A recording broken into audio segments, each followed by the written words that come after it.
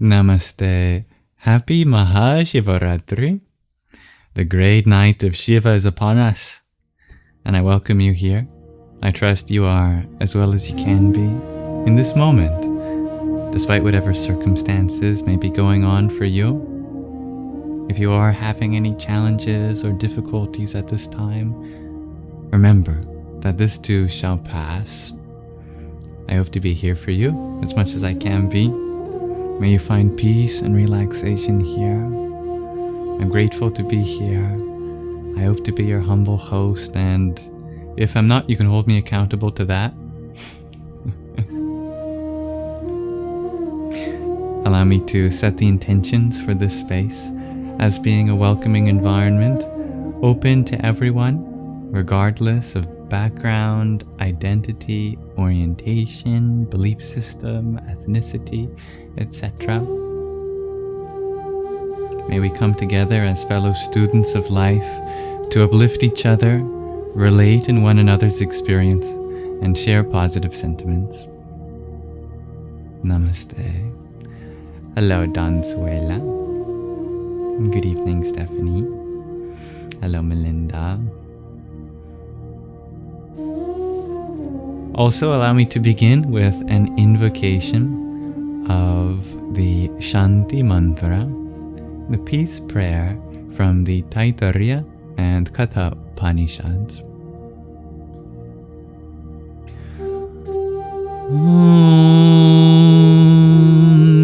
Sahana vavatu, Sahana bhunaktu, Sahaviryam gharva vahai, Tejasvina vadhitamastu, ma vidvisha vahai. Om Shanti Shanti Shanti. Om. May the divine protect us both together. May the divine nourish us both together. May our studies be vigorous and effective. And may our studies, I just said that. May our studies be vigorous and effective. And may we not mutually dispute or hate any. So important, you gotta say it twice, right? And may there be peace in us, peace in our environment, and peace in the forces that act on us. Hello, dear Strando.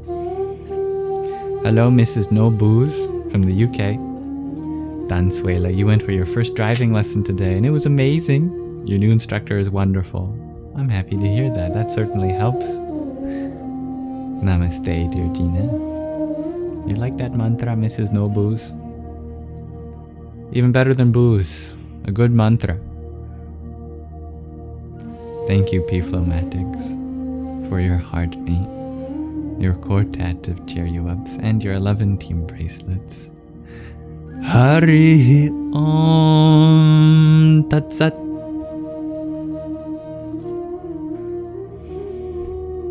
Hello, dear Cece. Hello, Kari.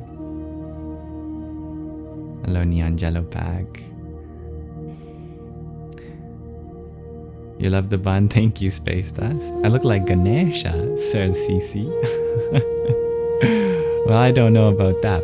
Where's my big ears? Oh, they're hiding behind my hair. They're a little big. Not as big as Ganesha's, though. My nose isn't as big either. At least I don't think so.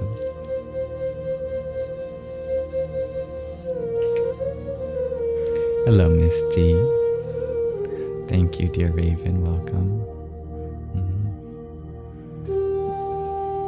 Thank you, Neon Jello Pack, for your square of a 5x5 set of roses. Om Namah Shivaya. And P-Flomatics, thank you for your rose. Om Namah Shakti.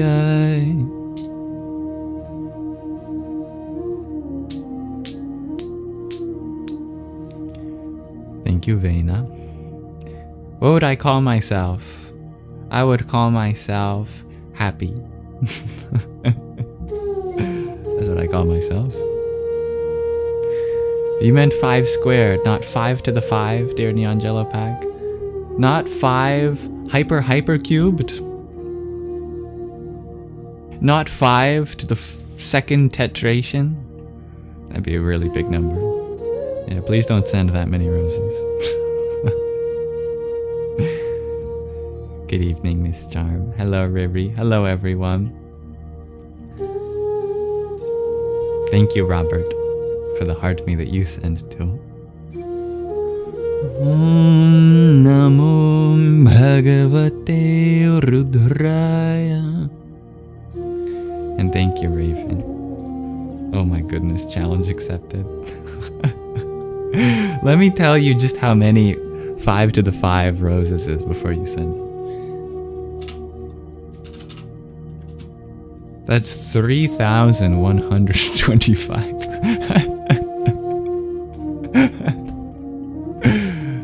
Please don't do that. I don't want your bank account hurting.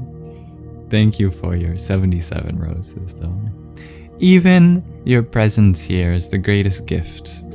Enough, so what more could I ask for?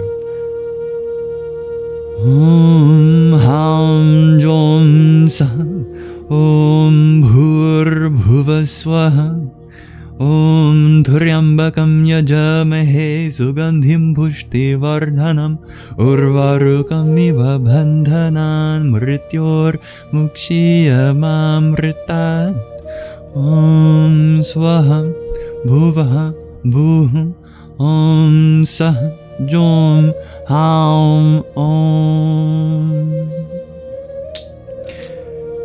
Yes, you do have a new sticker, dear Niananda. Niangelo Pack found it too. That is the sound of the rolled R in Sanskrit, the symbol for it. It's called the vocalic R, also known as the Urkara.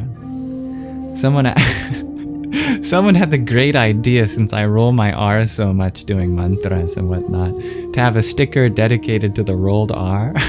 So I obliged. So every time I do the rolled R, you can do the rolled R symbol. It's a great symbol, isn't it?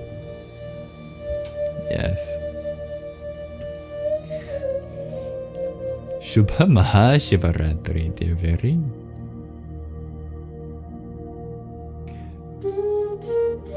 But yes, welcome Niananda. Thank you, Tatvamasi, for your quintet of roses. Hare Krishna. Thank you, Thomas. Yes, dear Viri. I like my Rudraksha. My vocalic R, matey. Now you did request a Rumi sticker. Shares Miananda, yes. We could do a sticker specifically for Rumi as well. Already making good use of it, dear Gregorji. Hello, and thank you, dear Jake. Welcome, everyone. I am wondering how you are all feeling at this moment as I get the book prepared that we're going to read from for Shravana. If you want to share how you are, at least. You don't have to, but it's good to know what kind of space to hold in the Sangha. Just feeling your usual symphony of bliss, shares Raven. That's beautiful. Your Ananda Gita, your song Gita of Bliss, Ananda. Is there space for apples? You have an apple as a Sangha snack, dear Gregorji? Of course. Delicious.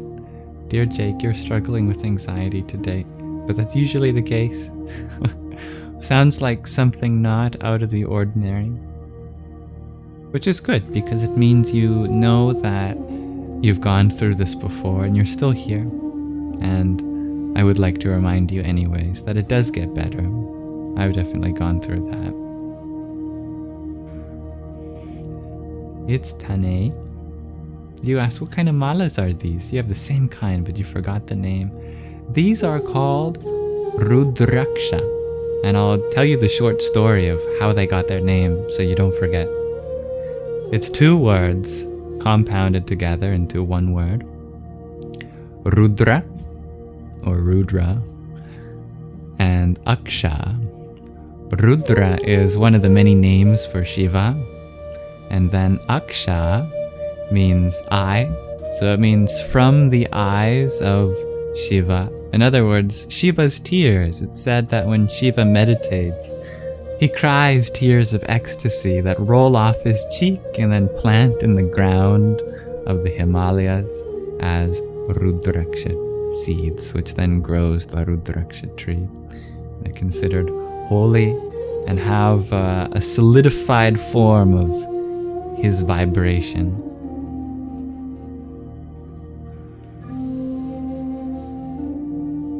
Hello, dear Awaken Haven. Hello, JGC. Dear Riri, you ache for your peer. I understand. You are so loving, dear Riri. Welcome, Shrihasya Chitarkar.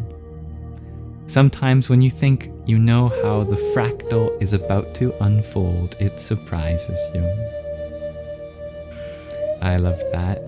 Those are the best kinds of fractals. Smoky Red, you're feeling trepidatious but eager to have stumbled here. Well, I welcome you with your trepidation.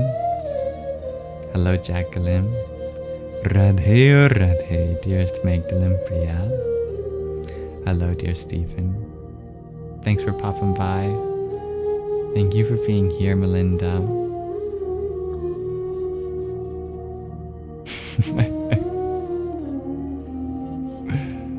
You're very welcome. It's Danae. If I'm pronouncing your name in a way that can be improved, please let me know, by the way. And hello, Estforge.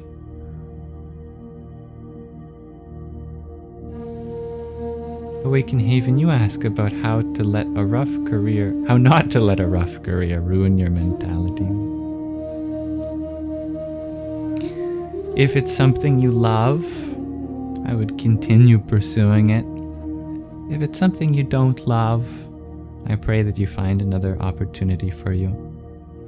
If it is something you do love, however, I would remember that the difficulties in your career are a sign of growth, because challenges that take us out of our comfort zone bring new experiences, and from them we can get stronger, wiser, more experienced in general. Think about how you are serving others and how it makes you happy to provide something of value to this world. And empower yourself to communicate with those who might make it difficult for you. Don't be afraid to express how others make you feel, as long as how you express that comes from a place of wanting to understand each other.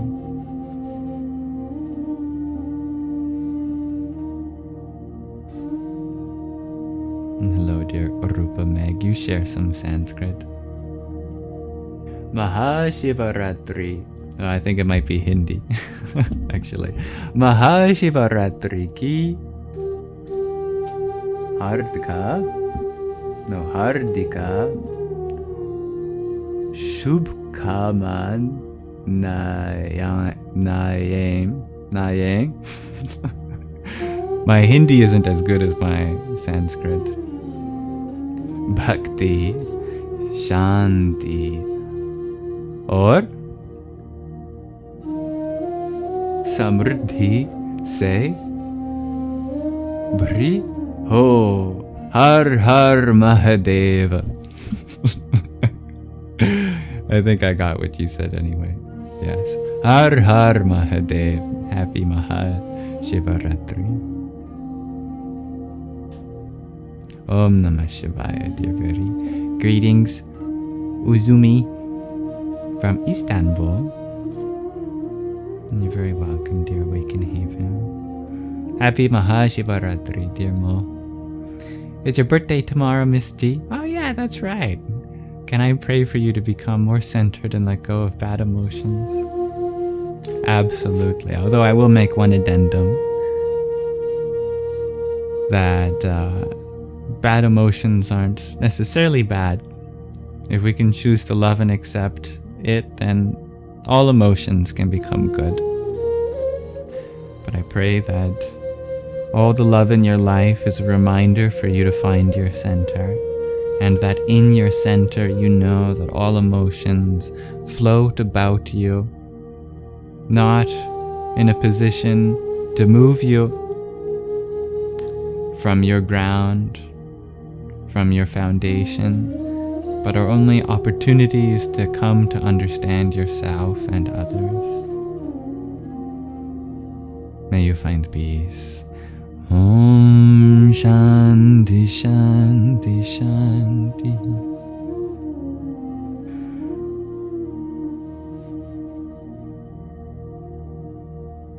And happy birthday. May you have a wonderful birthday as best as you can. I know those days come with a lot of expectations. Please don't feel expected to be anything other than how you are tomorrow.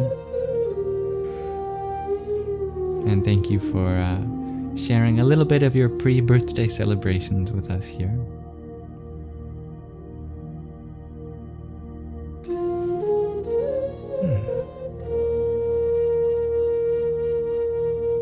It's interesting, Smokey. Dear Paul, you ask, am I Vaishnava?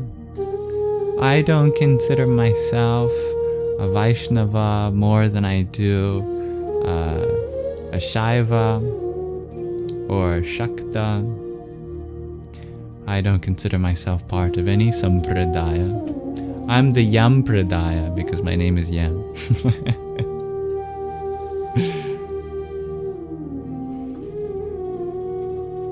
But tonight we celebrate Shiva and Shakti. They are one and the same. Oh my goodness. I even extended my gratitude to those who sent a gift in the last few minutes. Thank you. Dear Awaken Haven, thank you for your rose. Om Namah Shakti Shivaya. And dear Alicia L, thank you for your tiny dial. Dear Neangelo Pack, thank you for your 91 roses. Om Namo Bhagavate Vasudevaya. Danny, thank you for your heart mate. Radhe Radhe. And Kevin, thank you for your heart mate too. Ram Ram. Thank you, Alicia L, for another pair of roses and another tiny diamond. And Anazak, thank you for your heart mate. Jaya Sita Ram. Alright, let me do a speed round of the comments so far so we can get back into our book.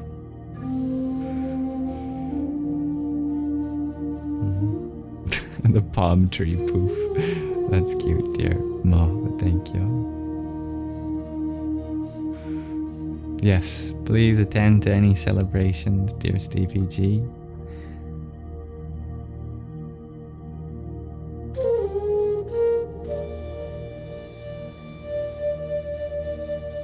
We're listening to a Shiva flute. Yesterday we listened to Krishna flute from the Buddha's Flute music channel.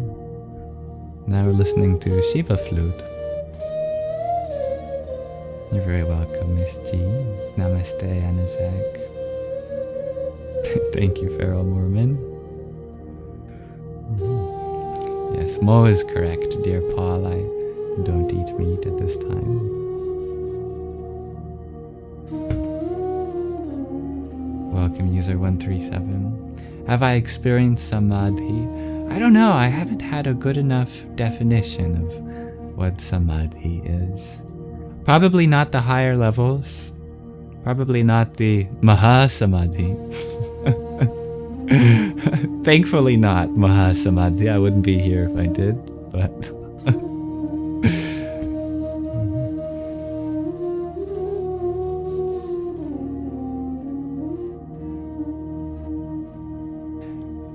Alright, let's get on with our reading. Thank you, Cairo. Thank you, Raven, for your manifesting. Har Har Mahadeva.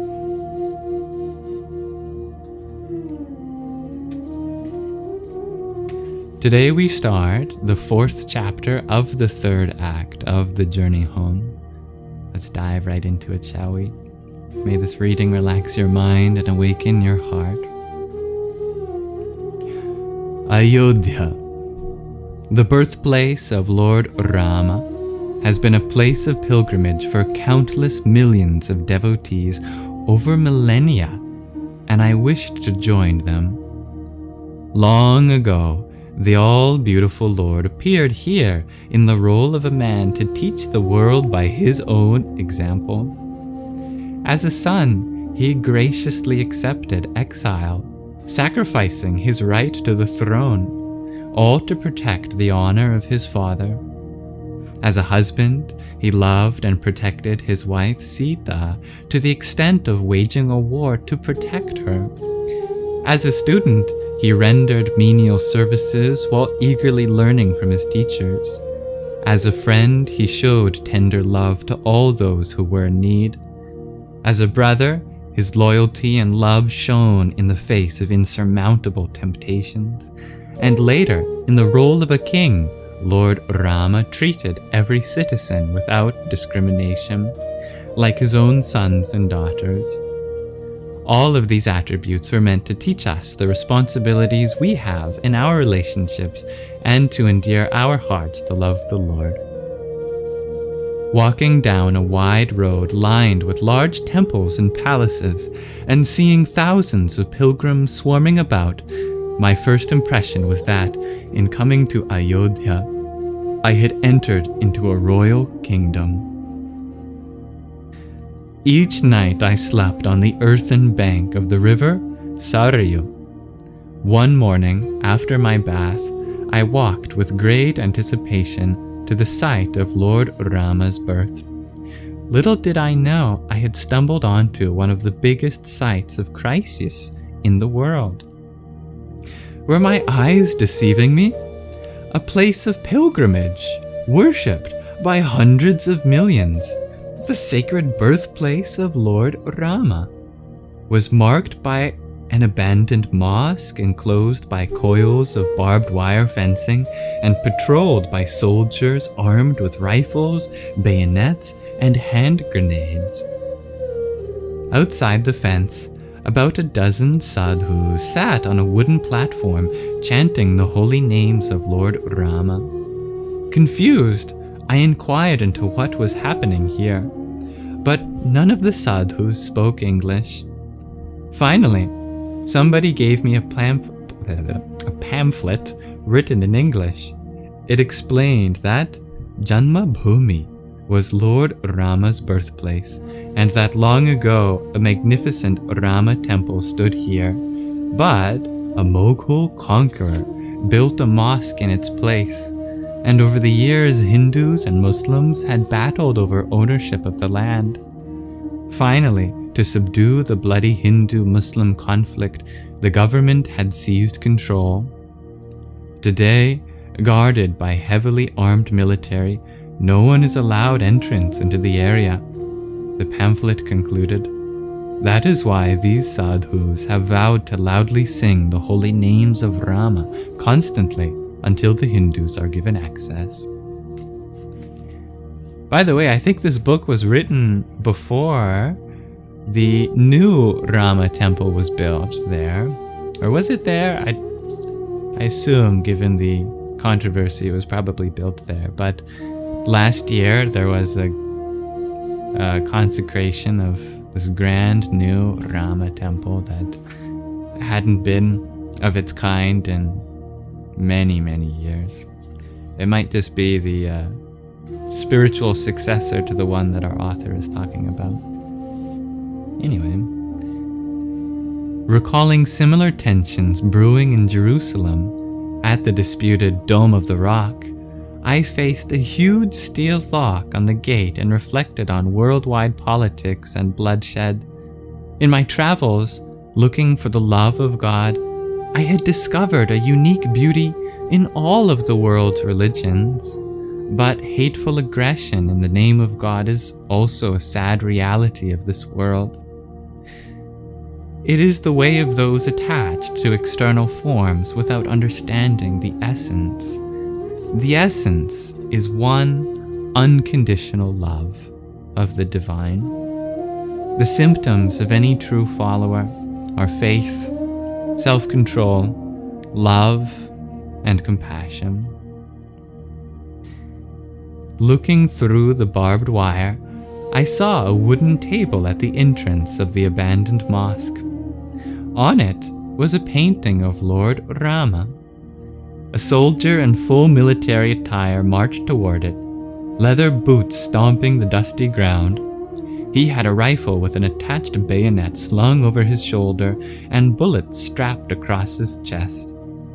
Bowing down in prayer, he carefully placed a garland of marigolds around the painting.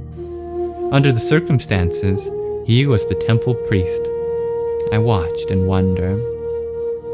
It was in Ayodhya that I was given an English translation of the Ramayana, which I read daily on the bank of the Sarayu River. This ancient scripture recounts the life and teachings of Lord Rama. While I still had a tendency to meditate on the all-pervading, impersonal truth, I was slowly finding my heart irresistibly drawn to the personal qualities of the Lord. Reading about the loving exchanges between Rama and his devotees drew my mind closer to the path of devotion. He was such a wonderful role model, teaching us how to be a spiritual person, but also active in the world of family and society. At the time of my departure, I thanked holy Ayodhya and prayed that I would never forget the treasured gifts I received. My pilgrimage next led me southeast to Prayaga, praised as the king of holy places. This was home to the Kumbh Mela, the largest gathering on earth, where up to 20 million pilgrims gather every 12 years to meet saintly people and take a religious purification bath. And of course, this year also is very relevant to the descriptions of our story in this book so far, because we had not just the celebration of the Kumbh Mela every 12 years, but a cycle of 12. That's 12 times 12, a gross 144 Kumbh Mela. And I think about 500 million people came. It was quite a logistical nightmare, but a beautiful event. Prayaga is situated at the confluence of 3 rivers, the Ganga, Yamuna, and Saraswati. 6 months earlier, I had declined invitations to come to the Kumbh Mela in favor of staying alone by the Ganga in the Himalaya. But it had been a dream of mine to visit. Arriving on a sweltering summer morning, I asked a local man the way to the confluence. Pointing his finger, he directed me. When I reached the river Ganga, I sat on her sandy bank and thought back to those first days of my life in India. I remembered sitting on that rock in Rishikesh while Mother Ganga taught me lessons that were to mold my life. I remembered hearing in her eternal song the Hare Krishna mantra that would become embedded in my soul. Now, sitting on that sandy bank in Prayaga, I knew that if I simply followed her current, I would come to her meeting with Yamuna and Saraswati at the confluence. It was this confluence that the Vedas declared to be the king of all holy places. I walked in that direction. It was high noon, and fine white sands blazed like fire, scorching my bare feet. Ever since that day I had offended the Naga Babas by wearing my shoes at their sacred fire. I had renounced shoes and walked barefoot. But that day, the sand was so unbearably hot that it seemed impossible to continue. The distance seemed endless. Finally, after over an hour, a beautiful sight rose before my eyes. The Yamuna River descended from the Himalayas, having flowed through the plains of North India, was embracing Mother Ganga. Yamuna with her complexion of deep blue, Ganga with hers of white, and the transparent Saraswati joined them from below. Sitting on the sandy bank, I gazed into the cloudless blue sky.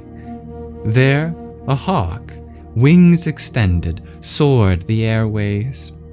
His reddish-brown feathers shone in the sun as he hovered lower and lower, till he was just a few yards above my head.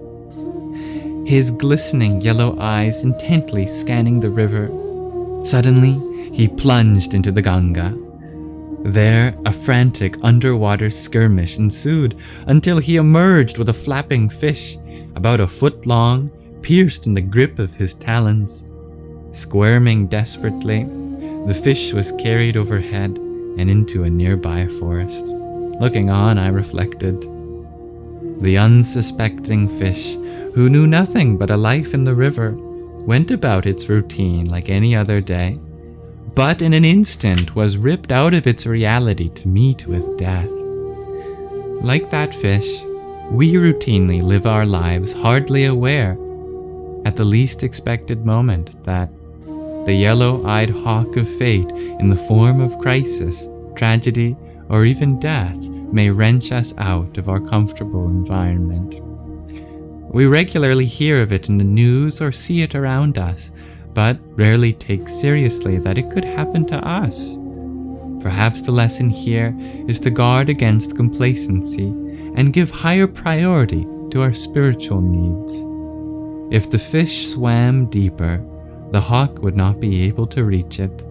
Similarly, if we go deeper into our connection to the divine, we will find an inner reality so deep and satisfying that it lifts the consciousness to a place where we could deal with the effects of unforeseeable fate with a stable, detached mind.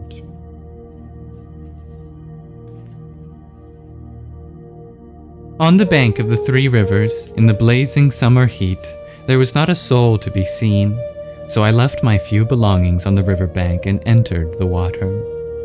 After bathing, I was hit by a wave of enthusiasm to stay in as long as possible. After all, I didn't know if I could ever come to this magical place again. I ventured to swim across to the other side. It was about 100 yards wide. The flow of the Ganga was forceful, the Yamuna gentle. As I swam, the force of the Ganga swept me to a bank where there was nothing and no one to be seen. I pulled myself out of the water and stepped onto the sandy bank. To my horror, I found myself being swallowed, seized by a power that sucked me downward. Quicksand! It had appeared to be just like the soft sand I often slept on, but looks could be deceiving. Frantically, I struggled for my life, but in spite of my strongest endeavors, I sunk deeper and deeper. Already my body had been sucked down past my knees, and I was gradually sinking deeper. Mustering all my strength, I squirmed doggedly in vain. Mother Earth was literally devouring me. I scanned all directions for help, but found nothing. And then, to my left, I caught sight of a leafless bush. With a desperate lunge, I grabbed onto it as my single hope of survival. It was a thorn bush. Gripping it tightly, I yanked with all my might. With bleeding hands tugging and tugging on that thorny branch, I struggled to free my legs. Under the blazing sun, I squirmed for dear life. The razor-like thorns pierced my hands. My blood flowed from burning wounds. But what choice did I have? I could accept the agonizing pain, or surrender to the sands and an ignoble and ghastly death. Gasping in fatigue and soaked in sweat, I would somehow pry one leg free, only to have it sucked down again. With my next tug, the thorn bush with its rotted roots sprung out from the sand. I silently screamed. Letting go of the useless branch and exhausted by my frenzy, I took a deep breath and relaxed. Amazingly, I discovered that if I was calm, the quicksand was less aggressive.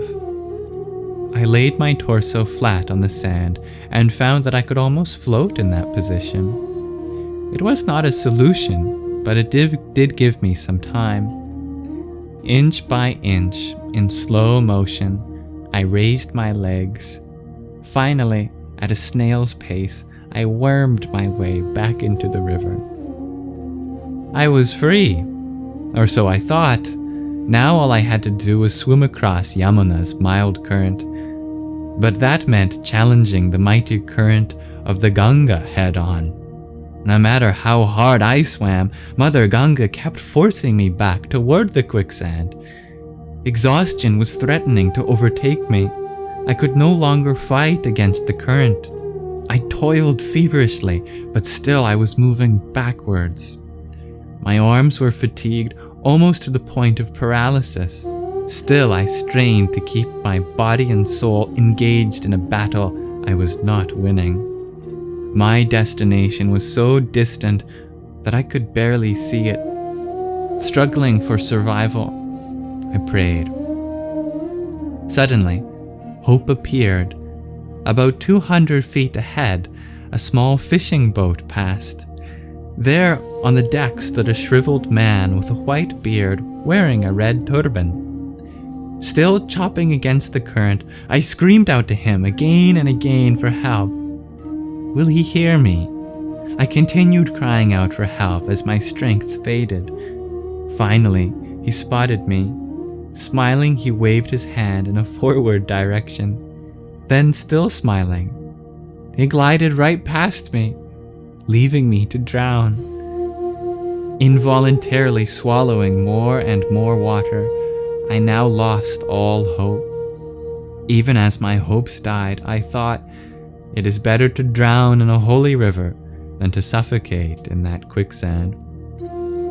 The same Ganga who, in Rishikesh, had taught me so many precious lessons and nourished me as a mother to whom I offered my egotism in the form of my harmonica and whose song awakened my soul. To her, I now offered my life. Prayer was the only thing I had left. Then, something wonderful happened. Submerged underwater, on the verge of death, a beautiful song awakened in my heart. Hare Krishna, Hare Krishna, Krishna Krishna, Hare Hare, Hare Rama, Hare Rama, Rama Rama, Hare Hare. Just as the Ganga first revealed this mantra to me, she was revealing it again at the hour of my greatest need. Silently reciting this mantra, I resigned myself to die in a holy place. The mantra brought me into a state of peace beyond fear. Then, like the rising sun, a thought appeared in my mind. I thought, why did that fisherman wave his hand forward? What did it mean?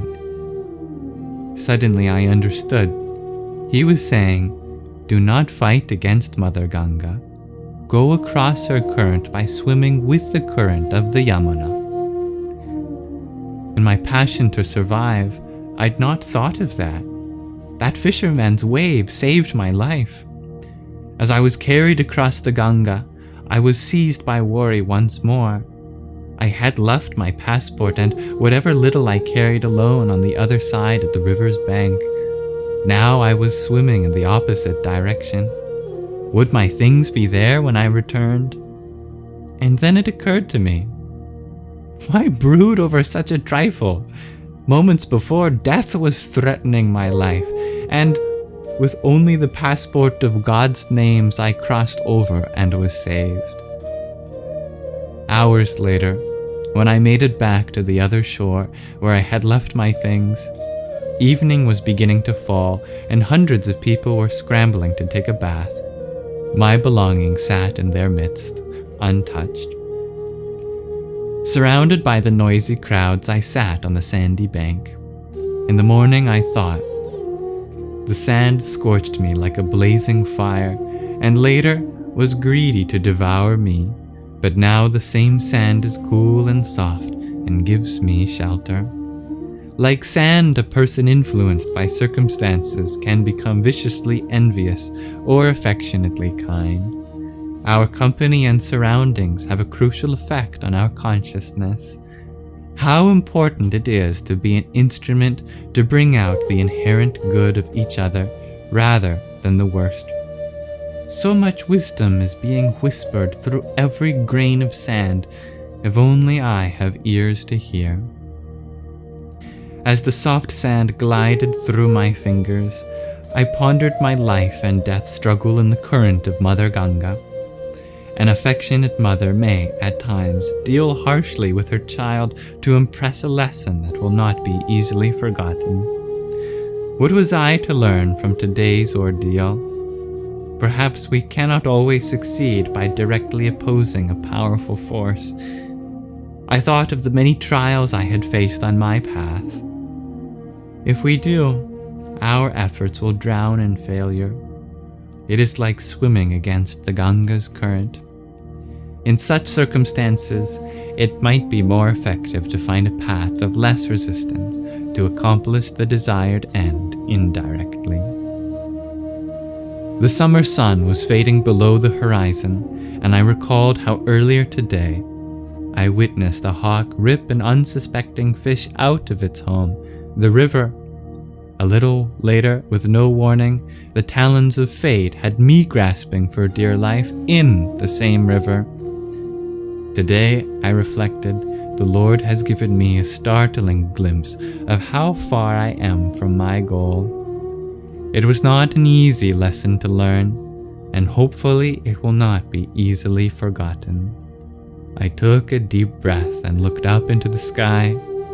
There, far above the smaller winging birds, I saw a hawk with the confidence of an emperor, gliding effortlessly into the twilight.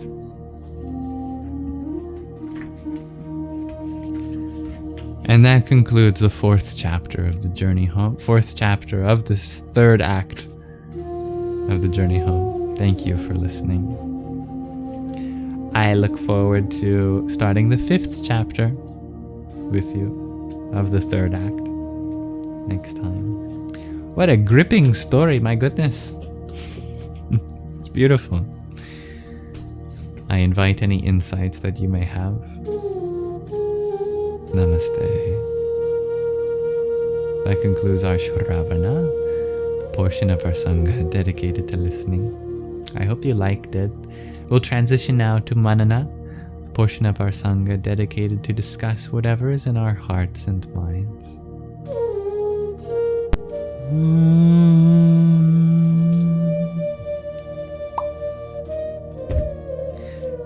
Welcome those who joined while we were reading. And thank you to those who sent a gift whilst we read too. Dear Viri, salutations to you for becoming a subscriber, and thank you for your heart mead, your garland headpiece, your donut, and your tiny tiny yippee.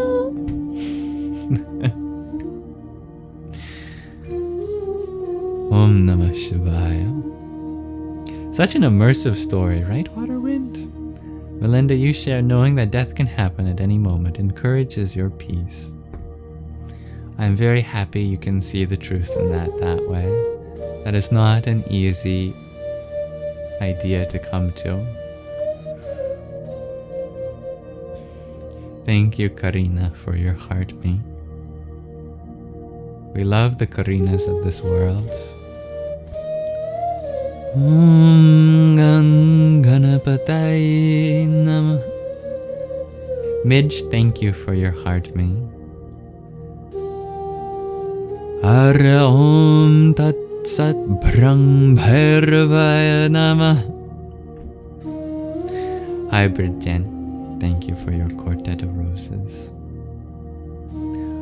Om Aim Saraswatyay Namah.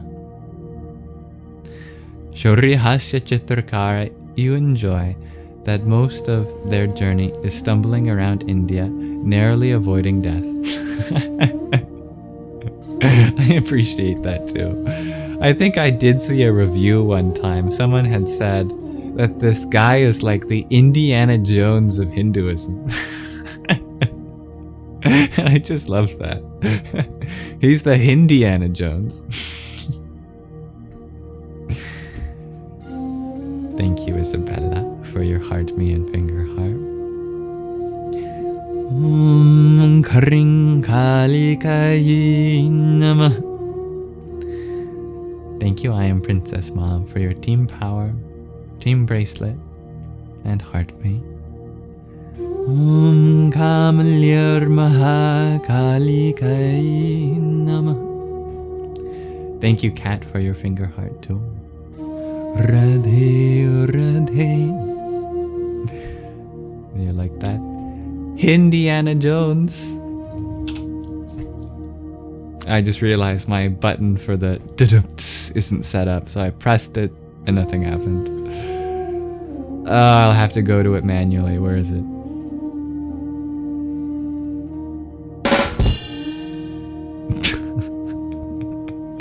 Awkward.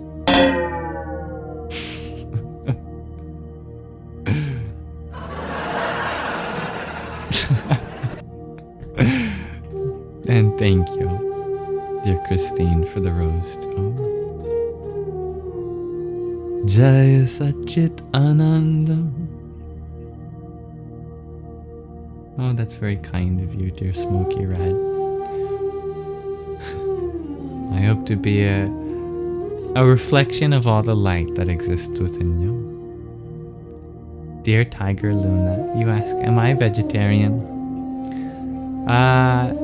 Yes, I happen to be lacto-vegetarian, which means the only animal product I eat is dairy. Ironically, I don't eat a lot of lactose, even though it's called a lactose vegetarian diet. And that's because my sister is lactose intolerant, so we get lactose-free milk and cheese and everything. I also heard recently that a cow produces more lactose proportionately to how stressed they are. And perhaps ideally, a stress-free cow would produce lactose-free milk.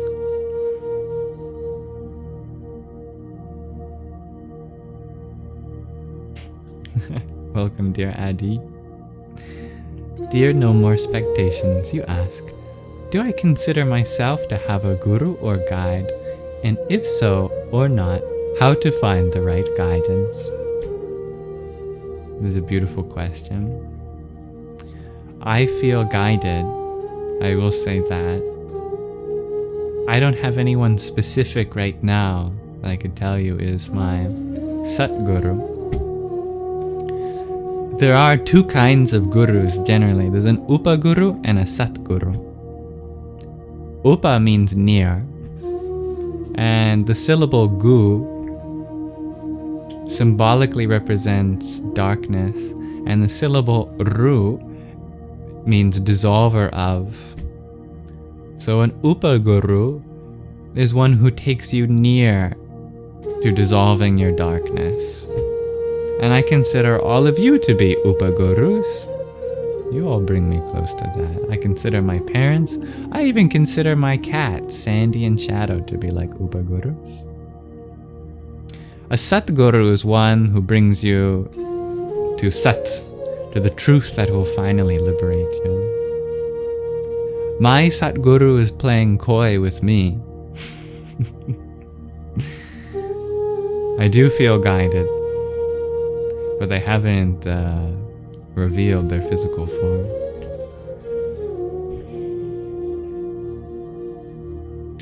Now, how do you find guidance? Well, we can be practical about it. You can go to many different places. I would prefer that we all try to be well-rounded in our perspectives. Our world is round. This means that we should have respect for the perspectives around the globe. All the many different worldviews may we learn from. When it comes to different teachers, we can ask ourselves, are we growing? And growing especially in our kindness, in our joy, in our compassion, in our love, in our patience. Obviously, with some setbacks allowed, we're going to have lessons that might get the worst of us sometimes. But that happens to the best of us. But overall, is this a place where we are becoming more and more in touch with our inherent bliss?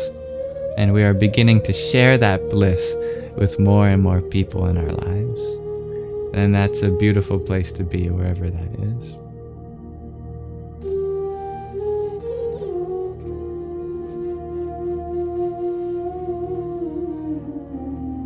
And that's okay, dear Icarus. Our bodies need time to transition to new lifestyles, generally. Some things are best diving right into. When it comes to our diets, I think it's important that we shift very gradually over time.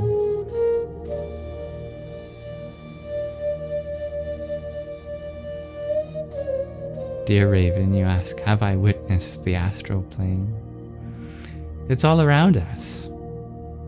If you can see what's possible in a moment, then what you are seeing is the astral, because the astral is the reality of possibility that already exists. Happy Mahāshivaratri, dear Tiger Luna. It's funny, Nesto.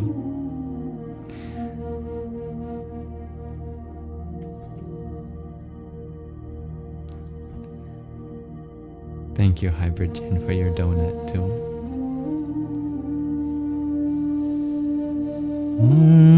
Namo Bhagavate Vasudevaya.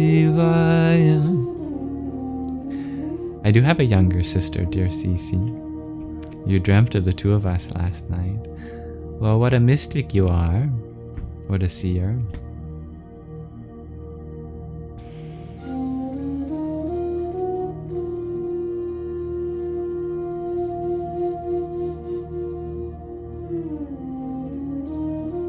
Elise, you ask, what diets are good diets? The one that brings out your highest potential. And that may be different for every one of us because our bodies are so unique. Our unique nutritional ratios are determined by the lifestyle that we live. And everyone has different medical contexts that may be different too. So I will not say that there is one diet that works for everybody. But the yogis did write extensively about something called a yogic diet. And if you're interested in that, I'd encourage you to research it yourself.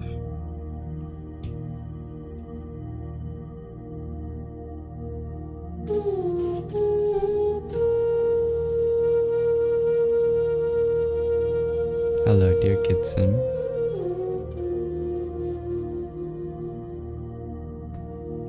Hello, dear Daniel. Rage and Love. Welcome.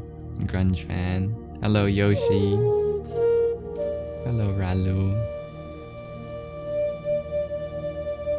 I passed your vibe check. Glad to hear that, Elise. Is there a sound effect for passing the vibe check?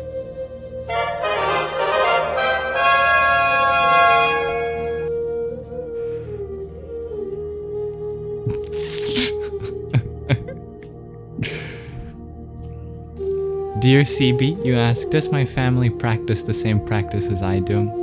I don't think anyone practices the same practice I do. No, my mother is just innately a spiritual being. She doesn't have any specific practices that I know of. Whatever she does in the privacy of her own room. And she goes into forests and goes to the beaches and connects with animals and things like that. My father is much more intellectual and explores these topics from a more secular perspective.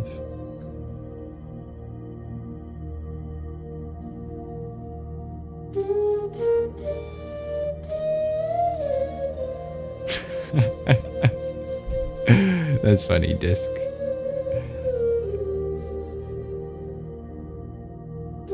Dansuela, you're asking, has Sky GG been around lately? He is not lately. He is taking a step back, and I trust him with that. You're more than welcome to reach out to him, or if you want to talk to me about it. But he's doing well at the moment. He is celebrating Mahāshivaratri with his family today. I'm still in contact with him, and he sent me many blessings from the various temples that he visited today.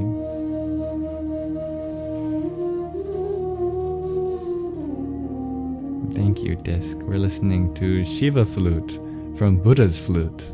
Sounds like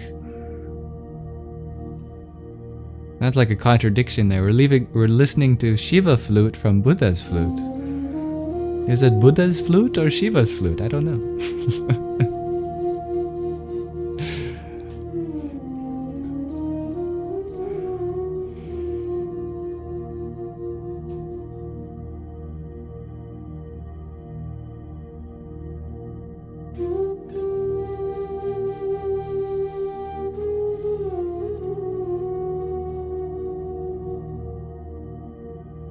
I don't know the context in which you are sharing this, CC, but I wish for a peaceful conflict resolution with everyone here.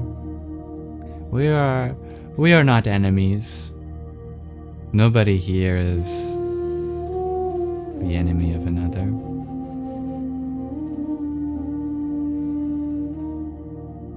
We're all friends. Dear Elise, you ask, what inspires me to pursue kindness? Well, whatever you identify with, you naturally want to take care of, right? If you identify with this body, when your body gets hurt, you want to take care of your body, don't you? It's only natural. You don't even have to think about it. If your body's hurt, you will do what you need to do in order to take care of it. You will begin applying the bandage or the polysporin or seek a doctor, whatever. If you identify with your family, you will naturally take care of your family. I'm inspired to pursue kindness with the world because I see the world as a part of me too. And I think that's something we all can do, is feel like it's not just happening here. Our life is an extension of everything around us too.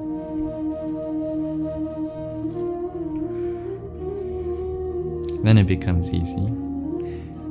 Thank you, Dansuela. I will offer your blessings to dear Sky Gigi.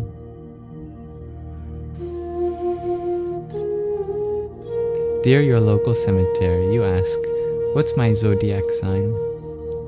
In modern Western astrology, I think my sun sign is a Libra.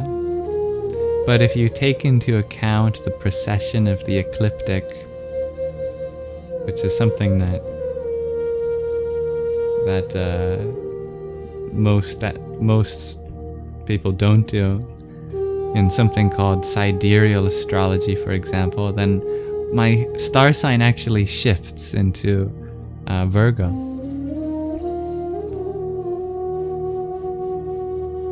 Dear Cheyenne, you ask, where did I get my beads from? And hello.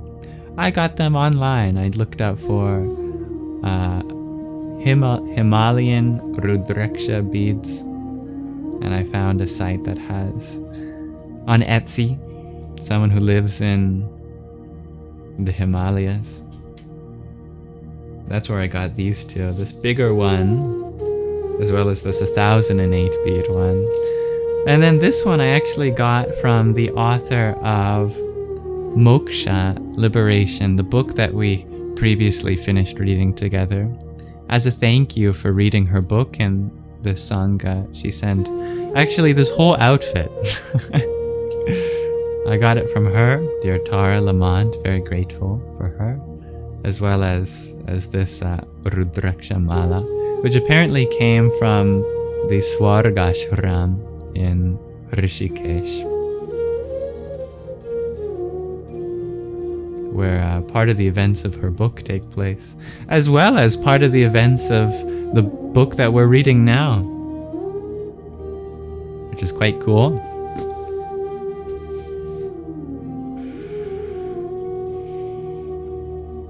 Dear Peace, you ask, what is my spirituality?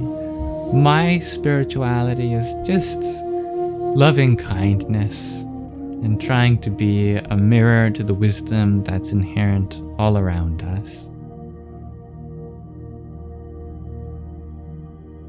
Now, dear Stevie G, you share you fasted, cold showered, practiced yoga, was meditative, but why were you enraged afterwards? So you fasted, you didn't give your body food, you went into really cold shower, you stretched your body, and then you forced it not to do anything. Why was it enraged afterward? Oh, I wonder. Maybe because these are austerities that take discipline, and if you try to discipline yourself more than you're ready for, then your own body and mind, your whole biological and psychological system will not like you.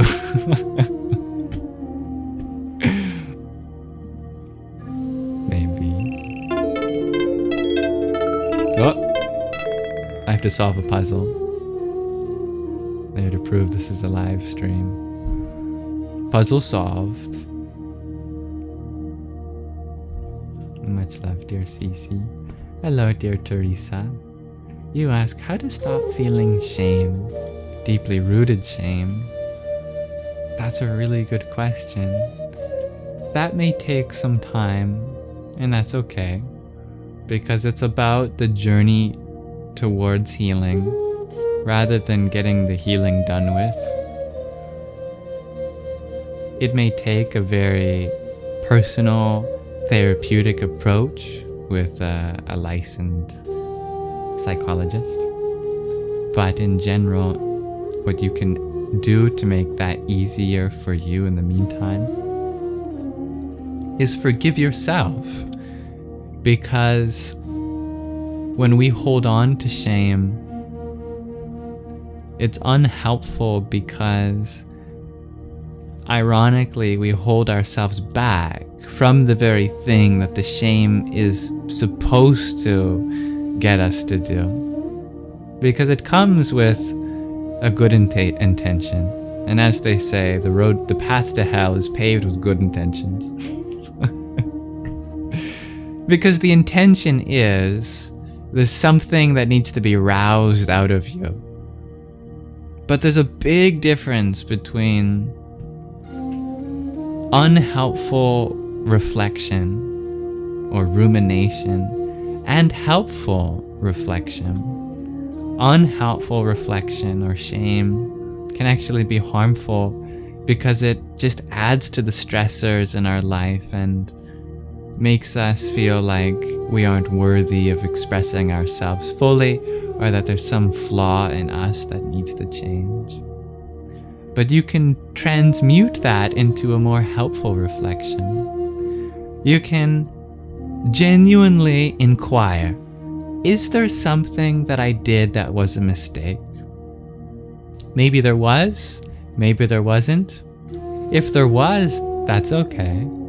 How can I reflect on my decisions I made in the past and pave a better way forward today? How can I take accountability for those things? Because that's what the universe is looking from you. It's never about what you've done. It's about what you are doing now.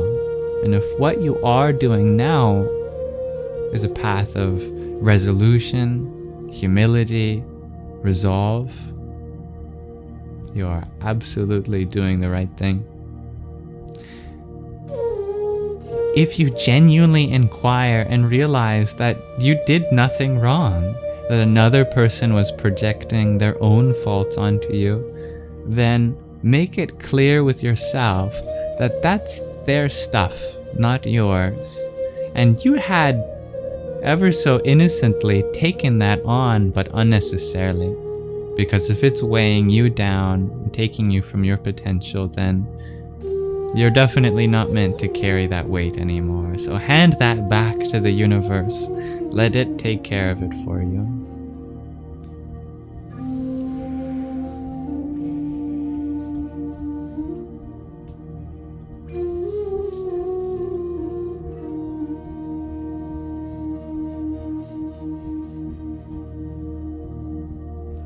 Dear Worthless, or I should rename you to Worthy.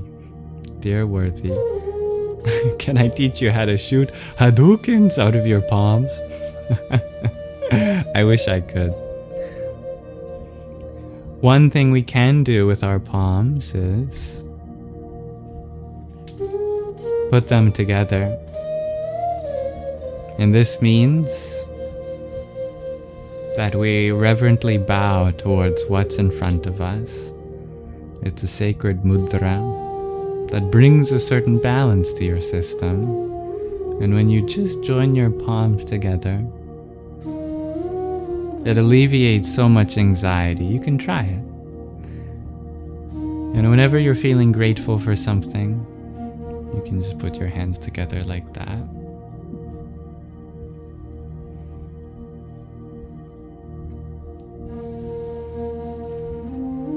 I don't think I have seen that, dear Sadie. And thank you, dear Davis, for the heart me that you sent. Kring Kaling Kai Nama. Dear Beth, thank you for your rose as well. Har Har Mahadeva. Viri, thank you for your 31 roses. Braum Namash. Wait. Braum Hanumate Nama. There we go.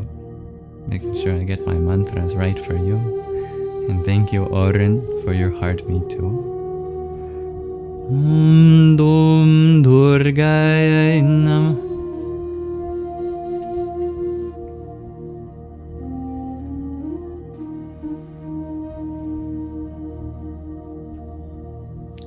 Let's see. Dear Peaches and Plums, I appreciate your care for making sure that other cultures are respected.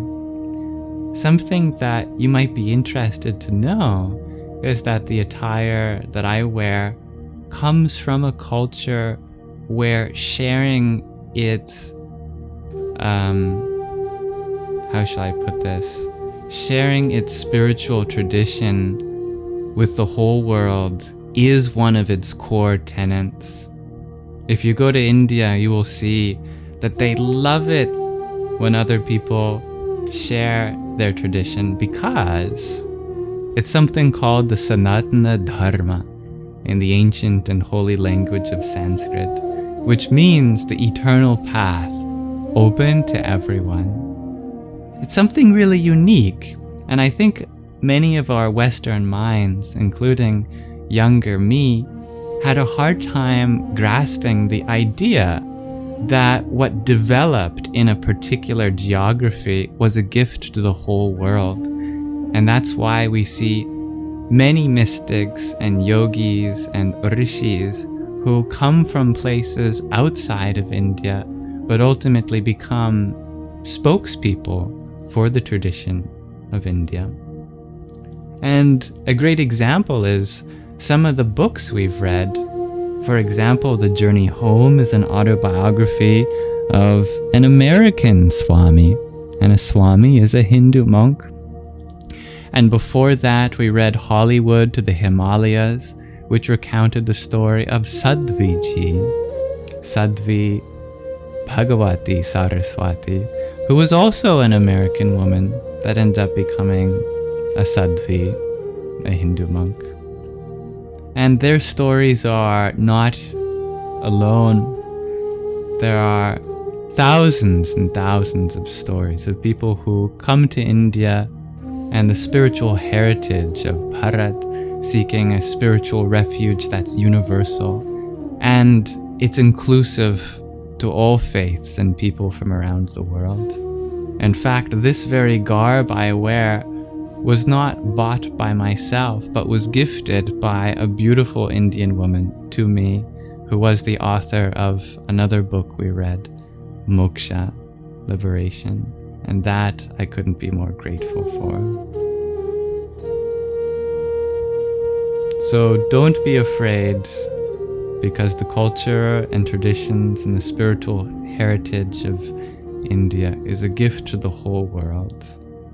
And everyone is empowered to celebrate today, which is the great night of Shiva, known as Mahāshivaratri.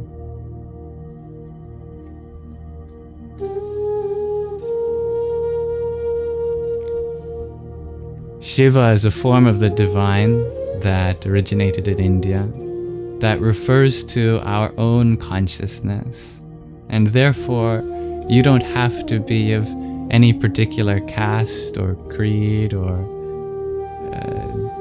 demographics of any kind to celebrate the divinity of our own consciousness. Om Namah Shivaya.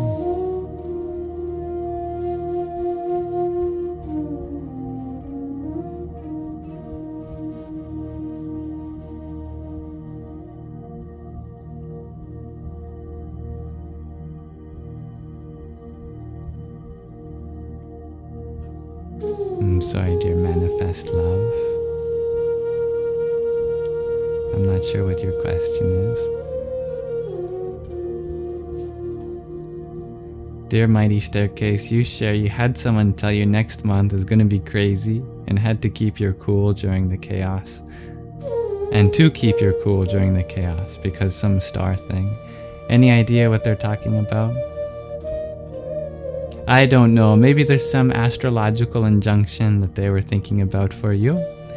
But one interesting thing you might be interested to learn about from Vedic astrology is that astrology only applies to the lack of an extent that you have Sharanagati, which is divine surrender.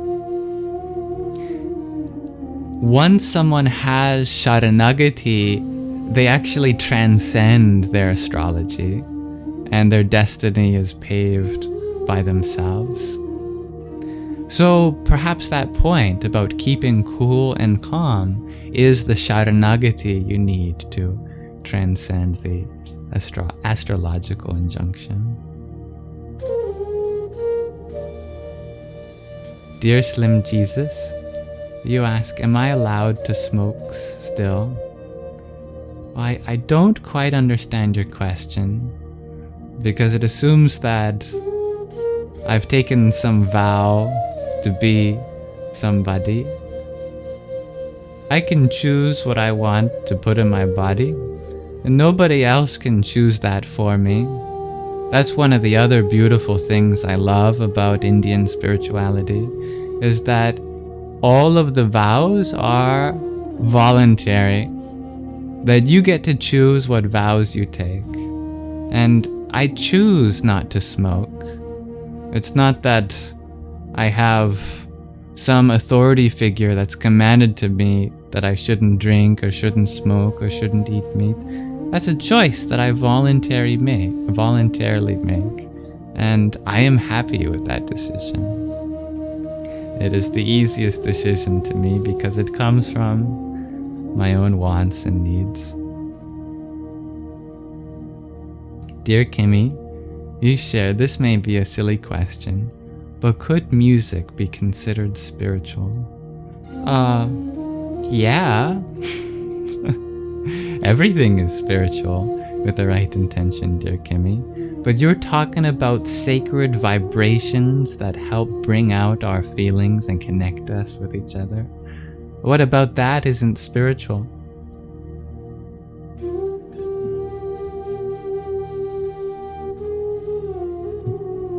William, you had asked, do Siddhis exist? Spiritual abilities? Well, my mother certainly has them. She's always reading my thoughts. I think all mothers do. They just gain them when they have children. Are they the main point of spiritual practice? No, they're in fact a big obstacle on the spiritual path, as we can be very distracted by gaining spiritual abilities, forgetting that the main point is to attend to our enlightenment, our loving devotion and selfless service to others. Siddhis, like anything that may come and go, we can use them to aid us in our higher quests, but shouldn't be what occupies our whole attention. Hello, notebook.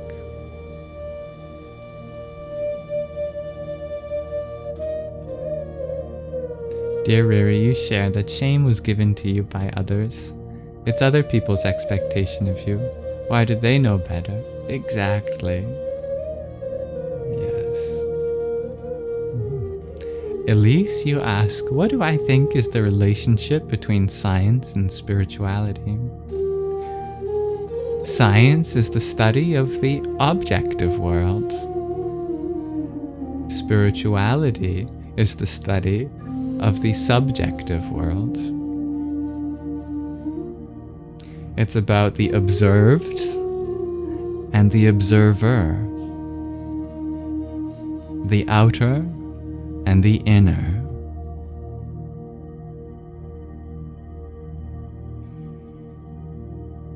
Thank you, Christine, for that half a dozen roses you sent. Ham Jom So Namah Shivaya.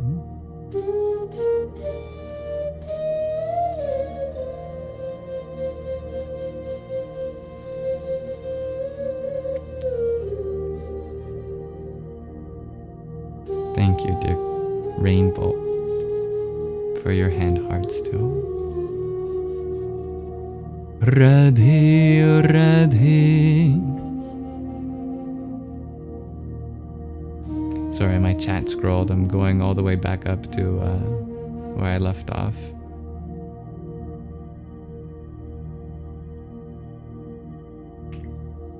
Making sure everyone's comment is seen. Erica, you just found out your boyfriend cheated on you. Can I give you guidance? I'm sorry to hear that, dear Erica. I feel for you. The best advice I can give you is to not cheat on yourself. Meaning, they may have done a disservice to their love with you. But now, don't do a disservice to your love to yourself. Right now, you need yourself to be there as your companion more than ever. In absence of that love from the outside, complement that with love from the inside. Take care of your body and your mind.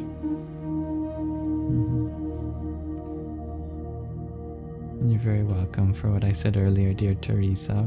You do go to therapy. I'm happy to hear that, but it's still hard. Absolutely. Yeah, your ego always finds faults, and that will change. It takes time, and there's no timeline that's specific for everyone. The hardness, the difficulty that you feel means that you're up against something that's sensitive and tender. And the more you are in contact with that, the better you will be able to take care of that sensitivity. Dear Ria, you're feeling hopeless about your near future.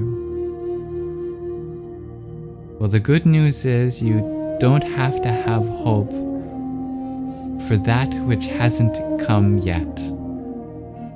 Think about everything that there is to hope for in the present moment.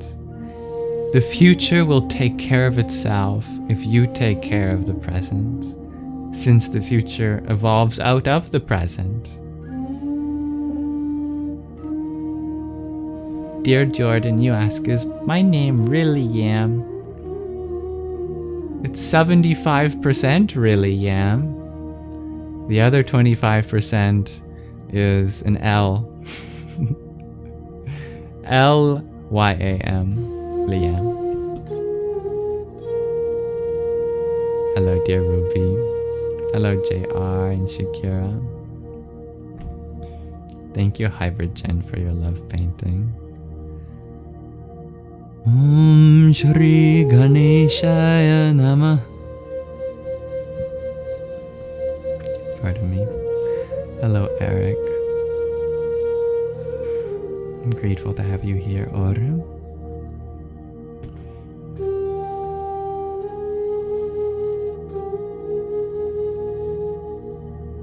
Dear Els, you're wondering about my thoughts on Ramdas. What a beautiful soul, isn't he? Beautiful soul indeed. Dear that M8000, you ask, do I know separation techniques for astral projection? What do you mean by separation technique? I haven't heard of this. If you mean from the body, then you might appreciate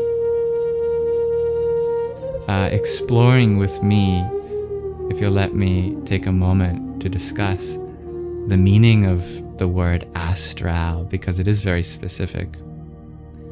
You'll notice that it's not astro projection. Like in astrology, astronomy, astrophysics, astrophotography, all of that is to do with the outer cosmology. So if it were astro projection, you'd think about projecting yourself into the cosmos. But it's not. It's astral projection. Astral takes on a subtly different meaning here. Astral refers to our inner cosmology. So it's not to do with going out of the body, but actually going in. And into what? Into the deep regions of our conscious called the subconscious. In the three-body doctrine of Eastern philosophy, it's believed that our life takes place on three levels. There's the physical, then there's the subtle, and then there's the causal. It's that subtle, the word is sukshma in Sanskrit, that gets translated to astral. So what is being projected is not ourself into our outer cosmology, but our inner cosmology, our subconscious, onto our conscious plane.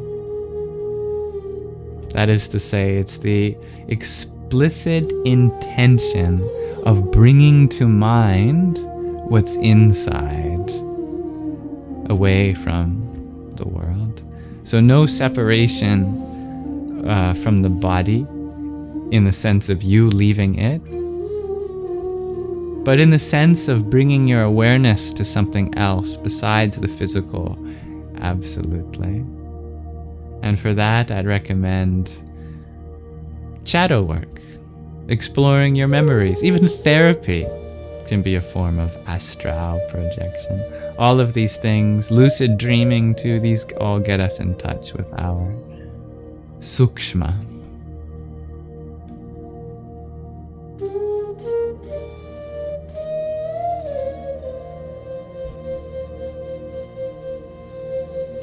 Dear Notebook, you ask if I can send you a parcel with Māla Beads from my country to Romania. If you give me your address. Oh. Have you been a good boy this year? Are you on the naughty list? I didn't realize I became Santa. Well, I'm careful about saying yes, because if I say yes to you, I would have to say yes to everybody, and I just don't have that many malas or money. But perhaps we could explore something privately. If you want to reach out on WhatsApp or Instagram or Telegram, my inboxes are open there.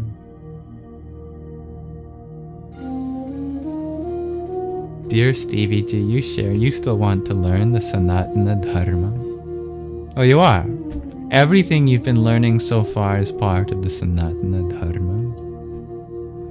The Sanatana Dharma is the Sanskrit name for the eternal path, the one that everybody is on. So everything that you learn in your... everything that you learn... blowing up my candles on your path is part of the Sanatana Dharma. Thank you, dear Rian, for your wishing cake.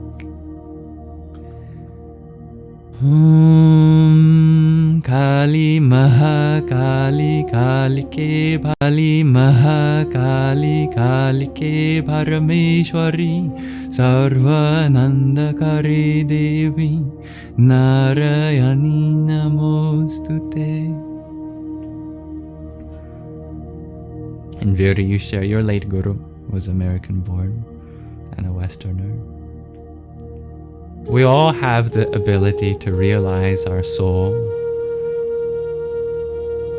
and teach each other from our experiences. And that's why I love learning from all of you. And thank you, Isabella, for the little crown you sent. Om Bhurvaswaha Tatsaviturvarenyam Bhargo Devasya Dhimahi Dhiyo Yonah Prachodayat. Dear Els, you ask, have I read Be Here Now? I have read Be Here Now, actually.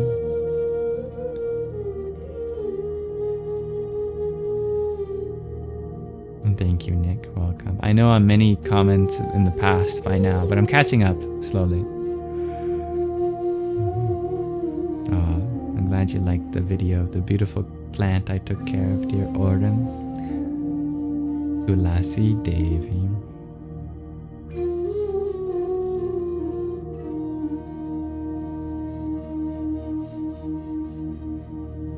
Yeah, the beautiful thing about Indian spirituality, Isabella, is that the path is not closed to anyone. Everyone is welcome. And guess what? There's no conversion process either. Christianity, Islam, Judaism, they might have conversion ceremonies, There's no such ceremony for being a Hindu. Why? Because it's believed that everyone already has the essence of that spirituality in them. So, what is there to be converted?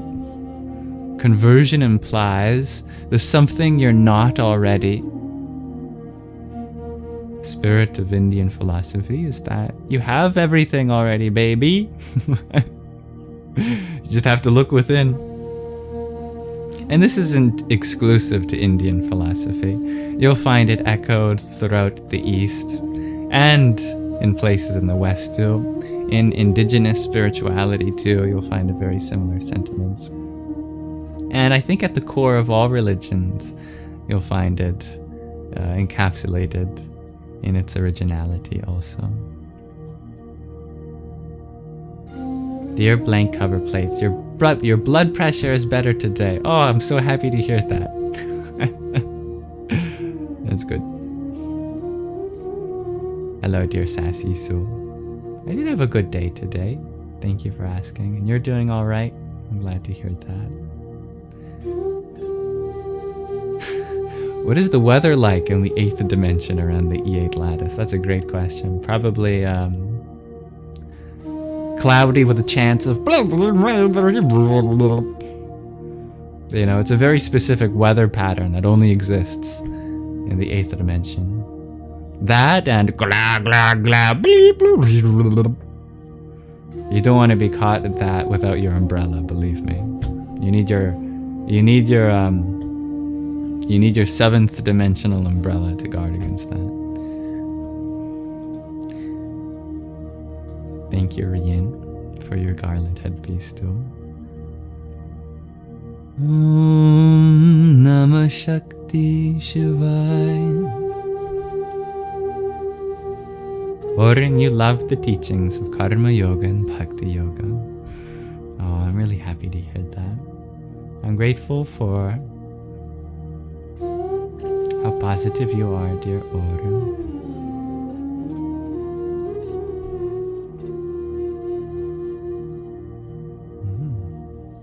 Dear Ian was expressing some feelings about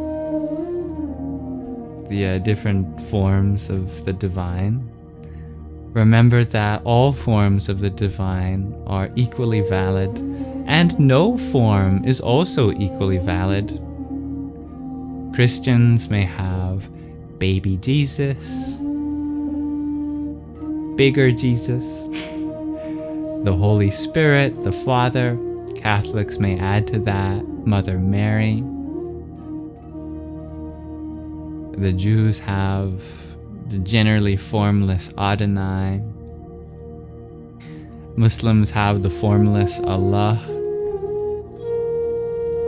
Buddhists, some Buddhists, not all Buddhists, but some Buddhists consider Buddha to be a divine incarnation. And of course, across the tapestry of Indian spirituality, there's so many different forms of the divine. And all of them are equally valid. However the divine comes to you, in that moment, that's meant for you.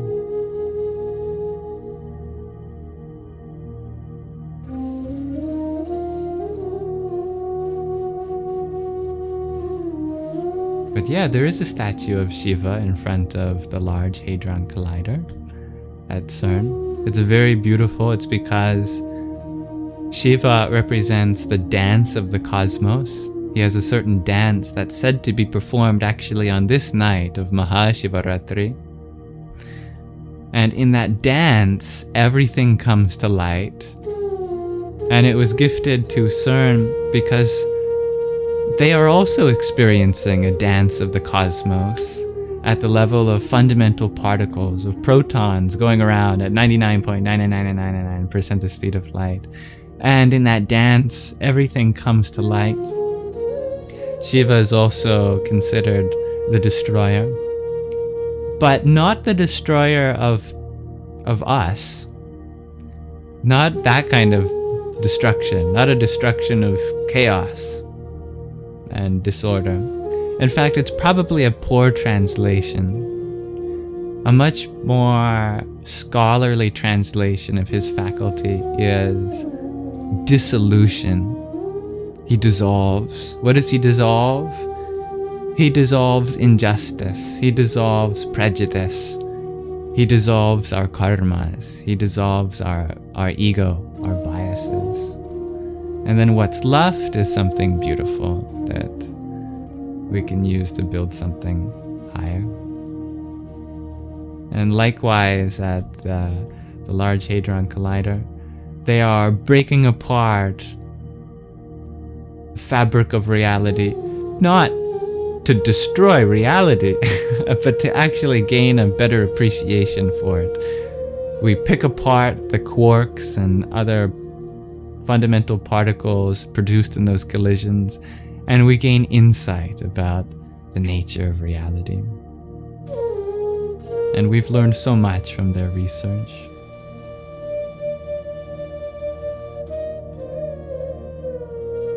Wow, I'm 70 messages in the past. I really gotta catch up now.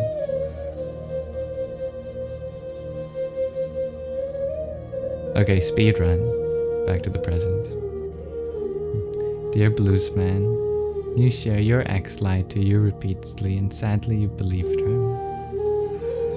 I'm sorry to hear that, dear Bluesman. May you use this as an opportunity to value honesty, direct communication, and trusting in yourself.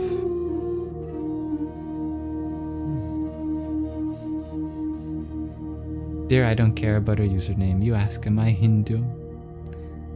I am only Hindu in the way that all of us are Hindu.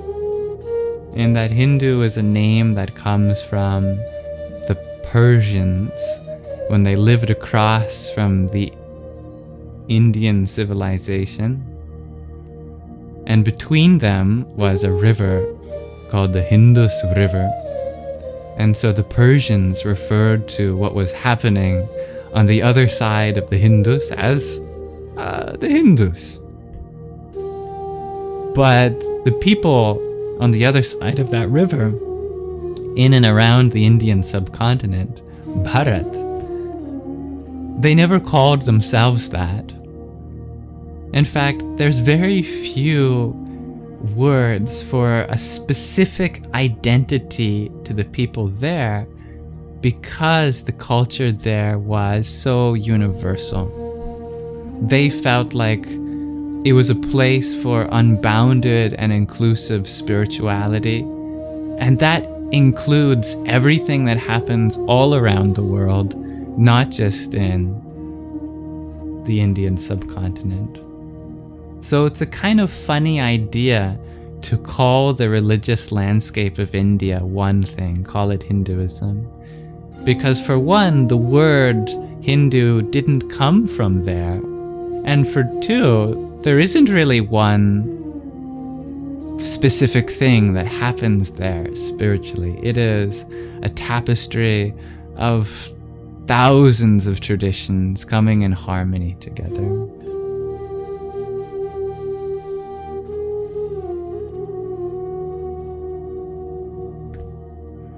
Dear TC Stone, you ask how old am I?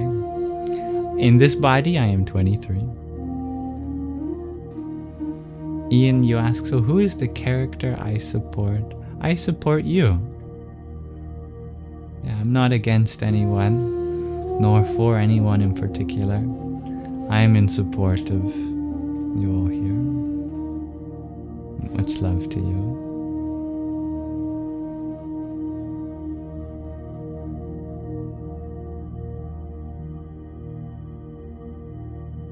I am unfamiliar with Jungian active imagination, dear Arlie, but it sounds very similar to what we were talking about astral projection.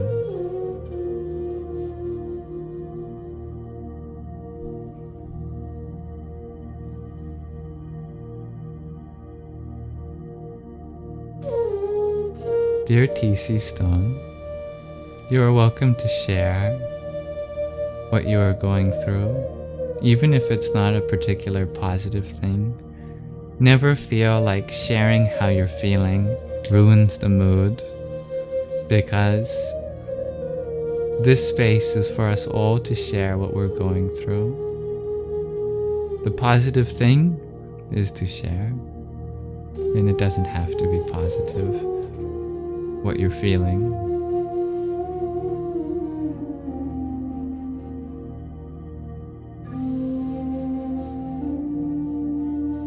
Dear Neangelo Pack, you ask, do I have recommendations on how or where to find information? Information? About anything in particular, or just information in general? You can find it in a house. You can find it with a mouse. You can find it in a box. You can find it with a fox. You can find it over here. You can find it over there. There's information everywhere.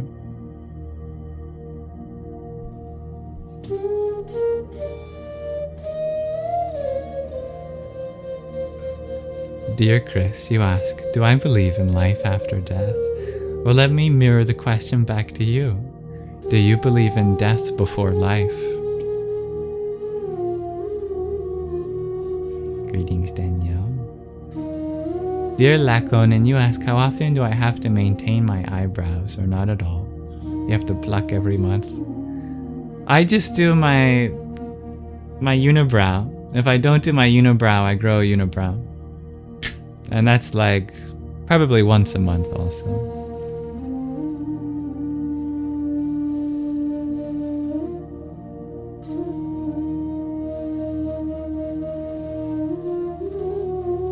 Dear Bluesman, you ask, is the caste system still implemented in India? It hasn't been properly implemented for thousands of years. It's been an oppressive system that's very different from the Varnashram system. And the oppression is still ongoing. And thankfully, those who are educated and wise are actively protesting such an oppressive system. Because the idea of breaking apart society into niches was so that everyone has an equal role to play. The idea that someone is a caste based on birth was not mentioned in scripture. If anything was mentioned, it was that we all start off in the lowest caste, and throughout life we all have an equal opportunity to rise through that and become Brahmins, which means knowers of Brahman, the ultimate reality, universal consciousness.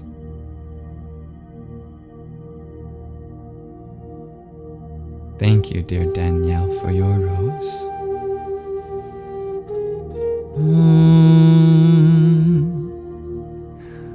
Pram Hanumate Namah. Dear Chris, you ask, where is a good place to start looking within oneself? Well, you don't have to apologize for your ignorance. Where is a good place to start looking within oneself? Maybe your heart. What's in your heart? What kind of feelings do you have there? Close your eyes and put your hand over your heart. What do you feel is there? Is there fear? Is there love? Is there rejection?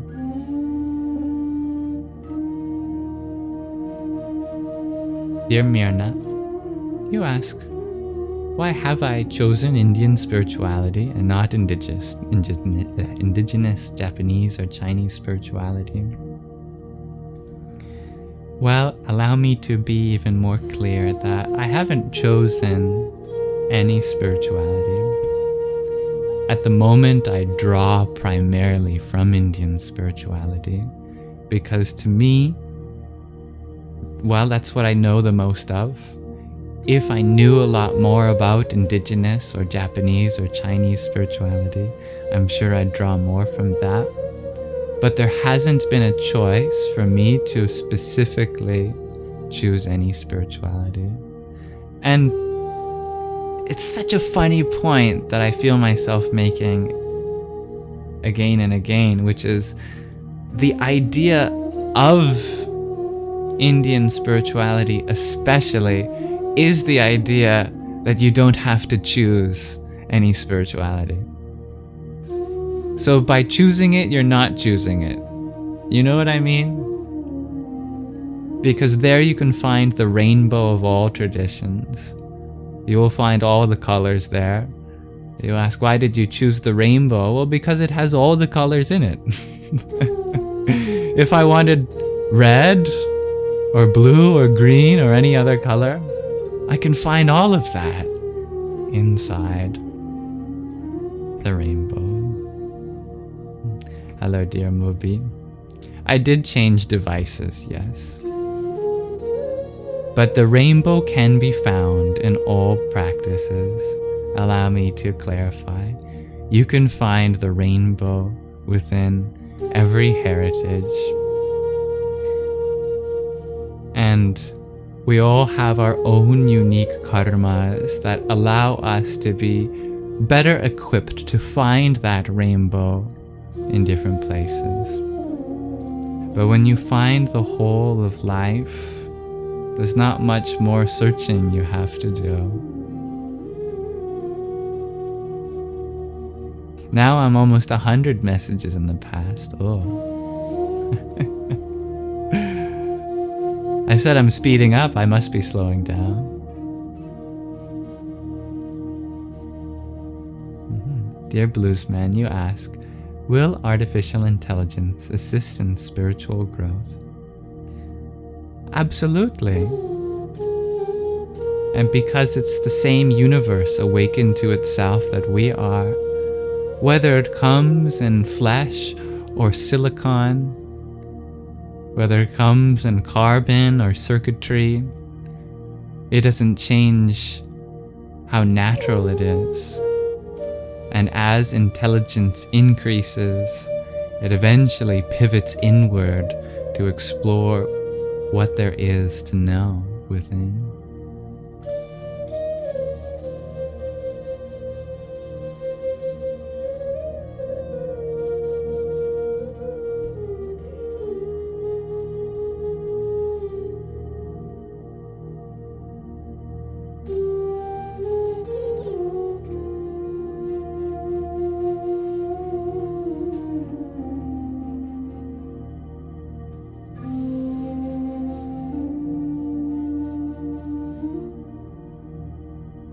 I'm sorry that dear Ian was having some challenges expressing themselves. I understand where you're coming from. I've seen it before.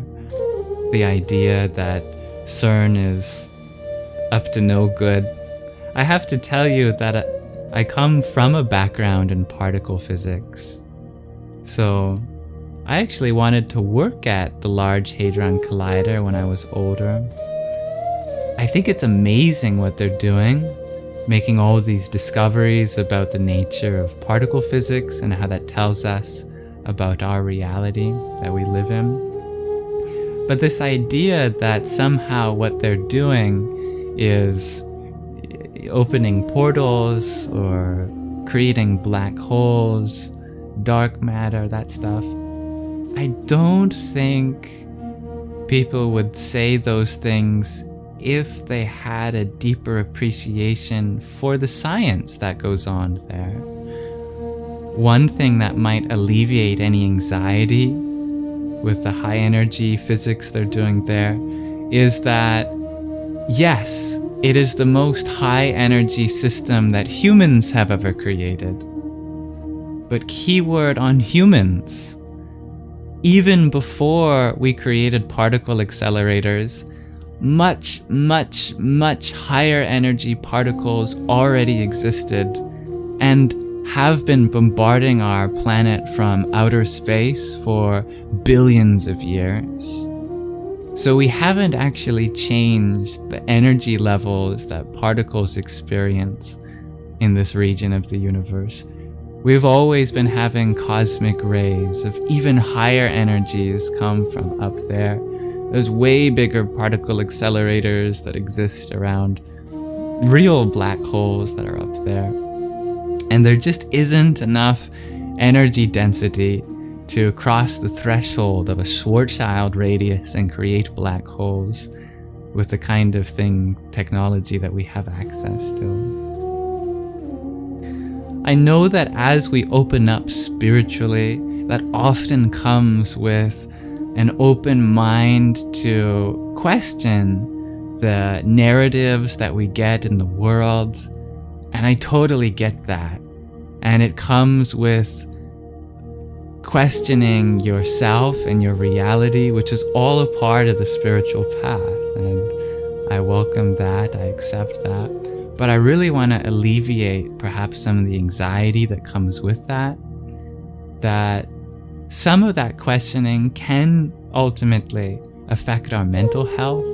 And I think it's important that although we should have skepticism for the world and its science, that we should also value what the scientists are saying, because they're made up of people just like you and I, from children who were inspired by the stars and started studying the world around us. There doesn't have to be a choice that either you're spiritual or you're scientific. We can have both a spiritual and a scientific perspective simultaneously. I think that would be very helpful.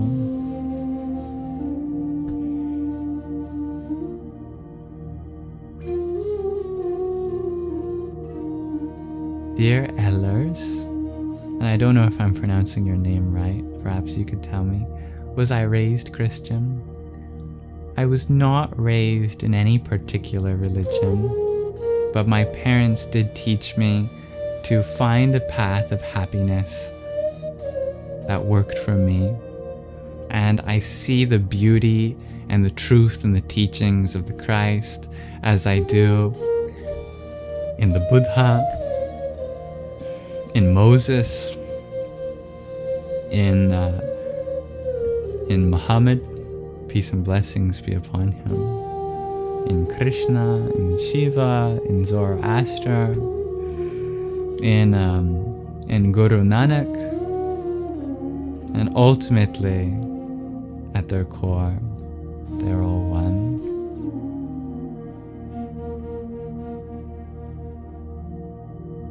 Another misconception that maybe would be helpful if we could explore is the idea of idols.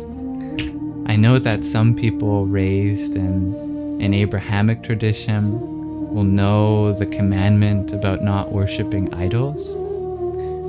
And there's all sorts of forms of the divine in and around India that are made up of rock and metal and wood and art, and people are offering incense and rose petals and all that stuff.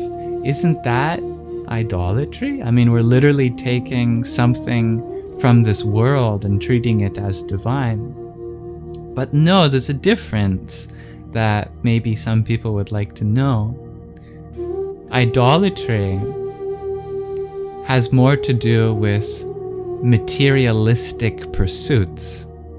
The idols of money, the idols of power, the idols of mansions and Rolls-Royce cars and things like that.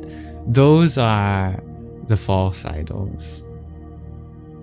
That if we worship materialism, then we fall from our spiritual path. But the idea of the divine coming into form is not about the form being divine. It's about using the form as an instrument to connect you with the divine. And that's something different than idolatry. That's something that every religion has, even if they don't believe in a personal form of the divine. For example, a Christian has Jesus, but Christians also have the cross. Muslims have mosques. They also have the beautiful Arabic script to write the names of the prophets and Allah. Those by themselves are not divine, but they're instruments that help connect you to the divine. And of course, there's the Kaaba and the Holy Quran. And that's just one particular religion. But all religions have these parts of the world which help connect us to our spiritual world. And the Sanskrit word for that is Tantra. Tantra means technology. All sorts of different technologies, spiritual technologies. And thank you, Ayura, for the heart me you had sent. Om Bhram Bhairavaya Namo Namah.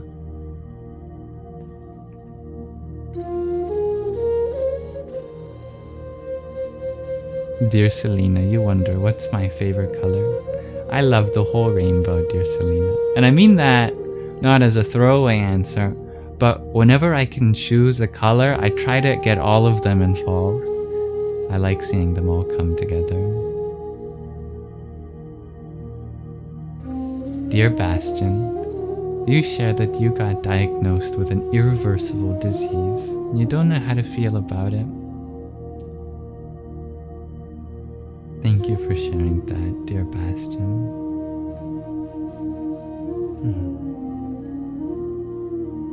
You don't have to know how you feel about that now. You are completely allowed to just feel it out in the moment. I'm sure it's not going to make sense right now.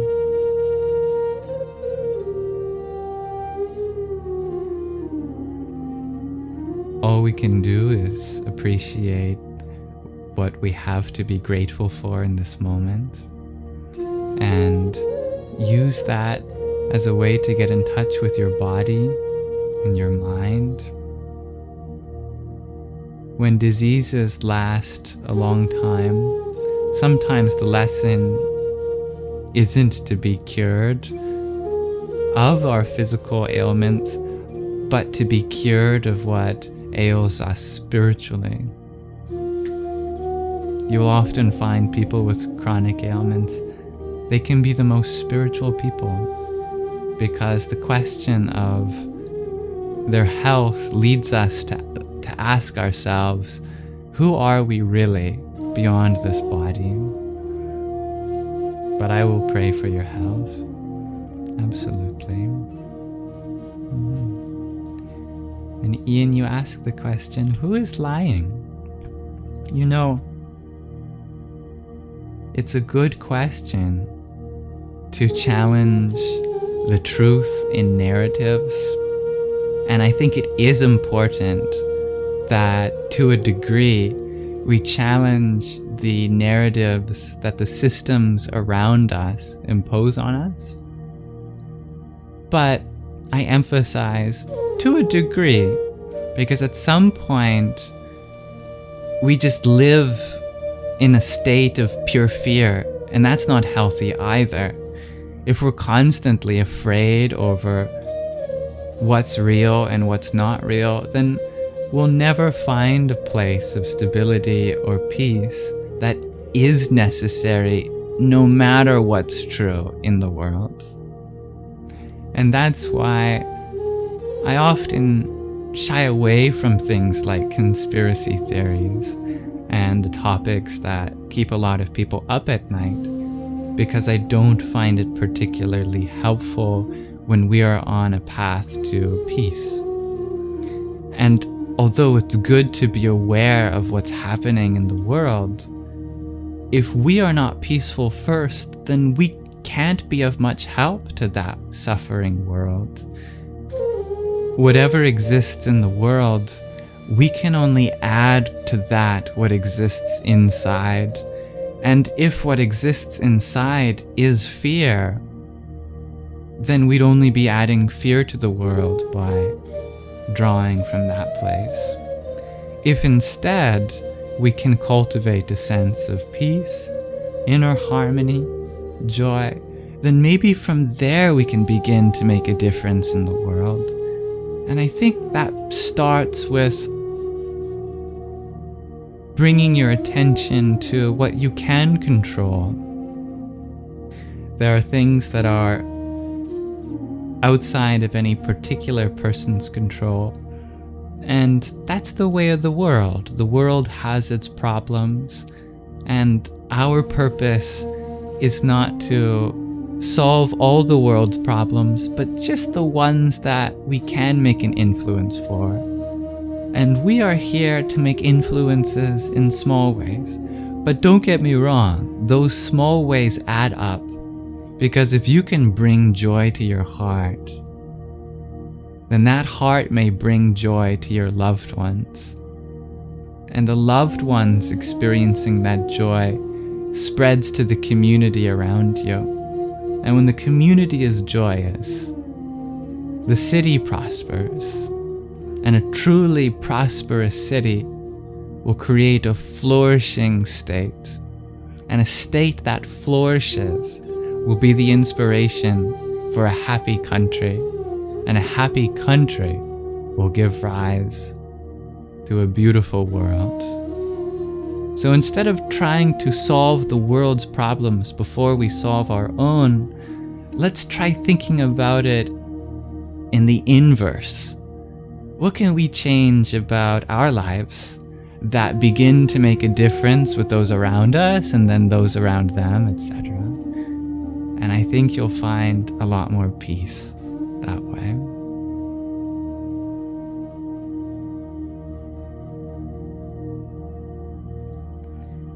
Dear Ettlers, you ask if I've ever struggled with mental health. Absolutely. Yeah. And a lot of my experience comes from that. I know what it's like to be depressed and have anxiety. And having gone through that allows me to empathize with all of you, because I know all of you have experienced that to some degree too. And I want to affirm to you that it does get better. Thank you, dear Waterwind, for your heartbeat and pair of team bracelets. Dham Namaschanduraya. Goodbye, dear Kimmy. May you have a blessed day and night too. Well, I do love math, dear Alex. Oh, I love Sanskrit, dear Mirna, indeed. Yeah, I'm very grateful to be able to attend to some of the sensitivity here tonight. Shorihasya Chitrakara. Dear Selena, you're asking about the music. We're listening to Shiva flute from Buddha's flute. The video is called Shiva flute. The YouTube channel is called Buddha's flute. Thank you, Ricardo. Sassy Sue, you had asked if I have any good books on spirituality. The book you write yourself is the best book on spirituality. No, seriously, get an empty book, a journal, and see what comes from your heart. You'll get so much insight from that. Other than that, we're currently reading a book at the beginning of all of our sanghas, as we always do. This book that we're currently on is The Journey Home. The readings from that and many other books that we've read so far are on the Yamsox Lives YouTube channel, where I upload them all for free, and I don't turn on ads or anything like that, so you can have an ad-free experience.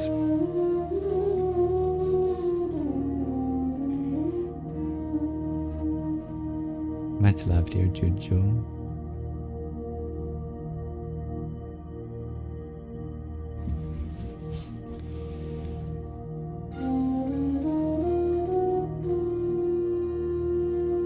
Scientists are light to this world. Yes, I agree, Mobi. Thank you, Jojo.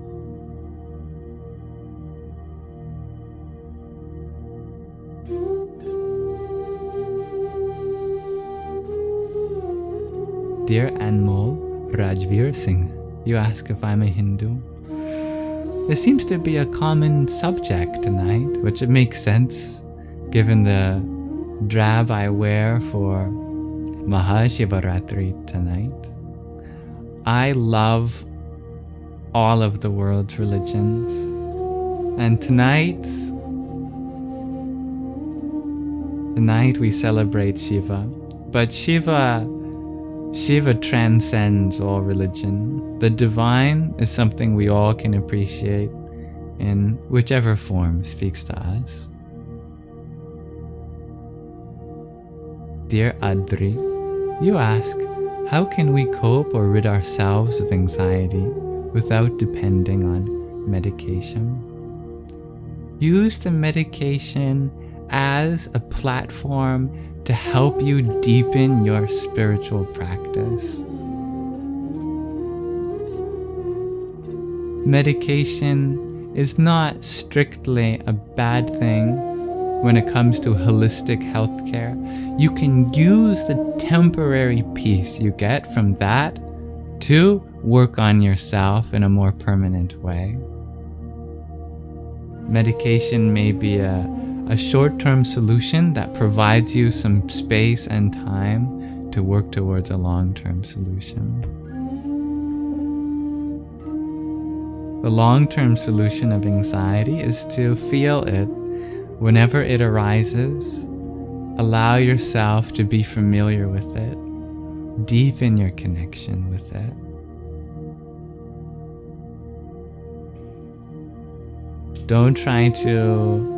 That's the thing, don't try to rid yourselves. I like your word cope a little more in this context. Because to get rid of something implies to remove it.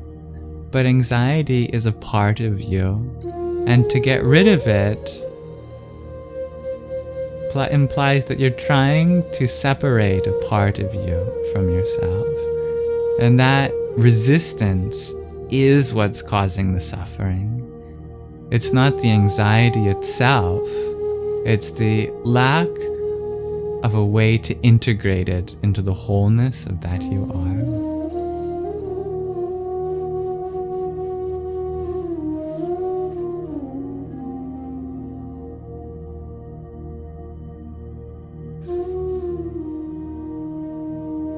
Welcome, dear Anthony. Dear Am Happy Man, you share you're so stressed with school. What do you do? It's difficult.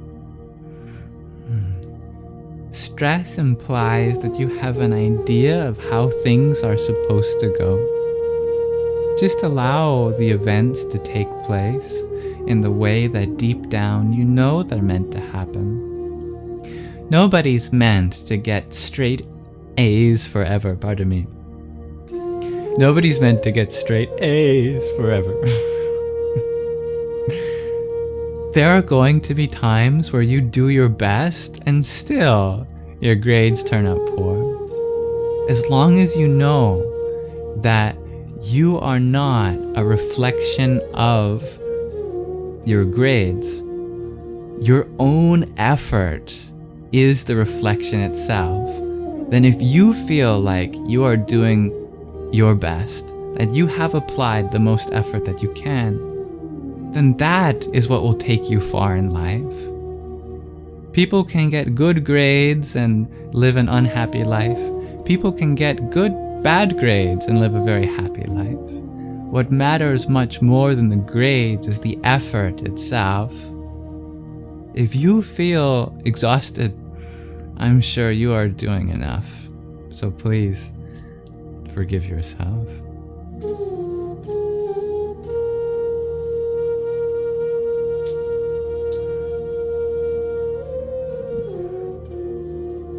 No, I'm unfamiliar with Aikido, dear Alex, but I'd be happy to learn from you. And thank you, Gina, for your pair of ice cream cones. Om Shri Mahalakshmi Namah. And by the way, Am Happy Man, that idea that I talked to you about understanding that your actions themselves are a reflection of you, and not the outcomes of your actions. That is what is taught in the Bhagavad Gita, for example. In case you want a reference, it's the 3rd chapter, the chapter on Karma Yoga.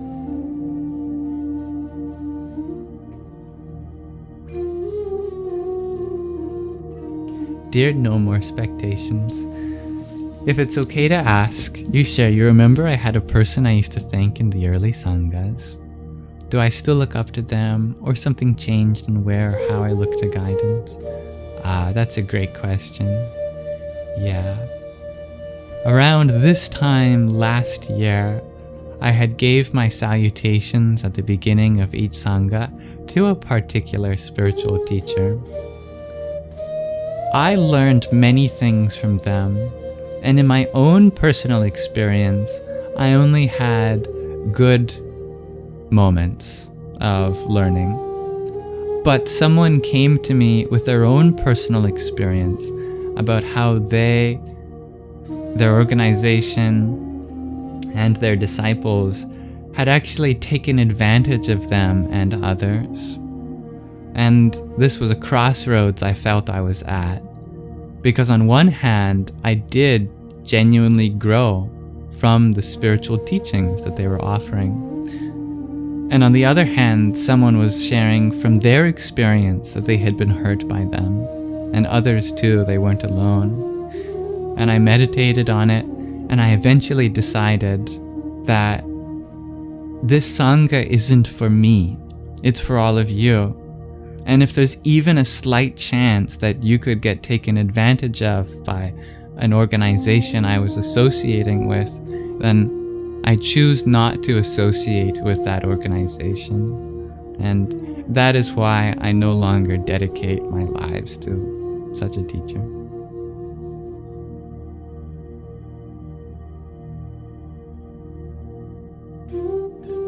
Thank you, dear sage.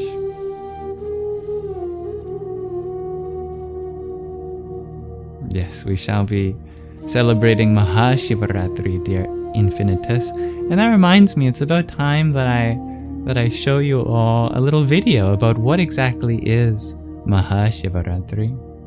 But let me get back to the present moment in the comment section. So, dear Katie, you ask, can I speak on intention and alignment? It's a beautiful thing. Yes, it's very important to have intentions in life. The best time to set them is in the morning, in my experience. I ask myself, and I say out loud in my prayer, what I feel like I need that day. I pray for guidance, that everything I need to do gets done. Everyone I need to help, I help. Everything I need to hear, I hear. Everything I need to know, I know. And then if there's any specific feelings for the day, I ask for those things. So I create an intention through my prayers, and I align myself with those wishes every morning. Dear Mio, you share that you saw an angel number a lot recently, and you intend to have a new career path. Is that relevant? Well, the fact that you ask probably tells more than anything that this is something that you're looking for confirmation for, and I'd trust your heart with that. Indeed. And thank you, Mopkin, for your ice cream cone. Shanti, Shanti, Shanti. Welcome, Vince. Hello, dear Color.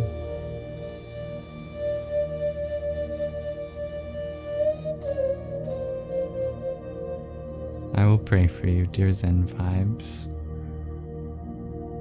I pray that your life may be devoted to peace for the better. One that you're in full agreement.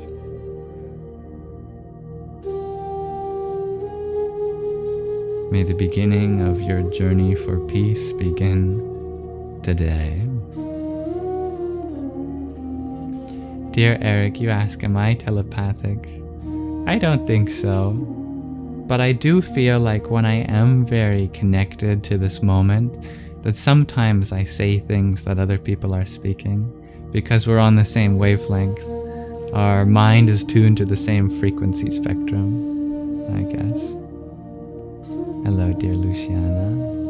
Hello, Michelle. Hello, Live for Nothing. I love you. Good evening, Brenda.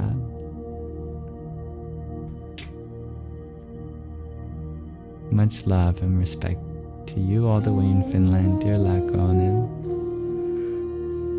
Welcome, dear Jackie. This is a Sangha. Movie, you ask, what is the mantra I say when thanking people? I have many different mantras. They're all different salutations to different aspects of the divine.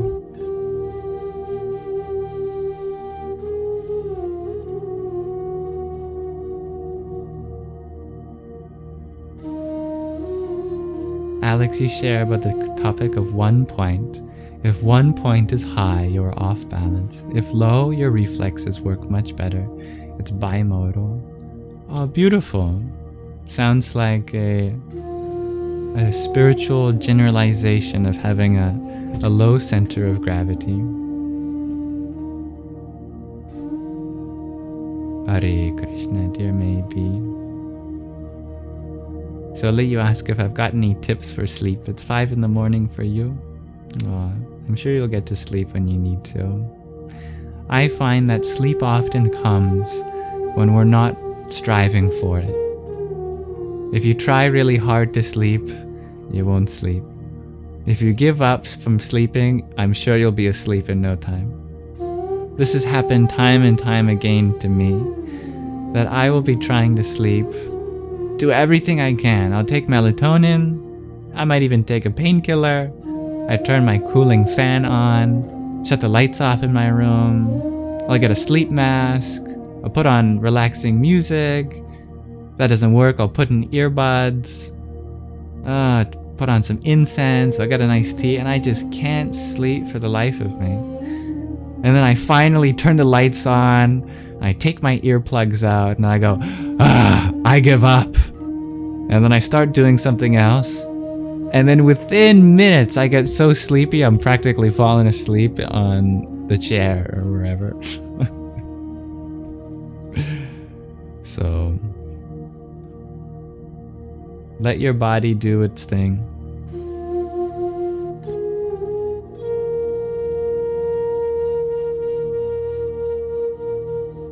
Anthony, you feel as if karma isn't even the result of your action, but simply your mindset and its constant shifting. Yes, the palam of the karma, the result of the action, has a lot to do with the intention that you go into it. Mopkin, you ask if I astral project. Oh, I dream every night. You could do that in meditation, but I don't feel the need to, personally. Well said, Jordan. When you're hungry, you eat. When you're sleepy, you sleep. When you're sad, you cry. When you're happy, you smile. And hello, Hia Della Luna. Much loves and vibes.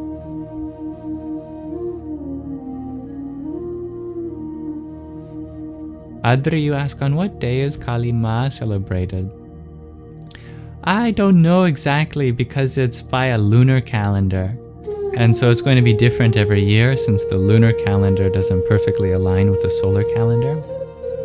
But generally on the darkest nights and on new moons, I believe, that is the best time for Kali. Kali literally means dark. One of the translations of Kali is dark. So on dark nights and on new moons, good night for Kali Ma. Dear M, you share that your angel number is 444. Can I speak on that angel number? You know, I have a lot to learn when it comes to the significance of repeating digits. I can tell you that from my experience, to me, I think of squares, you know? I think of those orthogonal polygons that can tile the plane very rigidly at right angles. I know people associate that with like bricks and brickwork that make up castles, and that's all to do with finding a protective space and being taken care of. So if those things resonate with you, maybe you can associate with that feeling. Hello, dear Jess. Can I entertain you by talking about plants and spirituality? Taking care of plants is a very spiritual thing to do.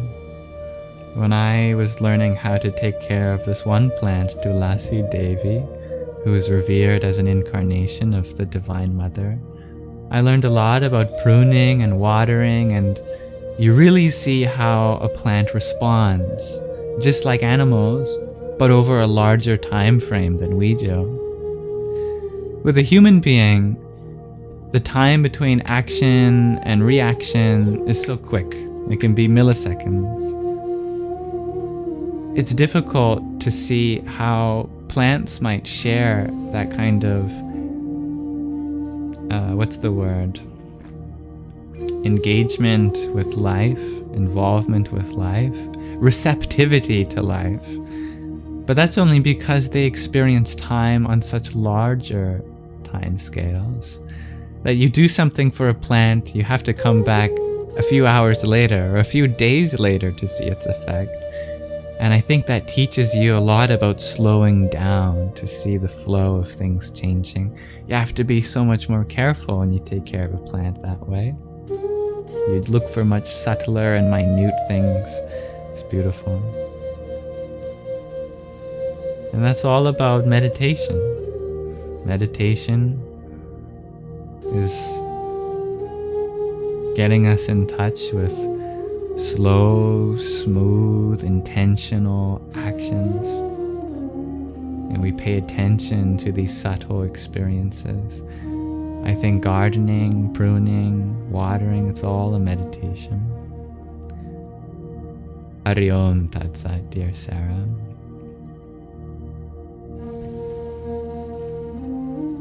I trust that you have a healthy relationship with your body, dear Anthony.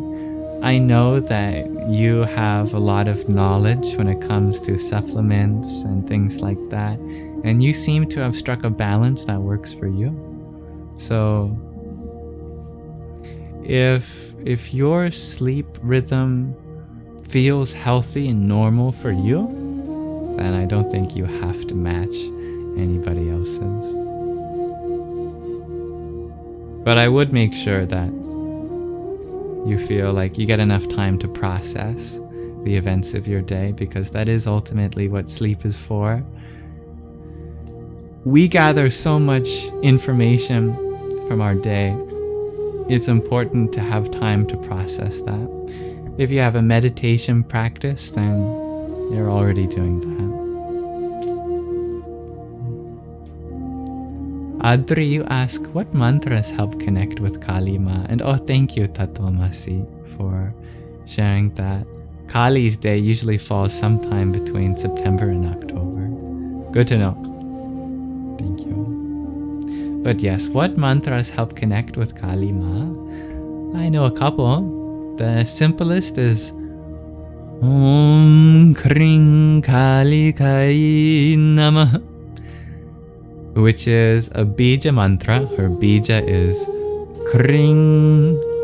She has a couple bijas. There's the retroflex R. But there's also the dental R. It's a rolled R versus a rolled L. Kring versus Kling. Both work, but the common is rolled R. Kring Kali Kai Namaha. It means salutations to Kali.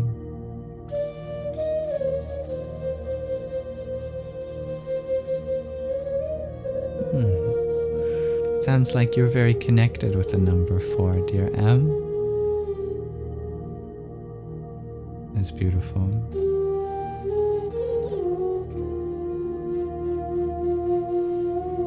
Dear Danny, you've been watering and repotting while watching this live. Oh, well, thank you for inspiring me with your energy here to talk about what you are doing.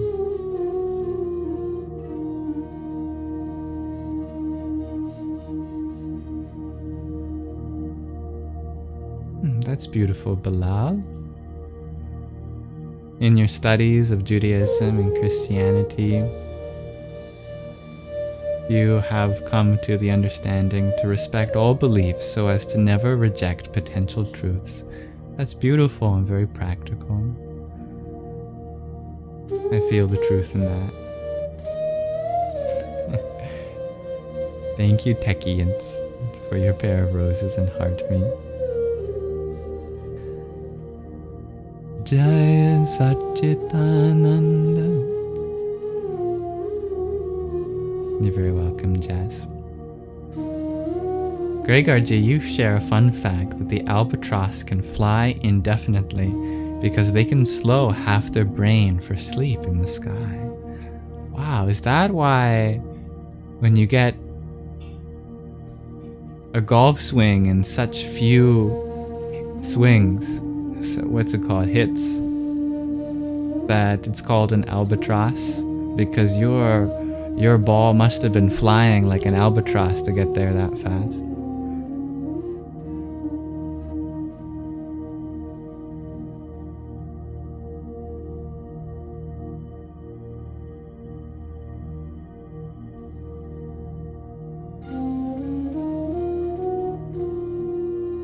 Dear Monkey Baby, you ask, how much money am I making?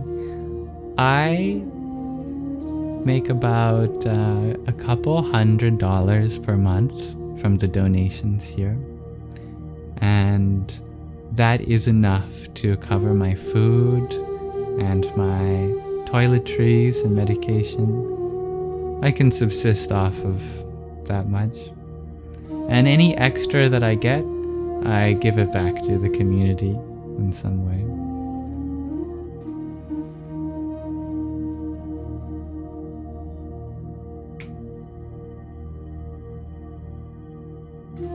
Thank you, dear chef. Hello, B66. Today we are celebrating Mahāshivaratri. Yes, that answers your question too, dear Briz. I am dressed up to celebrate the great night of Shiva. And I would love to share with you what the significance of that night is. Let me transition scenes.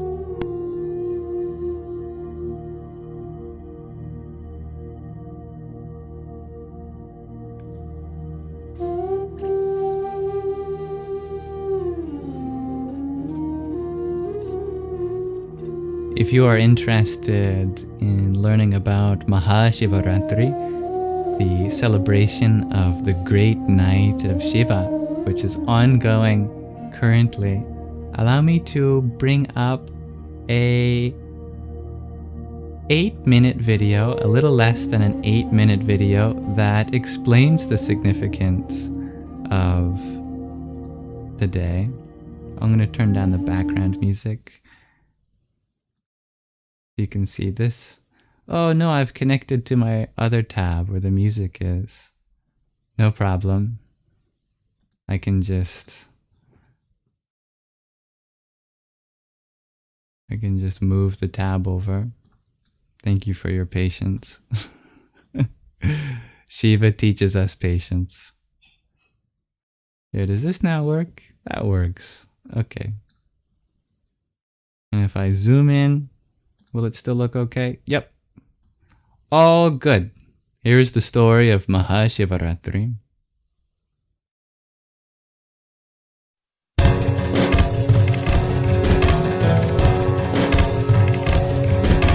Mahāshivaratri is a Hindu festival celebrated annually in the honor of Lord Shiva, the god of destruction. Shivaratri is celebrated in every month of the lunisolar calendar, in accordance with the Hindu calendar, but once a year in late winter, Mahāshivaratri is celebrated to commemorate the oncoming summer. Mahāshivaratri literally translates as the great night of Lord Shiva, and according to legends, it is on this night that Lord Shiva performs his heavenly dance or Tandav, representing creation, preservation and destruction. As per many, it is also the day when Shiva and Parvati got married, thus the union of Prakriti and Purusha for the well-being of the world. Devi Sati was the daughter of the great king and the son of Lord Brahma, Prajapati Daksh. Sati, being an incarnation of Shakti, was destined to unite with Shiva for the welfare of the universe. However, Daksha did not want his daughter Sati to marry Shiva, as he considered Shiva to be a dirty ascetic, unworthy of being a god or being married to his daughter from a noble family. Sati, however, disobeyed her father and married Shiva. After her marriage, she moved to her husband's abode, the Kailash mountains. Once, Prajapati Daksh organized a sacrificial ceremony, also known as a yagya, and invited all gods and devas to attend his grand yagya. Due to his hatred towards Shiva, he did not invite both Shiva and his daughter Sati to the yagya. When Sati came to hear of the yagya being organized by her father through Narad Muni, she longed to go home and attend it. Upon reaching, she felt deeply saddened to see that no one except her mother Prasuti was delighted to see her, not even her father Daksha. She realized that she was now unwelcomed in her own house. Daksha was furious by her uninvited arrival and humiliated her and mocked Shiva. Daksha began insulting Shiva in front of all his guests, and Sati could not bear any insults towards her husband. He created two ferocious creatures, Veerbhadra and Bhadrakali, who wreaked mayhem at the sacrificial place. Nearly all those present were felled overnight. Daksha was decapitated by Veerbhadra. After the death of his first wife Sati, Shiva withdrew himself from society and engrossed himself in deep meditation. Taking advantage of the situation, the Asura king Tarakasur secured a boon from Lord Brahma that he could only be killed by the son of Shiva. Believing himself effectively immortal, Tarakasur terrorized the beings of the universe and defeated the gods. Meanwhile, Parvati, the reincarnation of Sati, was born to Himavan, the god of the Himalayas, and his wife Mena. When Parvati grew up, sage Narad told her that she was born to marry Shiva, but she would have to follow the path of penance to please Shiva, as he had withdrawn himself from the worldly affairs.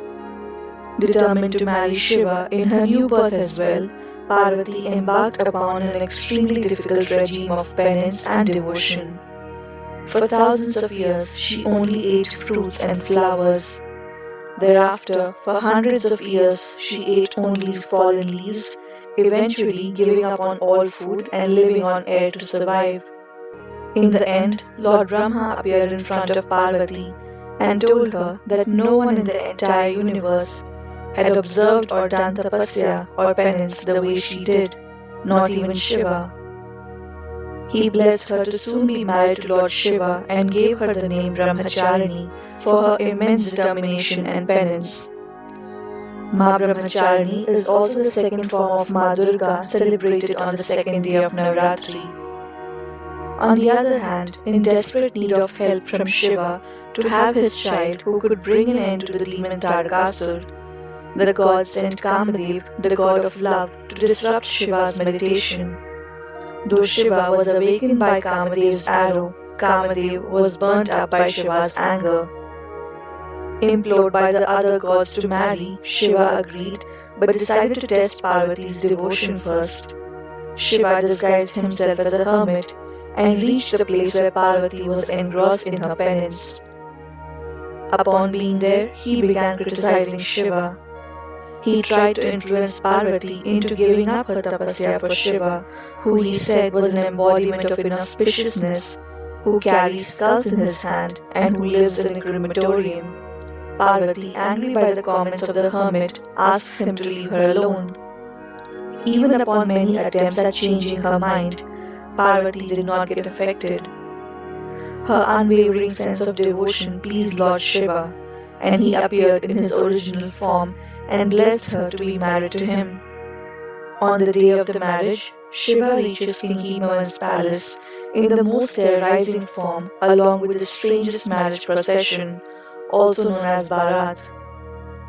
His body was covered with snakes, smeared in ashes, and his hair was matted with unkempt locks. His marriage procession consisted of ghosts, ascetics, sages, aghoris, etc. Upon seeing the terrorizing form of Lord Shiva, Parvati's mother and other relatives were left in a state of shock. Most of them fainted out of fear and terror. To avoid any embarrassment to her family or to her husband Shiva, Parvati transformed herself into a different form as well. In this form, she was golden, possessed 10 arms, and was called Chandraghanta. In the form of Chandraghanta, she prayed and persuaded Shiva to take the form of a handsome prince and also turn his marriage procession nobler so that the people can see their gentler side and not be fearful of them. Shiva and Parvati got married in their beautiful divine forms, and the day of their marriage is celebrated as Mahāshivaratri every year. Skanda Puran also narrates the story when the divine wedding of Shiva and Parvati took place in the Himalayas. All the living beings on earth headed to north towards the great white mountains to witness the grand wedding. Because of this, earth began losing her balance. So Lord Shiva asked sage Agastya to go to the south to balance the earth's equilibrium. Sage Agastya was pleased with this honor, but was also saddened because he would not be able to witness the divine wedding. Perceiving the thoughts in the rishi's mind, Shiva granted him a boon that he and Parvati would appear before Agastya whenever the latter happened to think of them. Pleased with the boon, sage Agastya began his journey southwards.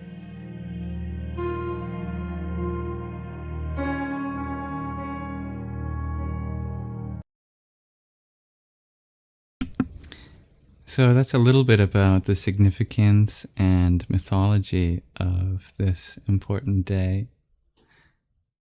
Mirna, you were wondering while we were watching what the moral of the story is. There isn't one main moral because there's lots of spiritual themes there. And I think Gregorji said it best, which was that it's a story of reincarnation, devotion, combination of divine masculine, feminine, among other things. Just a day that gets us in touch with all of those things. Allow me to get Shiva's flute back in here and turn off the vibration on my phone.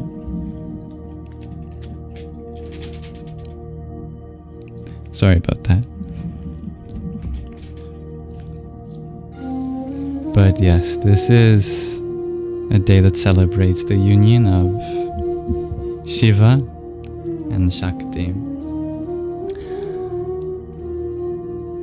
Speaking of which, there is an announcement that I feel I should probably make on here because I already made it on my Discord server and my Telegram group chat.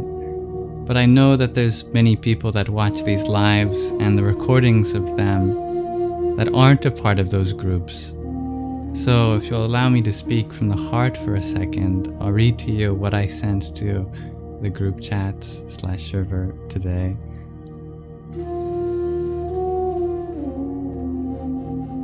For posterity.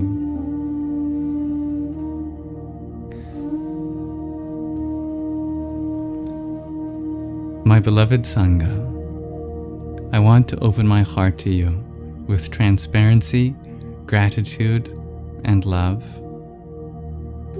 In the past, I've shared that I wasn't open to romantic relationships with anyone in this community.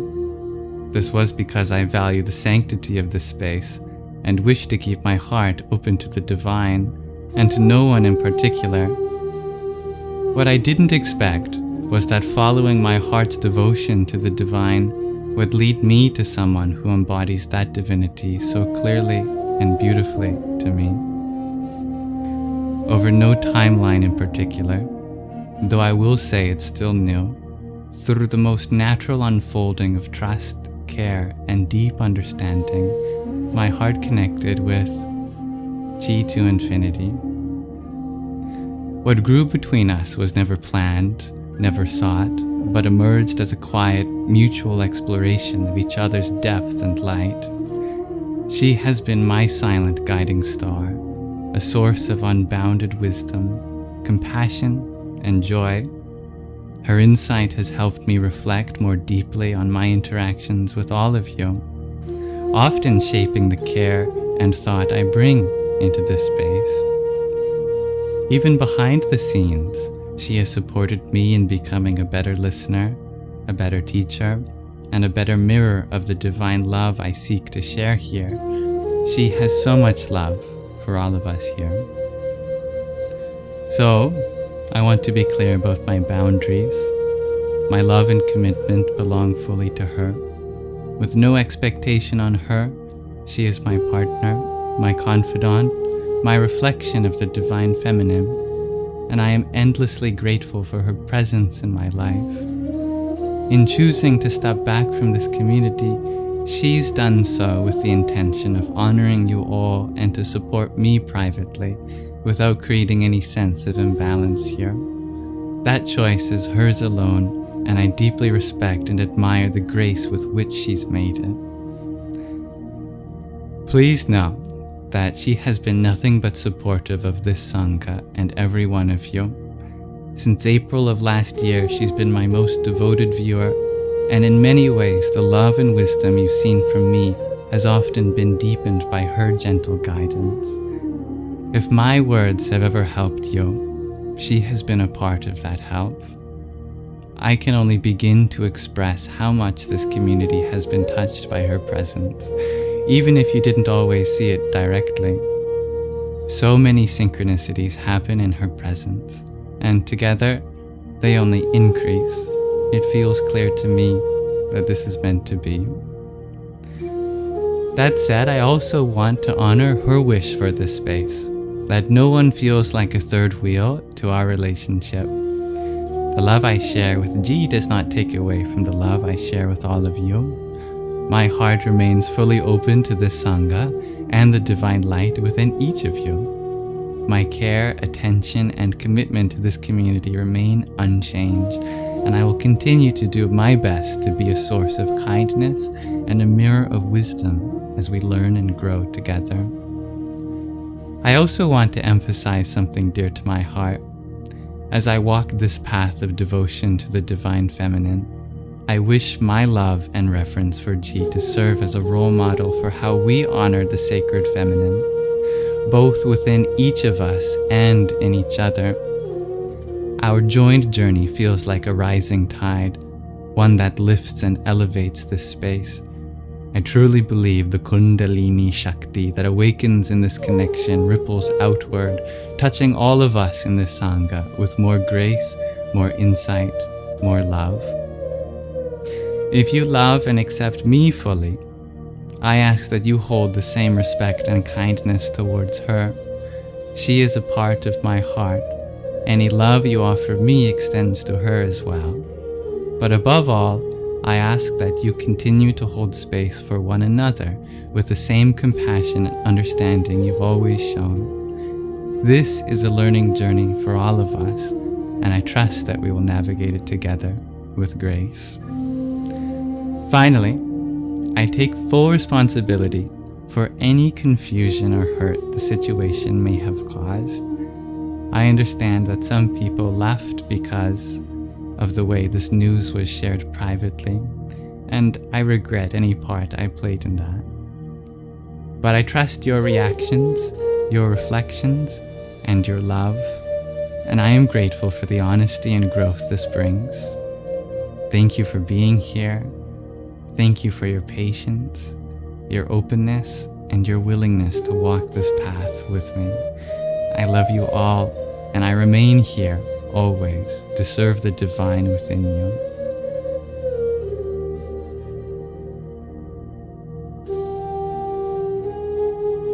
Namaste.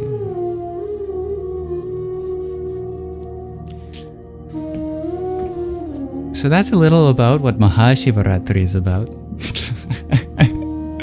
Let me go back to Manana.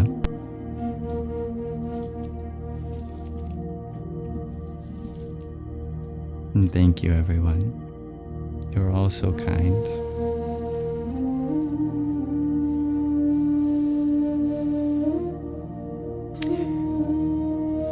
That's a little personal note from me, and I believe in honesty and transparency. So, because you are all like my loved ones, you're not just like my loved ones, because you're all loved ones, you all deserve to know.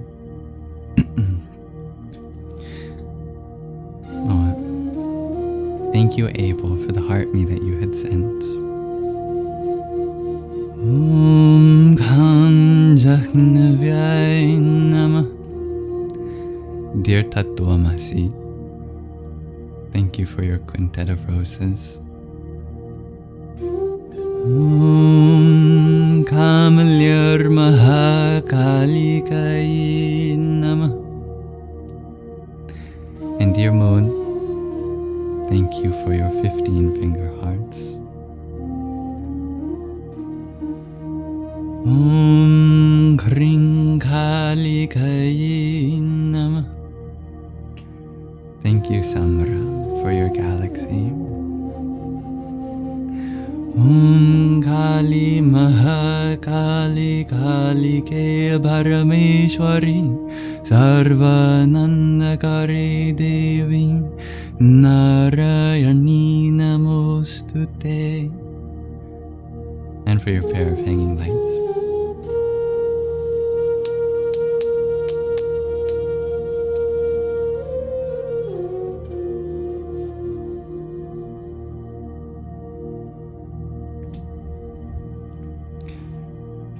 Now today would be a beautiful day to do a mantra to manifest romantic love. We've actually done that mantra before. According to the Kamika Agama, the bija is Maum.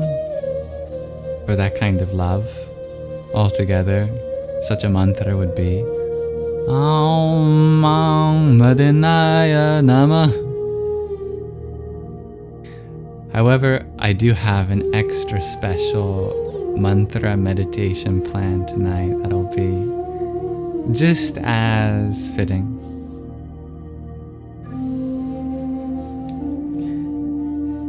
Thank you for your understanding, dear Zaya. Thank you, Rainbow Mom. Thank you, Lakonin, Moon Shadow.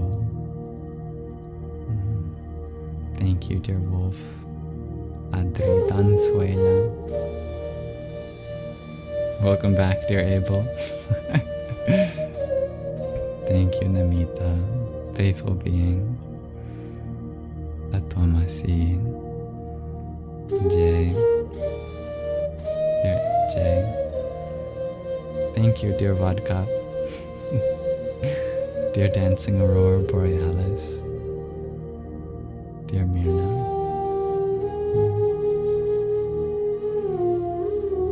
I have shared as much as I am comfortable sharing at this moment, as she is a private person, which I completely understand and respect. So if you don't mind, I would like to move on to other things. But thank you all for listening.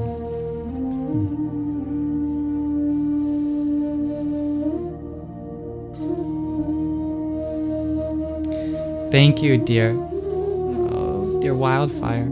Thank you for your heart, me. Om Harim Namah Shakti Shivaya. And Neon Jello Pack, thank you for 108 roses. Om Bharam Hanumate Namah. Thank you, Neon Jello Pack, for a heart me in addition to that.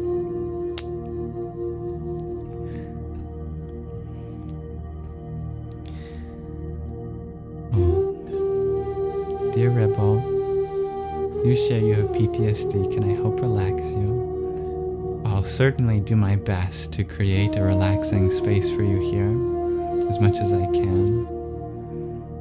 Remember that your fears come from something that you've already survived, which means that it's not in the future.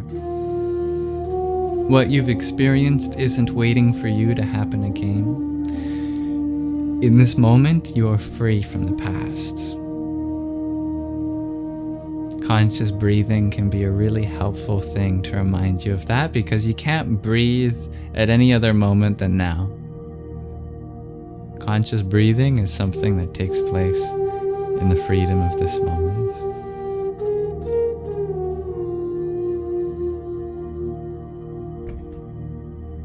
Hello, dear Maita. Thank you, Danswela, for your 10 roses. Radhe Krishna. Gardening Gregardzi, you've never found an apple, so now you have chalky milk. That works too. I have not heard of this, dear Horror. If you could give me a definition of that, maybe we could explore it together. Happy Mahāshivaratri, dear Jay. Hello, dear smiley girl. I am feeling very free at this moment. Thank you for asking. How are you? Dear Ecliptic, you ask if I could speak on what the 12 universal laws are. I don't think I can because I'm unfamiliar with that tradition. I'm sure any one of the universal laws we could explore together. But I'll say the biggest universal law that comes to mind to me at this moment is that we all want to be treated with kindness. And so let us be kind as a way of honoring the whole, which we are a part of.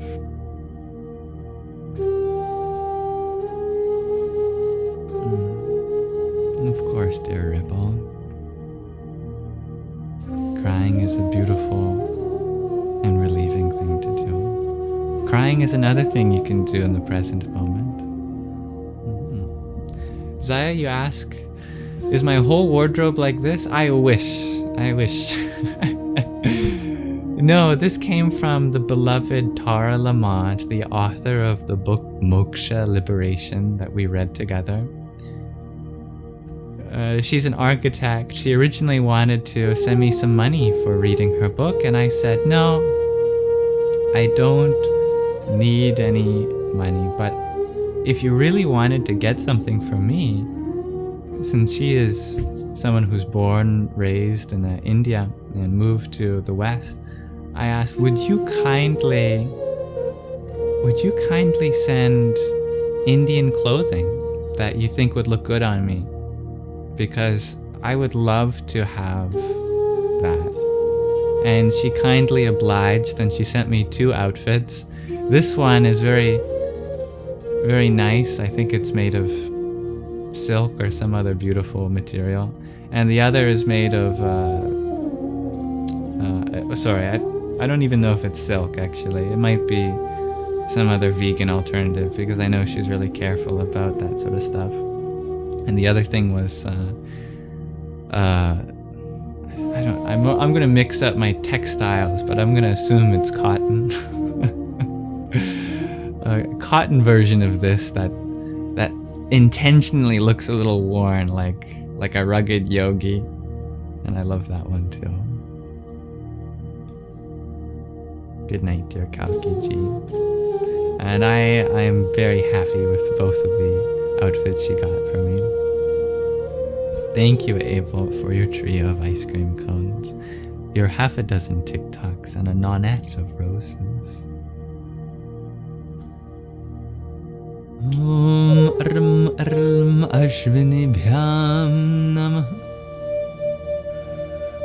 Thank you, Ecliptic. You're more than welcome to share info about the 12 universal laws. Dear Vodka, you ask, are there ways to meditate to visualize the higher dimensions? That's a very interesting question. I have spent a lot of time thinking about that, because I did come from a math and physics background, and I really wanted to understand higher dimensions. I tell you one thing you can do.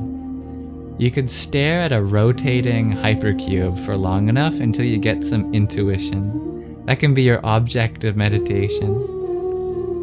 A tesseract. Look up GIFs or videos of rotating tesseracts and you can meditate on that.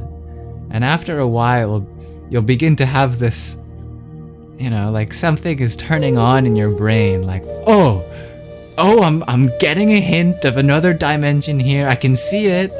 I can't quite make it out, but you'll just get these momentary deepening of your perception of what you're looking at. Oh, I see, it's rotating through a higher dimension. I get it now. It's a tantra. Yeah. Dear Ecliptic, you share the first universal law is that all is one, and one is all. Universal oneness.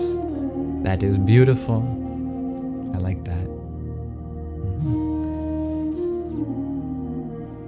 It'd be funny if it was any other number, right? The first law is that all is 66. There are exactly 66 things in the universe. No. Why 66? Why would that number be it? The number that truly makes sense is 1. There's just one existence that we're all a part of. Dear Banban, you asked, what did I study and where? Well, I tried to study math and physics in university, but I ended up needing to take a break from that to focus on my physical health, my mental health, and my spiritual journey, which I'm very grateful for. And doing so, I've learned a lot more about my body's needs, my mind's boundaries, and the spirit that we're all a part of.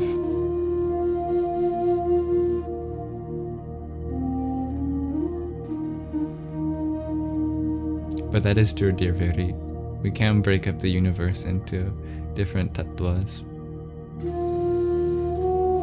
Thank you, Reba, for your heart pain. Om Ham Yom Sam Om Bhur Bhuvaswa Om Dhryambakam Yajamahe Sugandhim Pushti Vardhanam Urvarukam Iva Bandhanan Mrityor Mukshiya Mamritat Om Swaham Bhuvaha Bhuhu Om Jom Om Saha Jom Ham Om. Sorry, I had to redo the bead just at the end of that.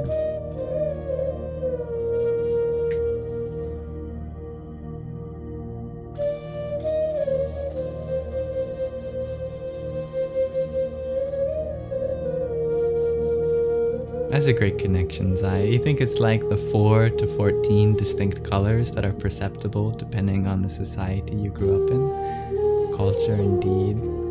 And it's an infinite spectrum, but together it's one continuum. Thank you for continuing to share the laws, dear Ecliptic. Thank you, Verity, for your tiny down.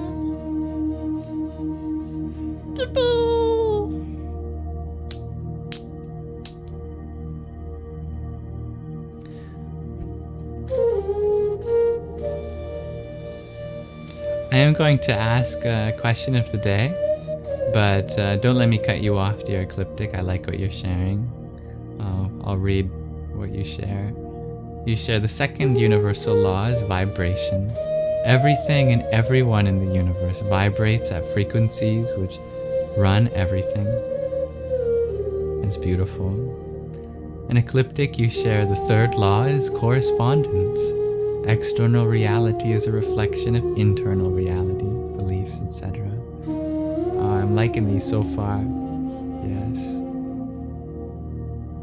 Oh, thank you, Dancing Aurora Borealis, for your swan. That's very beautiful. Om Namah Karnim Ambita Me Shring Nadita Me Haring Devita Me Aing Saraswatyai Swaha. Dear Lakonen, you share, even though you have no profile picture, how do I perceive you? When I envision you, I imagine that you are a much needed warmth in a world around you, which often doesn't get to experience that much warmth.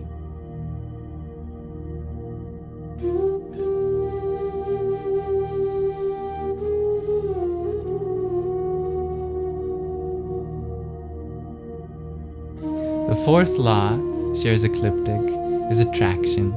Your energy attracts like energy, people and situations. Thank you. I see you found the sticker, Dear Tatwamasi. I didn't have ruminations planned today, but perhaps we can do so anyway. I wanted to leave Wednesdays for special segments like exploring Mahāshivaratri, which happened to fall on today. No, you have not missed the question of the day, dear Adri. Thank you for reminding me. Today I ask, what is found in the balance of masculine and feminine? When masculine and feminine are balanced, what happens?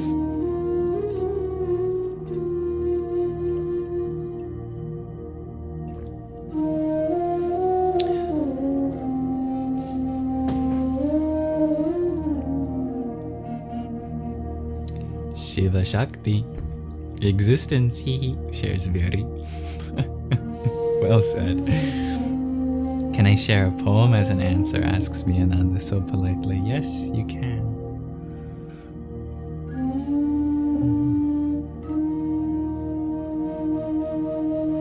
I'm sorry to hear that, dear Rebel.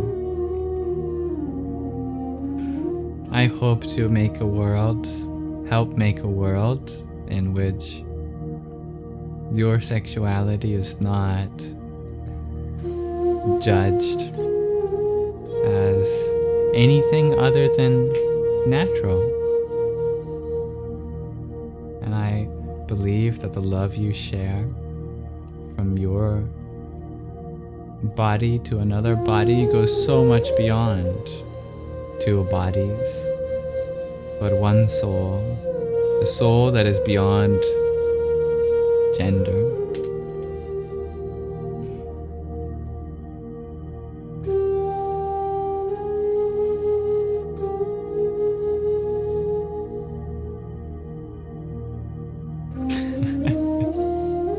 When the masculine and feminine come together, we all become hermaphrodites and live happily ever after. You're funny, dear Adri. Good thing is that masculinity and femininity can be found in the male just as it can be found in the female. And you can be feminine and have a male body, and you can be masculine and have a female body. These are dimensions that exist within all of us. Ardhanarishwara, shares Greg RG. Yes, that is the Sanskrit word for them becoming one.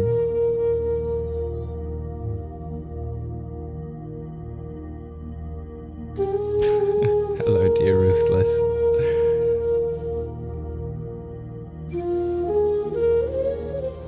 Ecliptic is still sharing some words on law of attraction, how it's about our energy being similar to a radio station, and we can change the songs like our energy for situations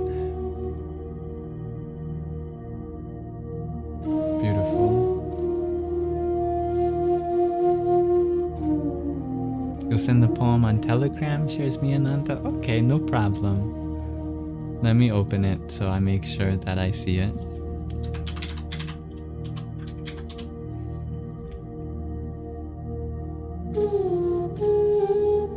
Dear Ecliptic, you share that gender is a role which you've become tired of playing and being expected to with yourself and others. That's something that I know a lot of people are going through right now.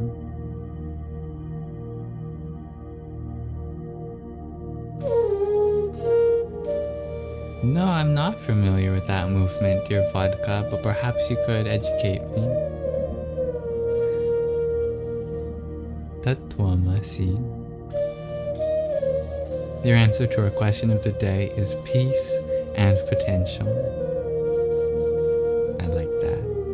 Yes.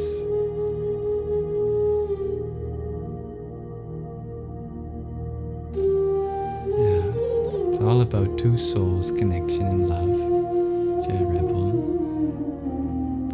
Om Tat Sat. You share balance Shiva and Shakti within, stillness and power, wisdom and action. Well said. Mubi, you share, needs to be in balance in everyone, on an energetic level. Indeed. Dansuela, either you have a one-word answer, or the first part of your comment didn't come through, because it's just the word another. Heart emoji, namaskaram emoji. What is found in the balance of masculine and feminine? Another? That is a very profound one-word answer. I will admit. We find each other.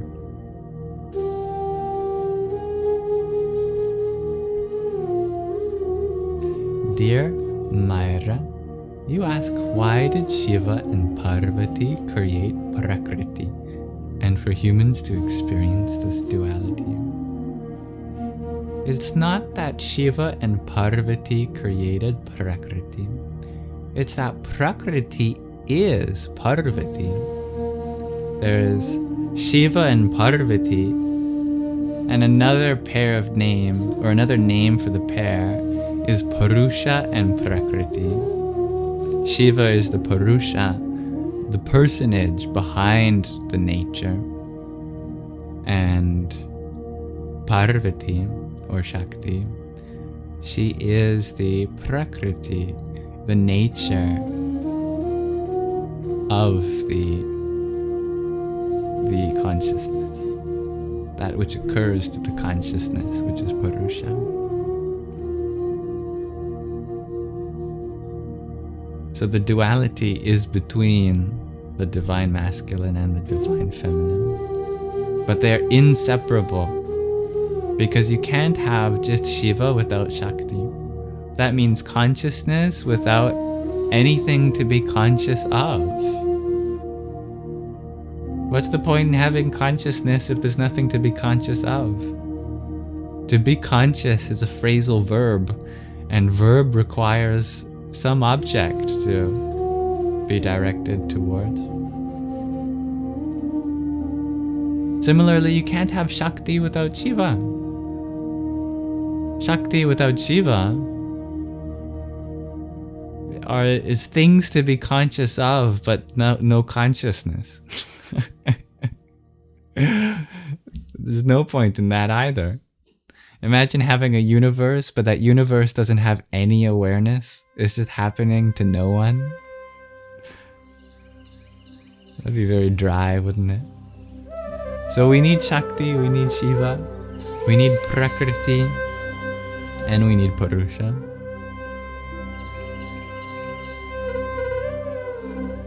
We're listening to some Himalayan flute music at the moment.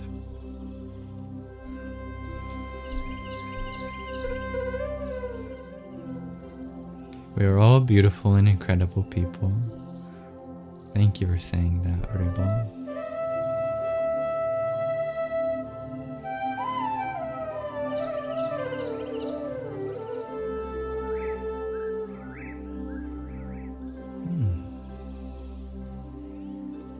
Thank you for teaching me about this movement. dear vodka sucks.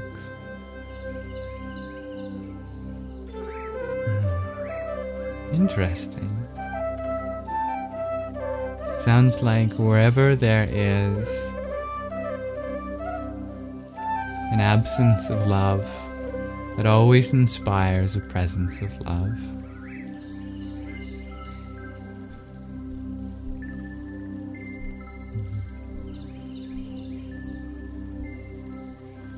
Ecliptic, you're sharing some more laws. I see the 5th law came through, but I don't think the 4th one came through. The 5th universal law is inspiration. Inspiration comes when we are aligned with who we are.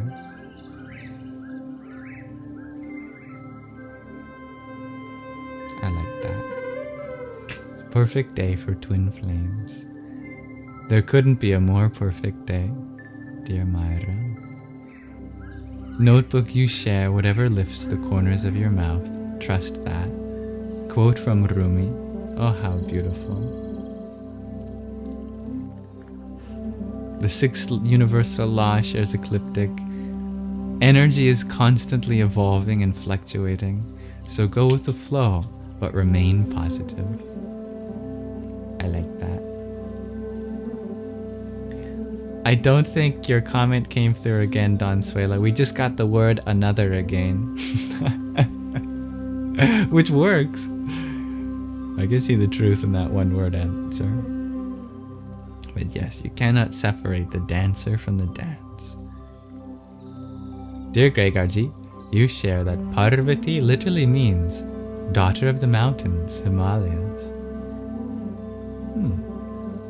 Interesting. I'll have to learn more about that etymology. The 7th universal law shares ecliptic as cause and effect. This one is simple, but maybe I could expand.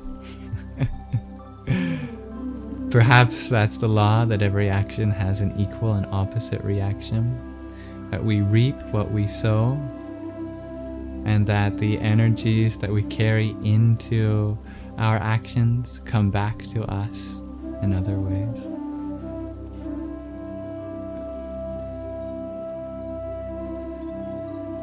We find ourselves in the balance of masculine and feminine. I love that, Riri. Oh, I hope my happiness is a reflection of all that exists within you, dear Anthony. May we live vicariously through each other's joy. I understand where you're coming from, dear Gabriel.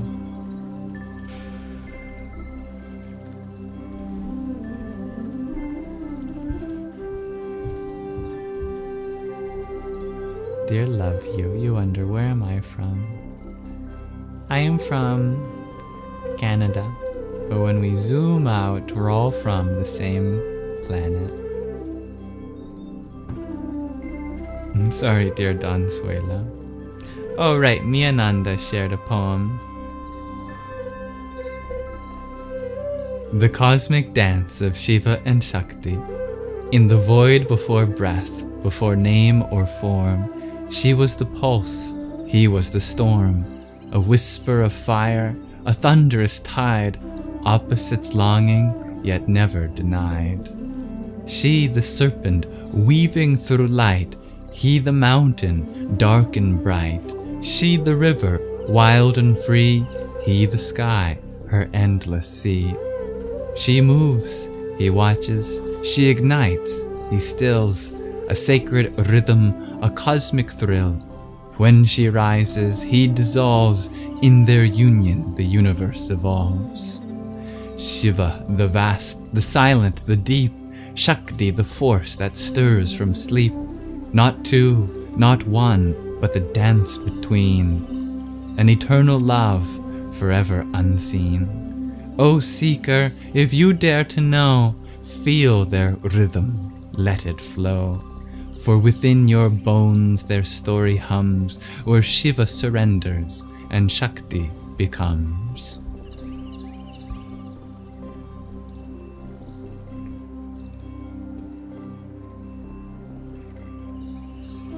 Thank you, Miananda. What a beautiful poem. Now I really wish the TikTok comment section had more room for you to fit that on a live.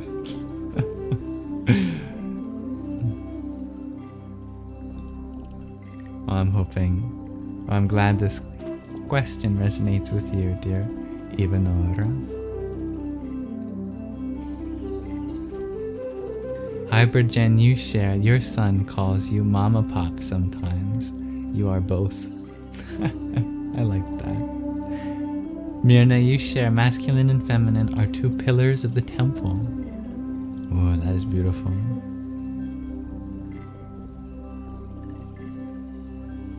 Anthony, you share, acceptance is found in the balance of masculine and feminine.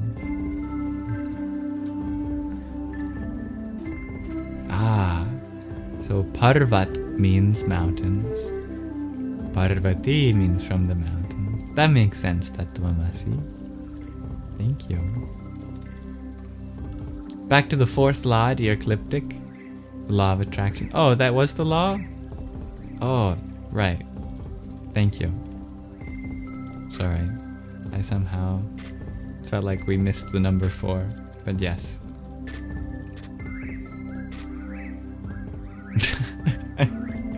Well, I have a long way to go to becoming more Buddha-like, dear Anthony, but I appreciate what you see in me. Dear Dancing Aurora Borealis, your answer to our question of the day is respect and agape love. I love that. And Billy, you share strength and vulnerability. I love this. To rise within love and freedom. Thank you, Vodka. The 8th law shares ecliptic is compensation. You reap what you sow. All given and withheld is reflected. I jumped the gun with the 7th law, but that is one of them. Yeah, dear user 08, that poem came from Miananda, one of our Sangis here, who wanted to send in that poem as an answer to the question of the day. Even Nora, you ask, how can we apply this balance of masculine and feminine into romantic relationships? I think by understanding that it would be a gross simplification to assume that one person is the masculine and the other person is the feminine. I think of it like ratios. That if you look at my 2 thumbs here, if you look at my 1 thumb and my 1 finger here, that maybe in one person, let's say this is the feminine and this is the masculine, maybe at that moment, their feminine is more than their masculine. But the other person complements that their masculine is more than their feminine. That they come together so that these ratios complement. They both meet up perfectly. So that it's not that one person is your masculine and you're their feminine. It's that the masculine and feminine within you complement the masculine and feminine in the other person. So the 2 of you together balance those dimensions within each of you individually.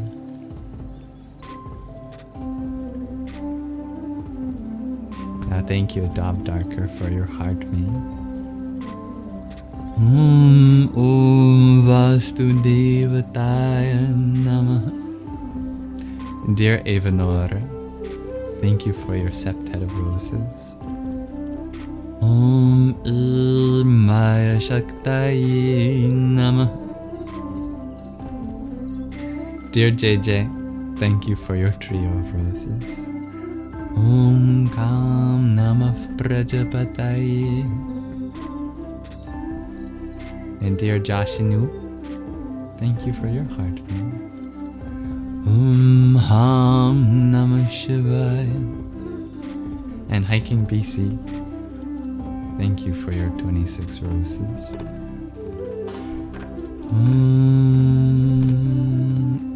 Namo Vishnave.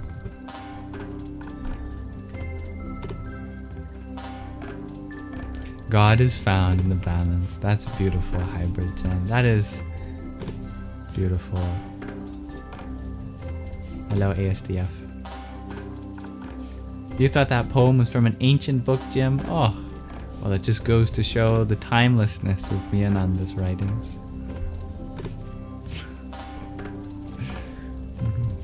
The ninth law ecliptic is that everything is relative.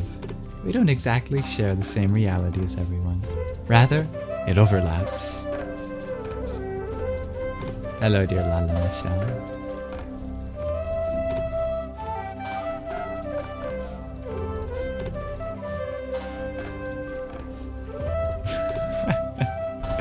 Lakonan, you share my latest statement would open a whole new world for many of you. What was that? I don't know. What was so opening? Tell me. Oh, thank you, dear Arp Idea. I am eating enough. Yes. But I appreciate your inquiry. Equality is found in the balance of masculine and feminine. That's beautiful, Minnie May. Good night, dear Rebel. Hello, Rodette. The 10th law is polarity. Everything has a polar opposite. Problems and solutions, obstacles and opportunity. Nice. Every last statement, Greg Archie. Oh.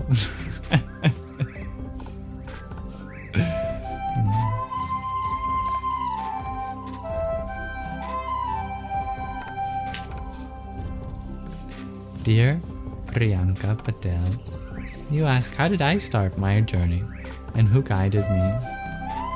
I think we never truly start what has always been happening. We only realize that we're on it. And I started to realize that I was on it through mathematics. My mathematical inquiry led me to think about the concept of zero and nothingness and empty sets and the concept of paradoxes, and that kind of feeling of absence made me think about the idea of nothingness in a very different way. That nothingness was no longer just an absence, like zero is an absence of value, that the empty set is an absence of contents, like a paradox is an absence of tautology. But I realized that that essence is the source of everything. It is from zero that all other numbers get their value. It's from the empty set that all other sets are created. It is from contradictions and paradoxes that resolutions and tautologies are resolved, or are that have meaningful value. And that struck me as very spiritual because it felt like I discovered something divine. It's just that what that divine wasn't another number. You know, I was taught to believe that the divine is, you know, the number of all numbers, and I'm looking through them, 1, 2, 3, 4, 5, 6, 7. I don't think any number is particularly divine. There is no largest number. There is no single number that can be applied to every situation. And I was looking for something of form, but when I found the zero, I realized that truth is found not in the form, but arises in the source of the formless. And that was a mathematical thought that quickly turned spiritual because it reminded me of some of the things that is said in spiritual scriptures.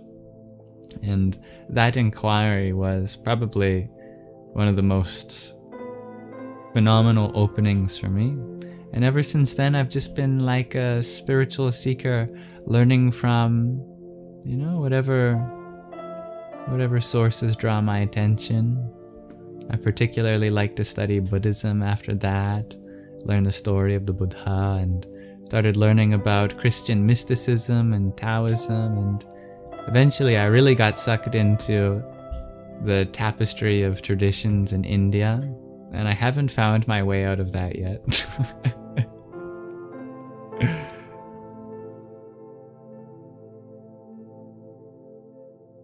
So I trust in your own passions in life. My passion was mathematics, but yours doesn't have to be. If you continue deepening your own search in whatever your passion is, it might be crochet, but through crochet you might realize as you're stitching, you're thinking about how all of the stitches just come from one thread, all of the infinite combinations that you could make. You are weaving it through one long unbroken thread, and you feel how the whole universe might be like that one thread. It seems like it's made up of different things, but actually it's the same thread weaving in and out of time, creating the crochet network of time and space, what we call the fabric of reality, right? I don't know, and for another person it might come through construction work, and another person it might come through video games. Whatever your passion is, get to the bottom of that passion, and you will find the spirit of the universe looking back up at you. Wow, we reached 100,000 likes? No, not quite yet. But we're close, my goodness, 92,000? That's a lot of taps on the screen. We normally don't get that many.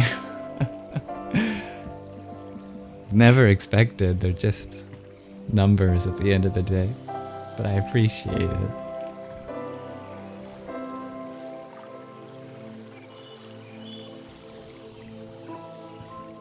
That's a very nice connection, Abel, to quantum mechanics. We are currently listening to self-healing, beautiful piano music for inner peace.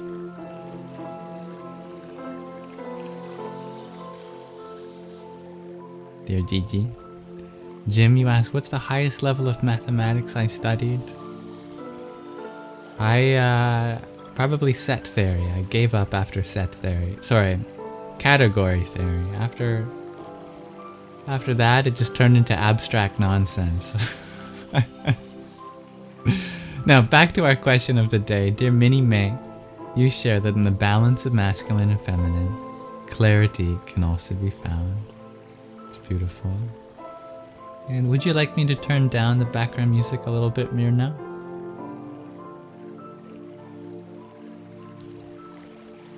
The 11th universal law shares ecliptic is that life is naturally full of cycles, heartbeats, seasons, emotions, eclipses, everything.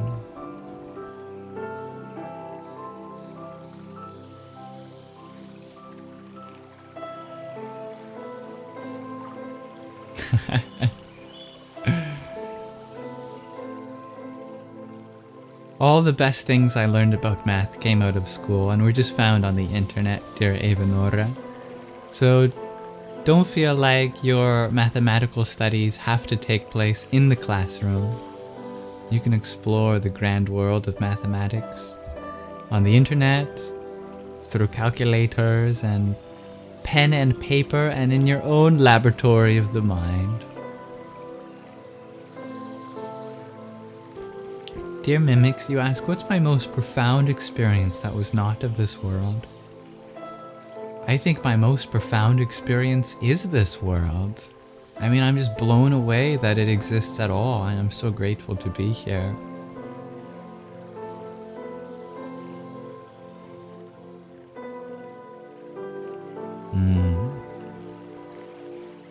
That's a good number. Om Tat Sat.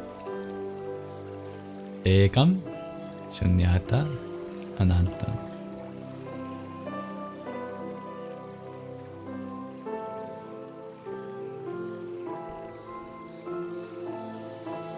Can you have my playlist? Asked Gigi. I don't have a playlist, but I just looked up Shiva instrumental background music today on YouTube, and we naturally, through the algorithm, got onto this video.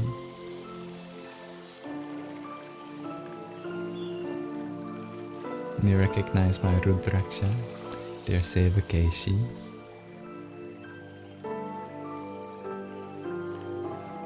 That's right, this space is inclusive to all spiritual traditions. Dear Nico. How do you express anger? ESDF asks. From a place of peace. If you don't want to end up feeling shaky afterwards, or if you've overstepped another person's boundary, then when you are expressing anger, do it from a place that's centered and peaceful. That your anger is not from a wounded place, from a place that's trying to get back at the other person, from a place that's trying to incite a reaction, but from a place of knowing that right now your vulnerability needs to be stood up for because it's being taken advantage of for someone else's. So you find that center, you take a deep breath, and if you need to raise your voice to be heard, allow it to be one that comes with a certain grace, and that it's not from a place of judgment or malice. Yeah, I can turn down the music. It doesn't sound that loud on my end, but I guess the frequencies are getting mixed a little louder for you. Thank you, everyone.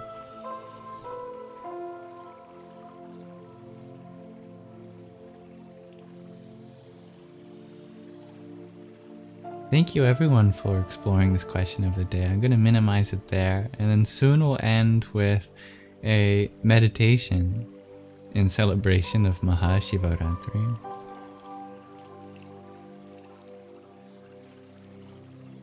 I will give a meta answer that what happens when a balance is found between the masculine and the feminine? Well, questions are answered.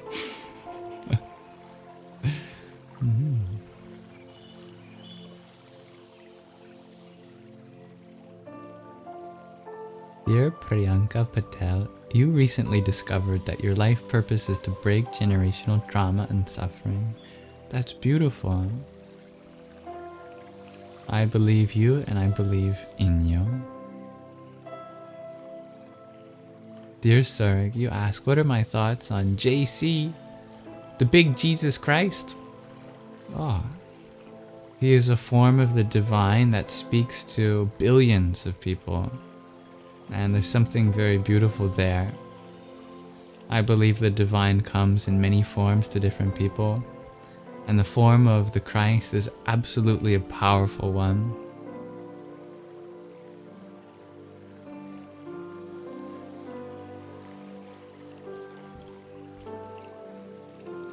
Dear Cliptic, you ask for any advice on processes of how to slow the mind when we think too fast or jump around too much.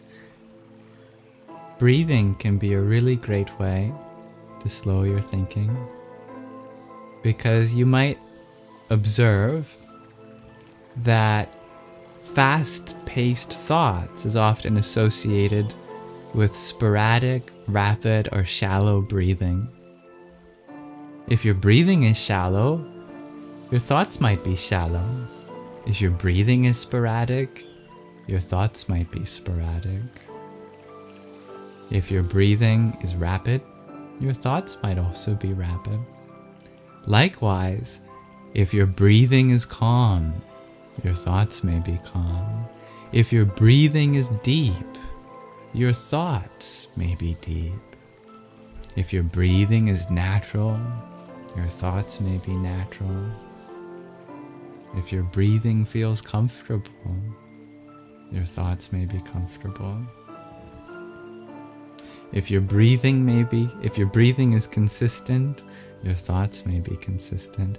And if your breathing is conscious, your thoughts may be conscious.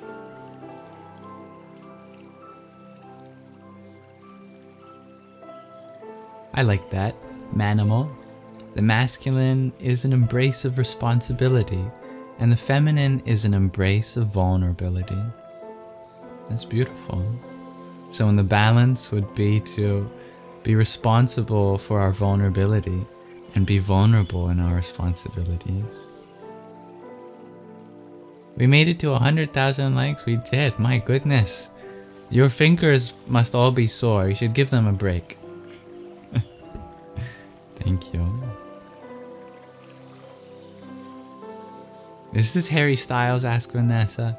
Harry Styles is a beautiful man, and I am not as beautiful as him, nor can I sing as wonderful or write as good as songs as him. Dear Vodka, you ask, which shastras, which scriptures to approach in order to deepen understanding of this? I think one of the most accessible scriptures is the Bhagavad Gita. The Bhagavad Gita, as well as other selections from the epics, from the Itihasas. The Bhagavad Gita, as you may well know, is part of the Mahabharata, the longest story ever told. Other parts of the Mahabharata are great entries too. And there's the Ramayana too, which is beautiful. And the Puranas as well. But those stories can also be easily interpreted in perhaps unhelpful ways. So it is always best to read Shastra with the guidance of someone who can help you find the interpretations that are helpful. That would be an acharya, a teacher, a pandit, or ideally a guru.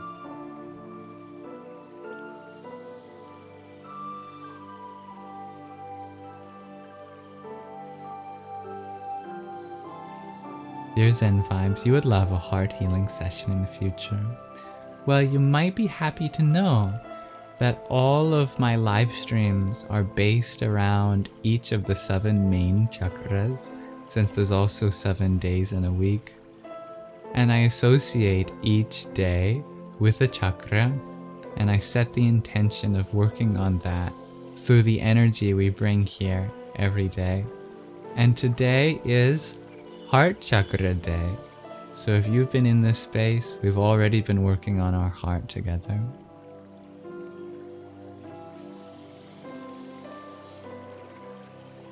That's beautiful, Minnie May.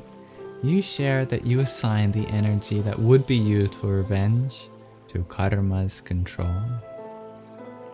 That's very wise of you. Did I thank you, Avenora, for the trio of finger hearts and rose you sent? Well, I better thank you twice, just in case I didn't thank you at all. Let me make sure I'm not dumping my water. Om Hrim Namah Shakti Shivaya. Billy, you share that you think people's denial of their own masculine and feminine is what can bring about toxic behaviors, for example, misogyny. Absolutely. When we reject that part in ourselves, it gets projected onto other people, which is unfair to them. So we need to heal that wound internally. And thank you, Androla, for your heartbeat. Ram Ram and Tatvamasi. Thank you for your trio of roses. Om Namo Bhagavate Rudraya. Dear Lakonin, you ask, what would I say when your feminine friend got abused? You hope I respond for you because she is at home asleep. If you have a friend that's been abused, then be there for her with openness, vulnerability yourself, and non-judgment for what they went through. And be open to learning what their boundaries and needs are. A lot of people that go through abuse can often hide their emotions because that's their trauma response. If you can provide a space where they feel free to share their emotions in a non-judgmental way, then that can be very healing for them.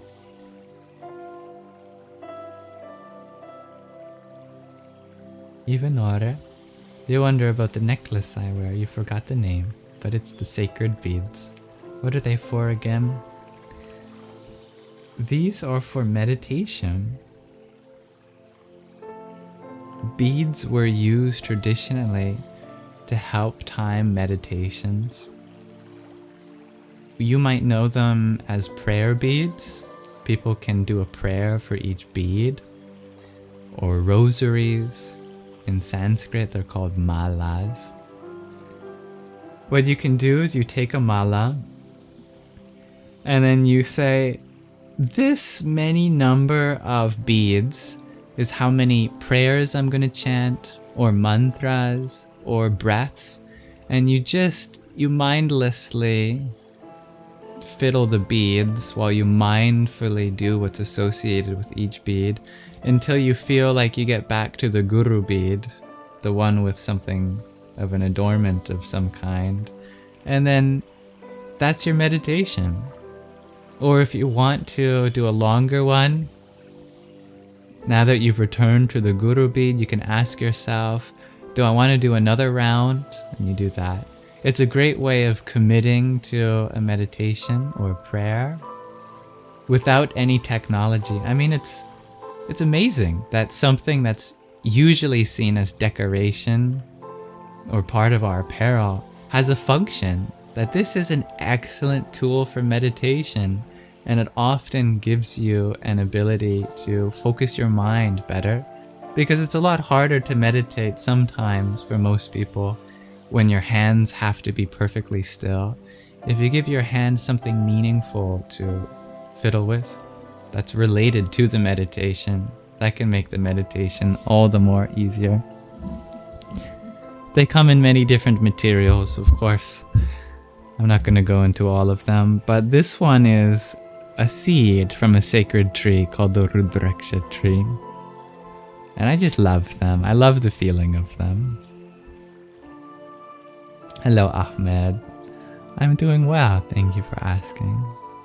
How are you? You share very wise thoughts. Thank you, Raven. Thank you, Gina.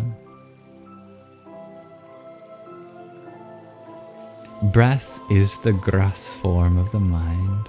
That's beautiful, Tatuamasi. Lala Michelle. You do ice or cold showers to pull your mental from the feelings of pain to physical pain, pulls you out. That makes a lot of sense. Yeah, I really see that.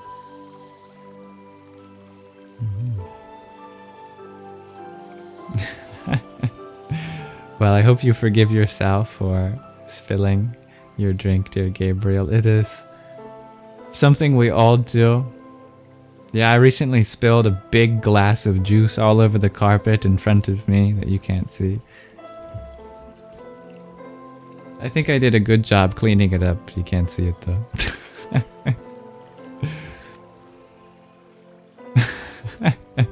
That's funny, Stonewall Jones.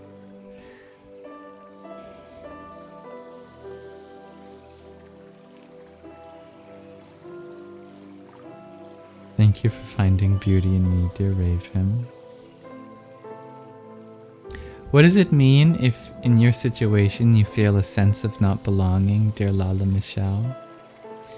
Well, that can mean that maybe we belong somewhere else. But often, wherever we go, we take our feelings with us. If the sense of belonging is within our own mind and body, then that can be an opportunity to seek a deeper relationship with your own mind and body, so you feel like you belong wherever you go.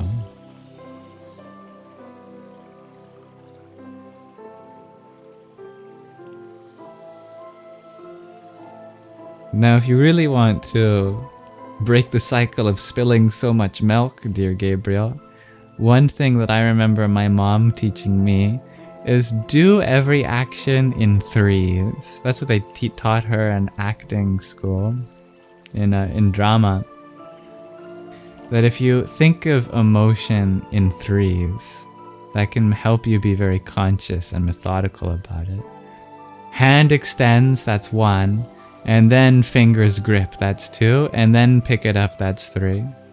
Sounds obvious to say, but when we're trying to do all of those 3 things at the same time, that's when we spill it. If we try to pick up as we're still reaching or grabbing our fingers around, we might fiddle with it and it falls. But if you be very diligent about each part of the motion, make it conscious in that way.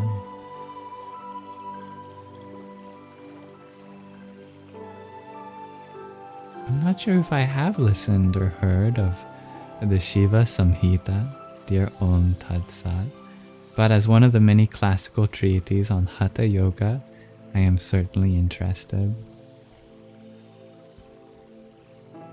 And Ecliptic, you ask for advice on controlling emotions.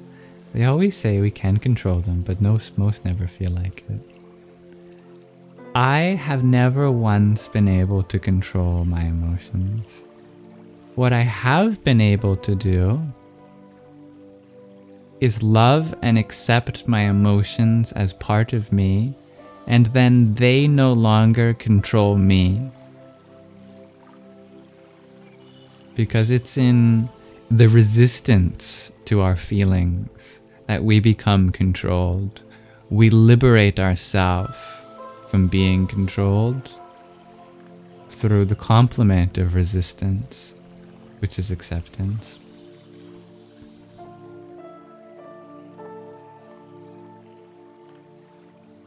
Do I work with anyone? Asks Lala Michelle. I don't know if you're asking if I have a job that has coworkers. But if you are asking in relation to what you shared about not feeling like you belong there, then that tells me that there's something that you don't feel is seen within you from your coworkers. And maybe that's a sign for you to explore other working environments. Or maybe that's a sign to sit down with one of your coworkers and express how you feel. Because you are absolutely allowed to express how you feel.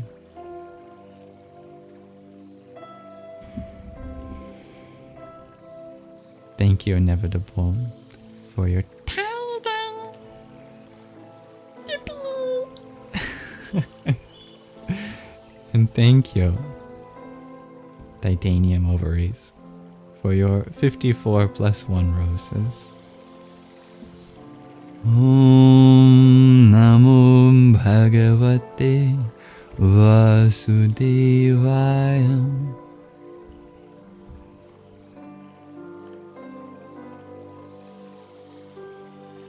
Dear Bree, you ask, what's my ethnicity? Am I actually Indian? No, I'd be a very white Indian if I was. No, I'm ethnically very Canadian. I think my grandparents and great-grandparents are from Ireland, Scotland, Norway, maybe Germany, according to my mom's DNA test. Yeah.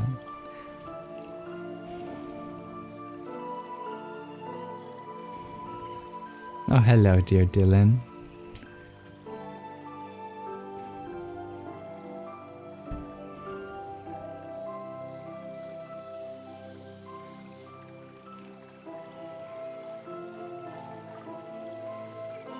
Dear Gregor G, do I have one of those sticks that looks like a short walking cane that holds up your arm? Ah, you are talking about a pranayama danda. You don't know how long I spent trying to find the name of that stick. I spent literally years trying to find the name of that stick. I could not Google search exactly what you said and find any results. One of those sticks that looks like a short walking kind that holds up your arm. It looks like a T, right? Finally, when I was reading The Hidden Power of Humans by Chakras, or About Chakra and Kundalini by Paramahansa Swami Mahāshivaratri, I realized that it's used for pranayama, and I knew the name of a cane or a stick was already danda, and that's when I put those two together. It's a pranayama danda, which means a stick, a danda for breath conduct, pranayama. I don't have one of those, but they're really useful for holding up your Māla beads while you chant as well, which I've been thinking about because some of our longer meditations, my arm gets so sore. Yeah. Now, where do you get a pranayama danda? I don't know, but I'm sure you could make one yourself pretty easily.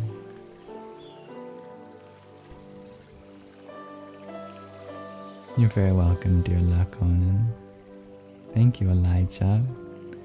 Dear Vodka, you ask, how are the avatars described like Hanuman as the avatar of Shiva? You want to understand? I am processing what this question means. How are the avatars described like Hanuman as the avatar of Shiva? Hanuman is an avatar of Shiva, yes, if that's the question. There are many different avatars of Shiva. Avatar means descension. Whenever you see the divine through a human being, you know, it's the divine descending through them.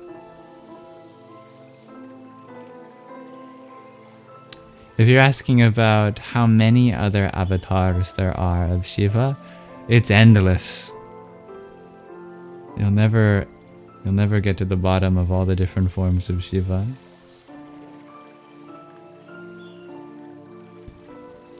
But the forms of the divine as described in India, it's like squares and rectangles. There's generalizations and specializations. The specializations take on new properties, or they specify.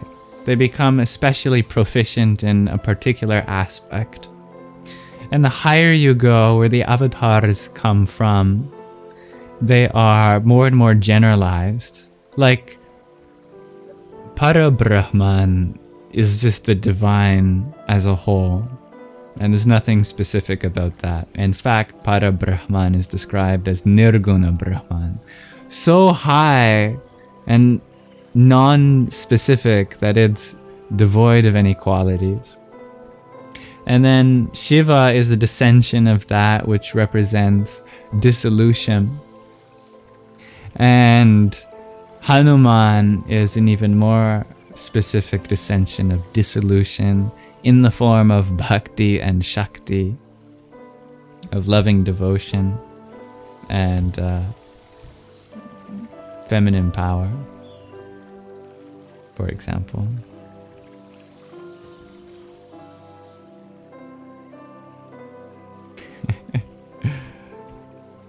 Goodbye, dear Ivanora. Ecliptic, you feel like you have so much to do but can't get yourself to do the most important stuff. Not sure why, or not sure how to address this and ensure these things get done. I have felt that way many times in my life, and I probably will feel that way. That's how I feel about laundry many days. Eventually you just do it. You know, and I've realized that the more you beat yourself up, nothing actually changes when it comes to getting things done.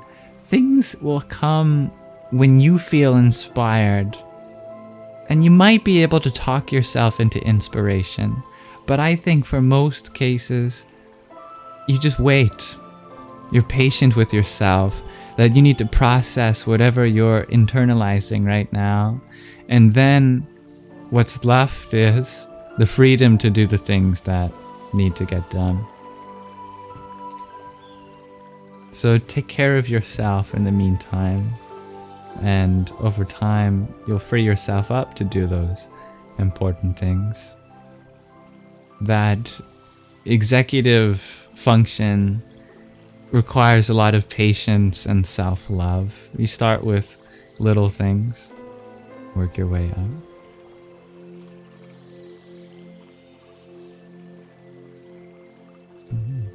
Dear Billy G, you're wondering who my guru is?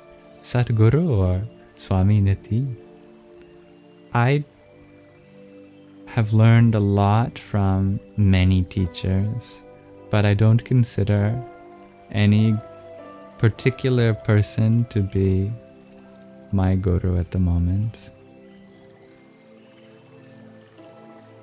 Dear Cliptic, you ask for tips on improving memory.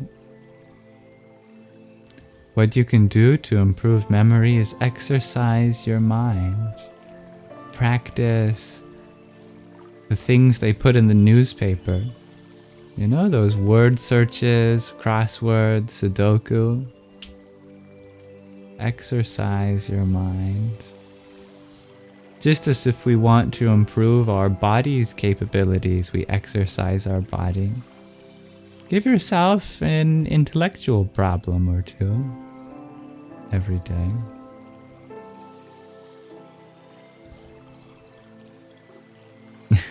I'm glad you found something to apply to your driving, dear Donsuela.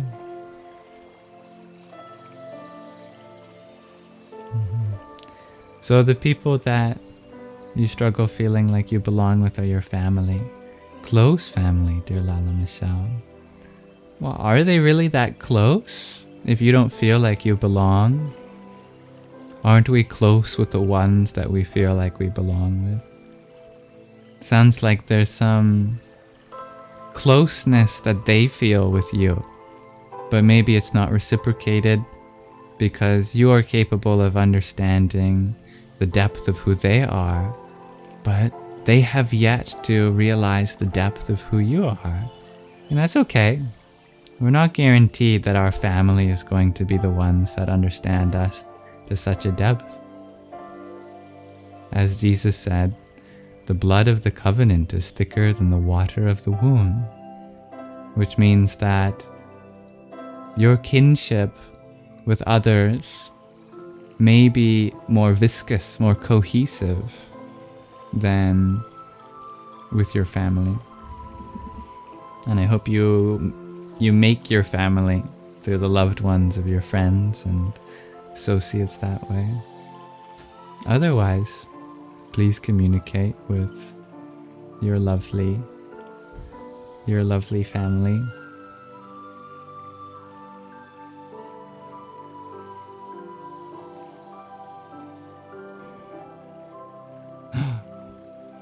Dear Gregor G, you share that your guitar is actually an open G right now, and that's banjo standard.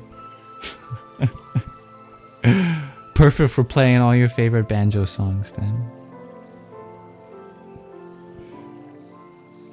Oh, I could have asked Mataji, couldn't I, Tatwamasi, what the name of that pranayama danda is. Do I speak Hindi, asks Rachel. Well, clearly enough to know what you were asking, but not enough to say yes to that question. Nahi. Nahi.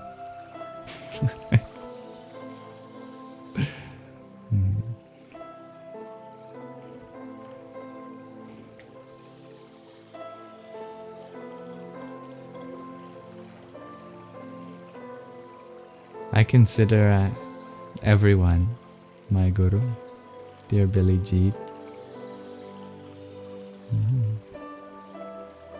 The gurus of all traditions.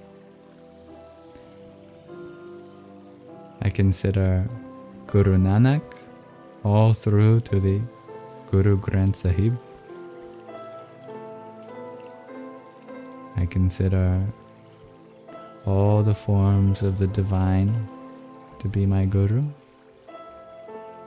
I consider my friends and family to be my guru. I consider the stories and the characters in them as a child to be my teachers.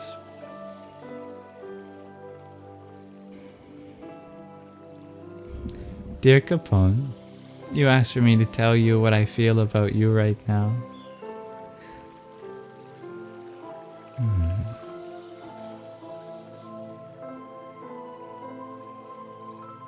I feel like deep down you know you are gifted, and that on the surface others may mistake you for not being so deeply feeling as you are, but you have such a depth of your emotions. You carry a lot of weight, and you are a blessing for helping others process what they're feeling.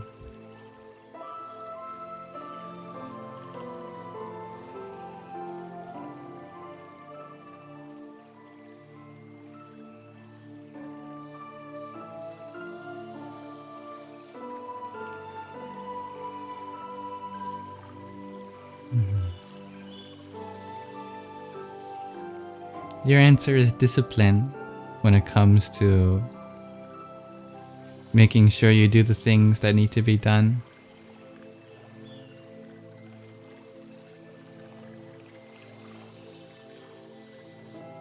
And to add to that, I will say, if you want to make your discipline more empowered, the best thing you can complement is forgiveness. When we forgive ourselves, we can jump back in on our routines that much faster. But yes, we will do a mantra very shortly, dear Titanium. Ecliptic, you share, if the brain is a muscle we work out, how do we rest after intellectual exercises? Do something meaningless.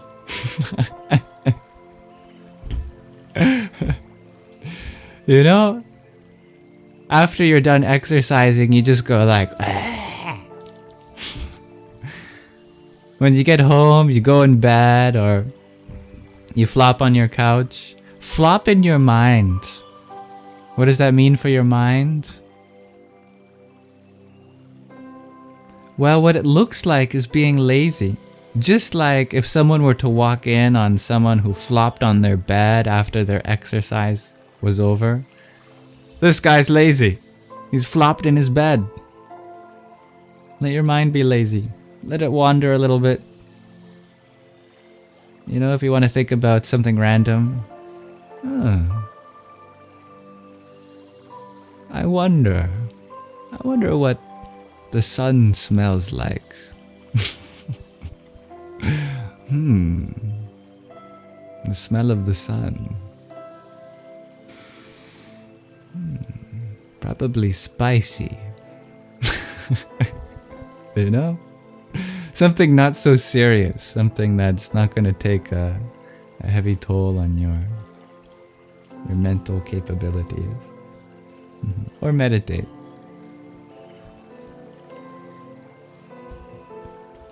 Dear Anmol Rajbir Singh, you ask, have I reached enlightenment? I hope I never do.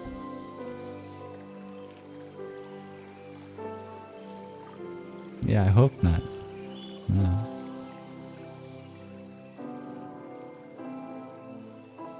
Thank you, Titanium,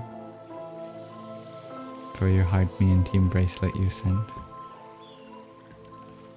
Om Khang Jahnavya Namah. Dan Hao Yu, thank you for your Heart Me.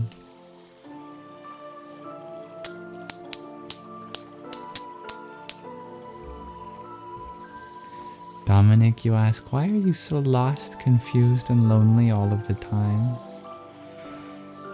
If you're lost, it's because you're searching for something. If you're confused, it's because you're balancing the weight of contradictory expectations.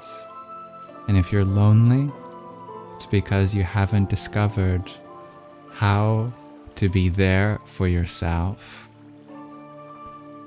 And you can bridge all of these things. Finding yourself. You won't be lost anymore. Staying with that self, being there for yourself, you won't feel so lonely. And taking from what you understand about yourself and applying that to your personal philosophy of life, you won't be so confused.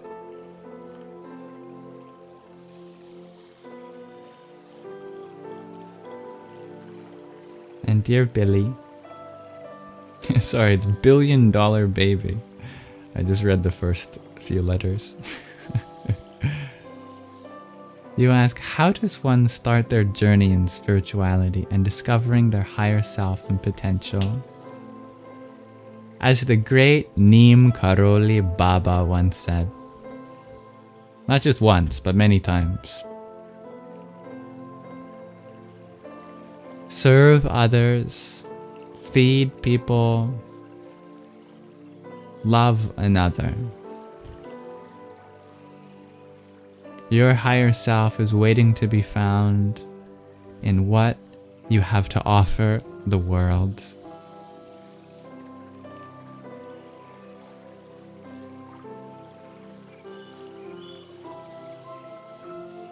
I like that, Gabriel. You liken discipline to an emotion, and it comes from resolve, the opposite of a wavering mind. I like that. Dear $1 billion baby, you ask, what is my religion? I don't have one, but if you have one, I wish you to continue on that path, as I believe that it's meant for you. If you want, you can choose any path that feels right for you. But I like to say that my religion is my humanity, and I appreciate the tapestry of spiritual traditions that our humanity has to offer. Dear Sugar, you're wondering, why did I delete a lot of my content? I deleted a lot of my content because it didn't make me happy to have it up on the internet anymore. And I was unhappy because, looking back on it, I didn't see myself in my own words. I saw a person that definitely was a part of my journey and still is a part of me. But I knew what place that person was speaking from. And although it was good intentioned, I had a lot of anger for the world. And a lot of my videos were a very unhealthy thing for me to do. Now, that's not to invalidate the genuine experience that many people benefited from. And that's something I couldn't be more amazed by, is how many people ask me this question, because I never even thought that my videos had such a profound effect on others. So I respect and honor that.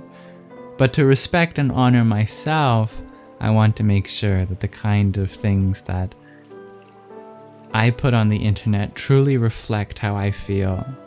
And if my feelings change, I might change the way I use my digital sphere to hold space for my journey. And if you want to know more about that, there's a frequently asked questions page where I can go a little more deeper in the link tree in my bio, and perhaps some questions there and their corresponding answers might complement you.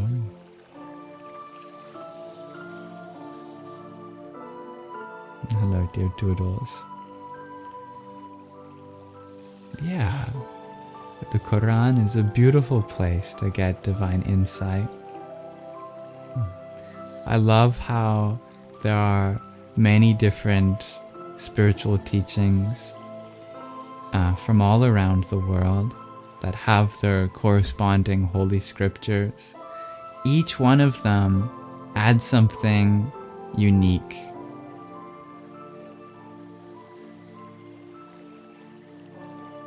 One of my favorite parts of the Quran is the many different names for Allah and how we can understand our source through so many different perspectives. You know, all loving, all merciful, infinite potential, that which pervades everything, that which is the seed of all causes. When they're translated into English. I don't know the Arabic.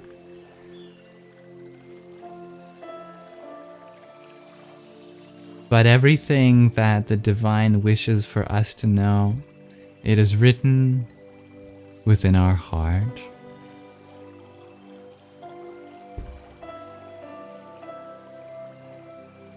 You have a beautiful question, Amber.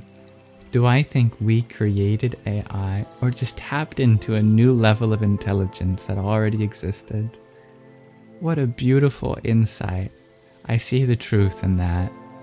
Yeah, it's all the same universe and its inherent intelligence, just waking up to itself in a different way.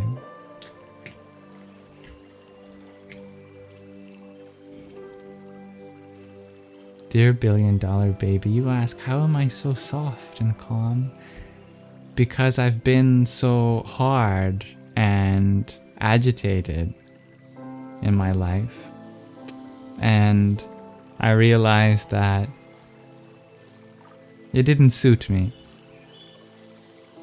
My own abrasiveness and agitation did not truly express who I was. It was an expression of where I was at the time in my journey, and that's valid. But my journey has led me to realize that this world, most of all, needs a little more softness and calmness in it. And I am honored to do my best to mirror those things. Thank you, dear Buzzy. Happy Mahāshivaratri.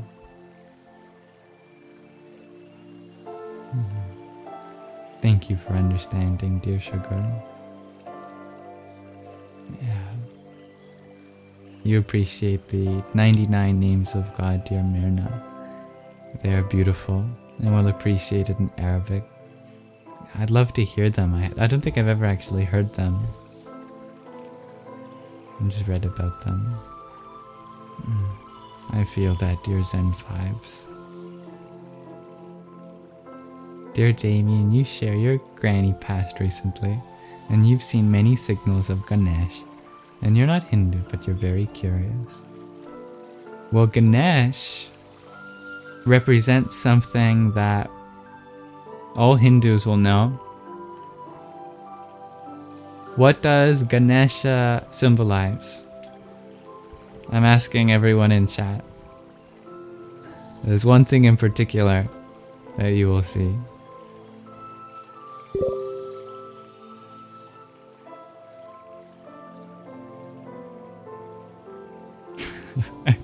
Okay, maybe one thing in particular expressed in many ways.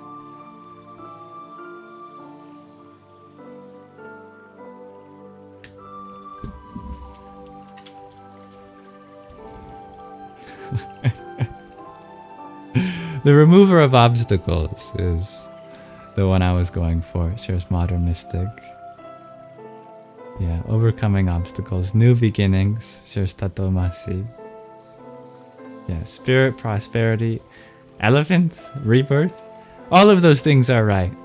But yes, Ganesha is often invoked in new beginnings because A new journey may come with many obstacles that are not foreseen, and you call upon Ganesha to help remove them.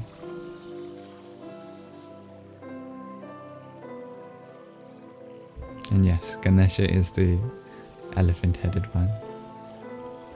Om Gang Ganapataye Namaha. So, perhaps this is a sign, dear Demian,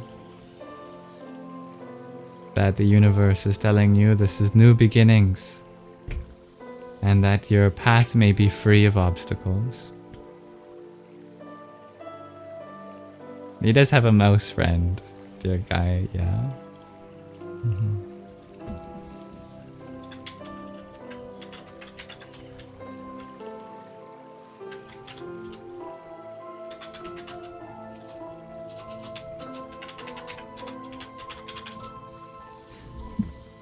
Sorry, just responding to someone. When Miyananda asked to send me a poem on Telegram since it wouldn't fit, I put it up on my second screen here. And when someone sent me a message, I thought I might as well respond now that it's up. So that's what, if you heard the notification. I like how everyone knows it's a Yamsox. Thank you, dear Betty, for your heart beam. Om Namo Buddhaya. Now, yes, I would love to end this live stream, and I'd love to do so with a meditation, especially fitting for today and Mahāshivaratri. So allow me to transition.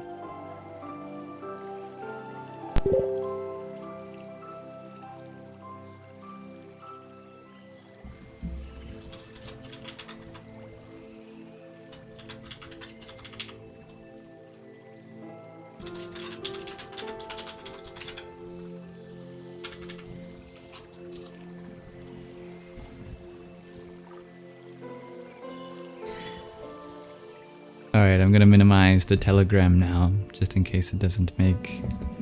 or just in case it makes any more noises.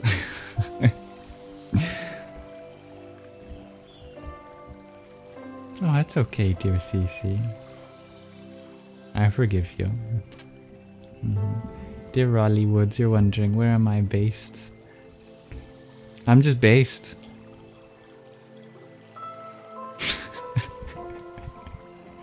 No, I live in Canada.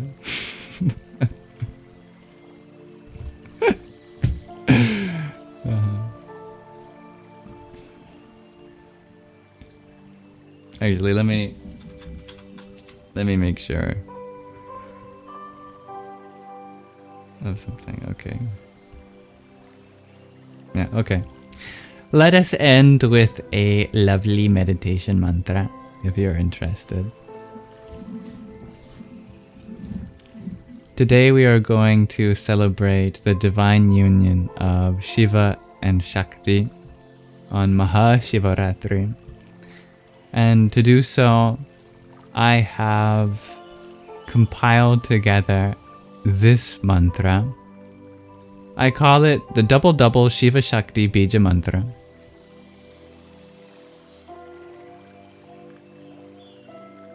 I wrote a little something to him. As we prepare to close this sacred gathering on Mahāshivaratri, let's come together in the power of sound, in the vibration of mantra, to honor Shiva, the ever-dancing, ever-still presence within and without, who wouldn't be complete without Shakti.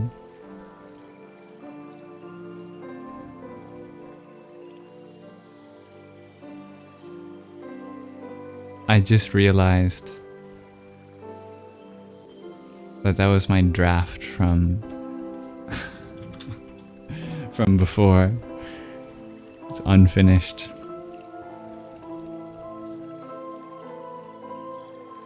That wasn't what I was writing. 1 second. No, this is what I wrote. Okay. Let me say that again.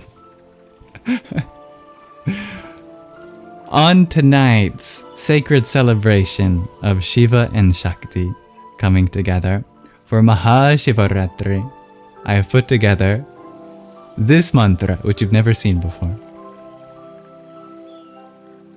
I wrote a little something for it.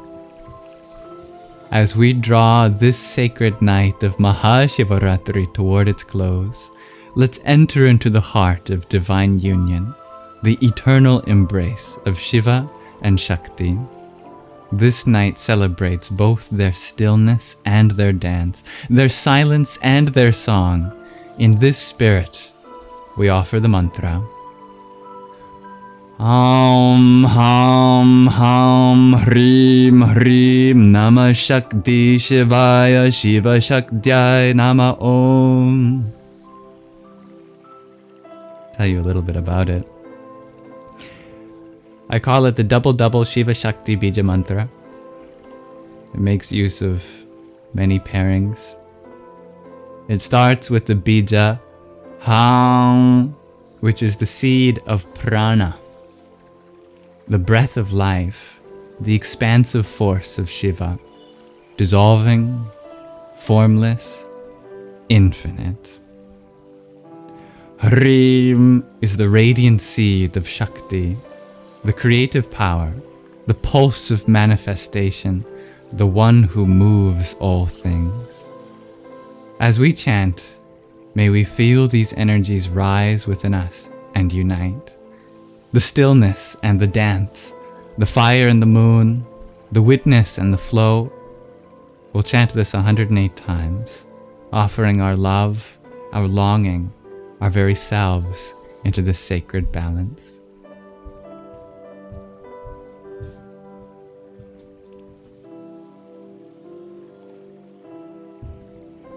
I've added some pronunciation tips.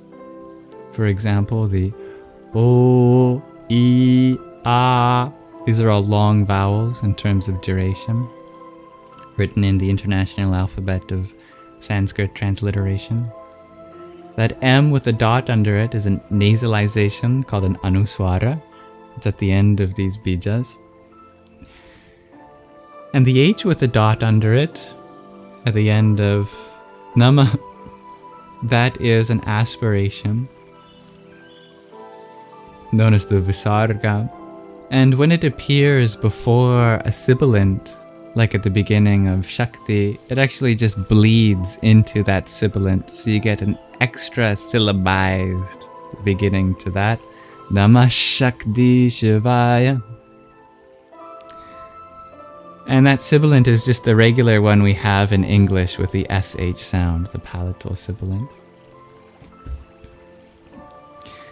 And you might notice that this word, Namah, it appears without a Visarga before Om. Technically it's still there, but according to a grammatical rule called Sandhi, when a Visarga follows an Akara and precedes an Okara, it drops. So it stops existing. So that's why I've just decided not to include it, because it wouldn't be pronounced anyway. But it's the same word, just with a different effect of the breath joining with the Om at the end.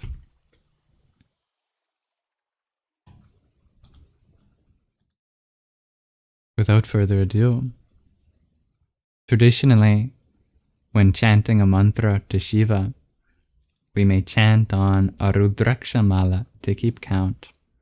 Now, if only I had one I wasn't wearing. Instead, I'll take the Māla which is around your neck. Thank you for energizing.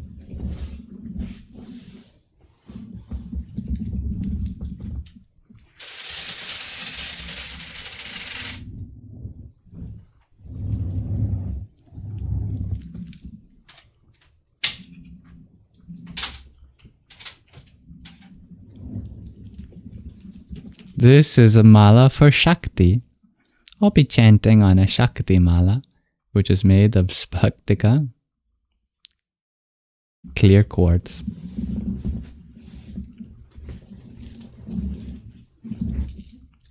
And if you're interested to know what this means, it's a little difficult to translate it literally, because it's mostly just sacred sounds arranged in a specific sequence.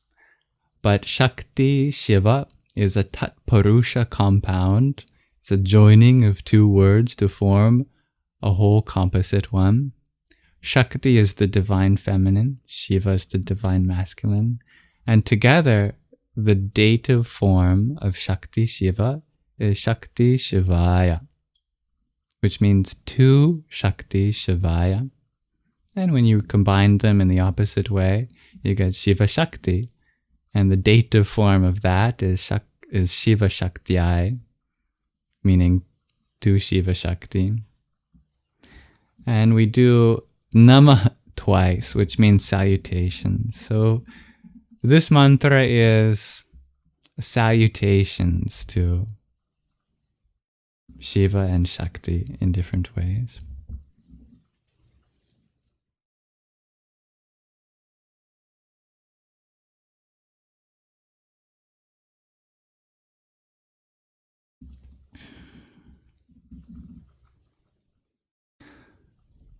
Aum Ham Ham Hrim Hrim Namah Shakti Shivaya Shiva-Shaktyai Nama Om. Om Ham Ham Hrim Hrim Namah Shakti Shivaya Shiva-Shaktyai Nama Om. Om Ham Ham Hrim Hrim Namah Shakti Shivaya Shiva-Shaktyai Nama Om. Om Ham Ham Hrim Hrim Namah Shakti Shivaya Shiva-Shaktyai Nama Om.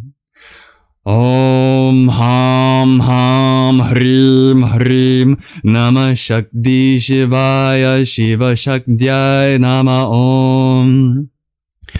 Om Ham Ham Hrim Hrim Namah Shakti Shivaya Shiva-Shaktyai Nama Om. Om Ham Ham Hrim Hrim Namah Shakti Shivaya Shiva-Shaktyai Nama Om. Om Ham Ham Hrim Hrim Namah Shakti Shivaya Shiva-Shaktyai Nama Om. Om Ham Ham Hrim Hrim Namah Shakti Shivaya Shiva-Shaktyai Nama Om. Om Ham Ham Hrim Hrim Namah Shakti Shivaya Shiva-Shaktyai Nama Om. Om Ham Ham Hrim Hrim Namah Shakti Shivaya Shiva-Shaktyai Nama Om. Om Ham Ham Hrim Hrim Namah Shakti Shivaya Shiva-Shaktyai Nama Om. Om Ham Ham Hrim Hrim Namah Shakti Shivaya Shiva-Shaktyai Nama Om.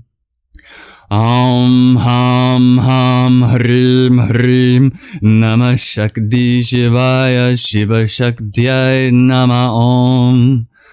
Om Ham Ham Hrim Hrim Namah Shakti Shivaya Shiva-Shaktyai Nama Om. Om Ham Ham Hrim Hrim Namah Shakti Shivaya Shiva-Shaktyai Nama Om. Om Ham Ham Hrim Hrim Namah Shakti Shivaya Shiva-Shaktyai Nama Om. Om Ham Ham Hrim Hrim Namah Shakti Shivaya Shiva-Shaktyai Nama Om. Om Ham Ham Hrim Hrim Namah Shakti Shivaya Shiva-Shaktyai Nama Om. Om Ham Ham Ham Hrim Hrim Namah Shakti Shivaya Shiva-Shakti Nama Om. Om Ham Ham Hrim Hrim Namah Shakti Shivaya Shiva-Shakti Nama Om. Om Ham Ham Hrim Hrim Namah Shakti Shivaya Shiva-Shakti Nama Om. Om Ham Ham Hrim Hrim Namah Shakti Shivaya Shiva-Shakti Nama Om. Om Ham Ham Hrim Hrim Namah Shakti Shivaya Shiva-Shakti Nama Om. Om Ham Ham Hrim Hrim Namah Shakti Shivaya Shiva-Shakti Nama Om. Om Ham Ham Hrim Hrim Namah Shakti Shivaya Shiva-Shakti Nama Om. Om Ham Ham Hrim Hrim Namah Shakti Shivaya Shiva-Shakti Nama Om. Om Ham Ham Hrim Hrim Namah Shakti Shivaya Shiva-Shakti Nama Om. Om Ham Ham Hrim Hrim Namah Shakti Shivaya Shiva-Shakti Nama Om. Om Ham Ham Hrim Hrim Namah Shakti Shivaya Shiva-Shakti Nama Om. Om Ham Ham Hrim Hrim Namah Shakti Shivaya Shiva-Shakti Nama Om. Om Ham Ham Hrim Hrim Namah Shakti Shivaya Shiva-Shakti Nama Om. Om Ham Ham Hrim Hrim Namah Shakti Shivaya Shiva-Shakti Nama Om. Om Ham Ham Hrim Hrim Namah Shakti Shivaya Shiva-Shakti Nama Om. Om Ham Ham Hrim Hrim Namah Shakti Shivaya Shiva-Shakti Nama Om.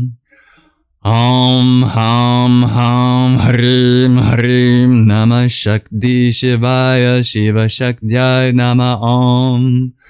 Om Ham Ham Hrim Hrim Namah Shakti Shivaya Shiva-Shakti Nama Om.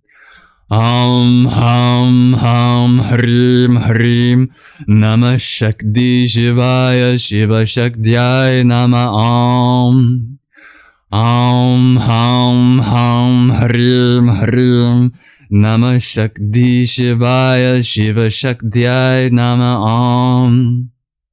Om Ham Ham Hrim Hrim Namah Shakti Shivaya Shiva-Shakti Nama Om. Om Ham Ham Hrim Hrim Namah Shakti Shivaya Shiva-Shakti Nama Om. Om Ham Ham Hrim Hrim Namah Shakti Shivaya Shiva-Shakti Nama Om. Om Ham Ham Hrim Hrim Namah Shakti Shivaya Shiva-Shakti Nama Om. Om Ham Ham Hrim Hrim Namah Shakti Shivaya Shiva-Shakti Nama Om. Om Ham Ham Hrim Hrim Namah Shakti Shivaya Shiva-Shakti Nama Om. Om Ham Ham Hrim Hrim Namah Shakti Shivaya Shiva-Shakti Nama Om. Om Ham Ham Hrim Hrim Namah Shakti Shivaya Shiva-Shakti Nama Om. Om Ham Ham Hrim Hrim Namah Shakti Shivaya Shiva-Shakti Nama Om. Om Ham Ham Harim Harim Namah Shakti Shivaya Shiva-Shaktyaya Namah Om. Om Ham Ham Harim Harim Namah Shakti Shivaya Shiva-Shaktyaya Namah Om. Om Ham Ham Harim Harim Namah Shakti Shivaya Shiva-Shaktyaya Namah Om. Om Ham Ham Harim Harim Namah Shakti Shivaya Shiva-Shaktyaya Namah Om. Om Ham Ham Harim Harim Namah Shakti Shivaya Shiva-Shaktyaya Namah Om. Om Ham Ham Harim Harim Namah Shakti Shivaya Shiva-Shaktyaya Namah Om. Om Ham Ham Harim Harim Namah Shakti Shivaya Shiva-Shaktyaya Namah Om. Om Ham Ham Harim Harim Namah Shakti Shivaya Shiva-Shaktyaya Namah Om. Om Ham Ham Harim Harim Namah Shakti Shivaya Shiva-Shaktyaya Namah Om.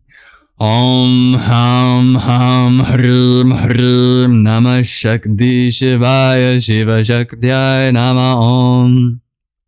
Om Ham Ham Harim Harim Namah Shakti Shivaya Shiva-Shaktyaya Namah Om.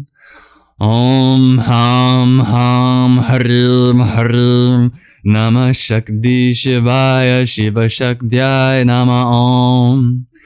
Om Ham Ham Harim Harim Namah Shakti Shivaya Shiva-Shaktyaya Namah Om. Om Ham Ham Harim Harim Namah Shakti Shivaya Shiva-Shaktyaya Namah Om.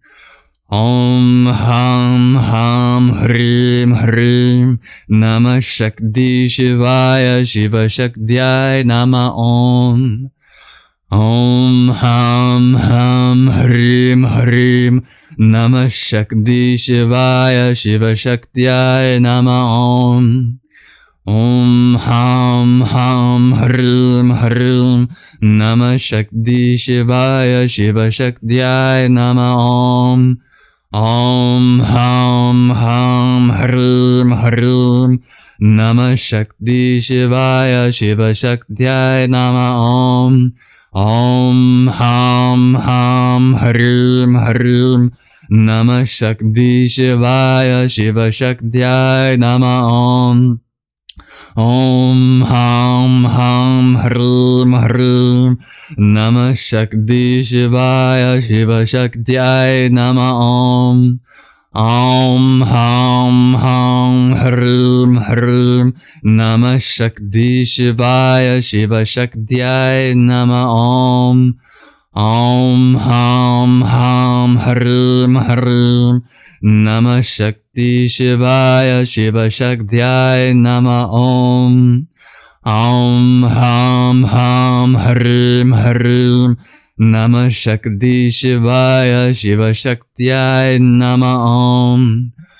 Om Ham Ham Harim Harim Namah Shakti Shivaya Shiva-Shaktyaya Namah Om. Om Ham Ham Harim Harim Namah Shakti Shivaya Shiva-Shaktyaya Namah Om. Om Ham Ham Harim Harim Namah Shakti Shivaya Shiva-Shaktyaya Namah Om. Om Ham Ham Harim Harim Namah Shakti Shivaya Shiva-Shaktyaya Namah Om. Om Ham Ham Harim Harim Namah Shakti Shivaya Shiva-Shaktyaya Namah Om. Om Ham Ham Harim Harim Namah Shakti Shivaya Shiva-Shaktyaya Namah Om. Om Ham Ham Harim Harim Namah Shakti Shivaya Shiva-Shaktyaya Namah Om. Om Ham Ham Hrim Hrim Namah Shakti Shivaya Shiva-Shakti Nama Om. Om Ham Ham Hrim Hrim Namah Shakti Shivaya Shiva-Shakti Nama Om. Om Ham Ham Hrim Hrim Namah Shakti Shivaya Shiva-Shakti Nama Om. Om Ham Ham Hrim Hrim Namah Shakti Shivaya Shiva-Shakti Nama Om. Om Ham Ham Hrim Hrim Namah Shakti Shivaya Shiva-Shakti Nama Om. Om Ham Ham Hrim Hrim Namah Shakti Shivaya Shiva-Shakti Nama Om. Om Ham Ham Hrim Hrim Namah Shakti Shivaya Shiva-Shakti Nama Om.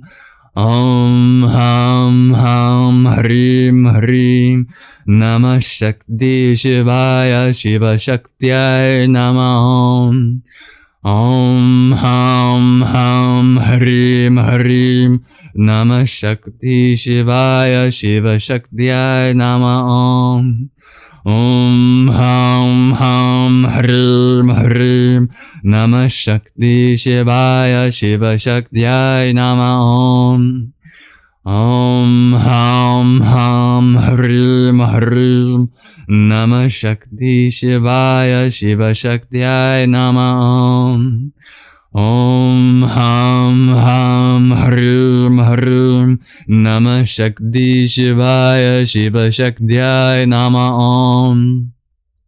Om Ham Ham Hrim Hrim Namah Shakti Shivaya Shiva-Shakti Nama Om. Om Ham Ham Hrim Hrim Namah Shakti Shivaya Shiva-Shakti Nama Om. Om Ham Ham Hrim Hrim Namah Shakti Shivaya Shiva-Shakti Nama Om. Om Ham Ham Hrim Hrim Namah Shakti Shivaya Shiva-Shakti Nama Om. Om Ham Ham Hrim Hrim Namah Shakti Shivaya Shiva-Shakti Nama Om. Om Ham Ham Hrim Hrim Namah Shakti Shivaya Shiva-Shakti Nama Om. Om Ham Ham Hrim Hrim Namah Shakti Shivaya Shiva-Shakti Nama Om.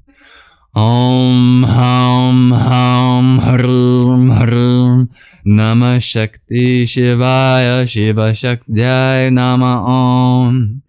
Om Ham Ham Hrim Hrim Namah Shakti Shivaya Shiva-Shakti Nama Om. Om Ham Ham Hrim Hrim Namah Shakti Shivaya Shiva-Shakti Nama Om. Om Ham Ham Hrim Hrim Namah Shakti Shivaya Shiva-Shakti Nama Om. Om Ham Ham Hrim Hrim Namah Shakti Shivaya Shiva-Shakti Nama Om. Om Ham Ham Hrim Hrim Namah Shakti Shivaya Shiva-Shakti Nama Om. Om Ham Ham Hrim Hrim Namah Shakti Shivaya Shiva-Shakti Nama Om. Om Ham Ham Hrim Hrim Namah Shakti Shivaya Shiva-Shakti Nama Om. Om Ham Ham Hrim Hrim Namah Shakti Shivaya Shiva-Shakti Nama Om. Om Ham Hrim Hrim Namah Shakti Shivaya Shiva-Shakti Nama Om.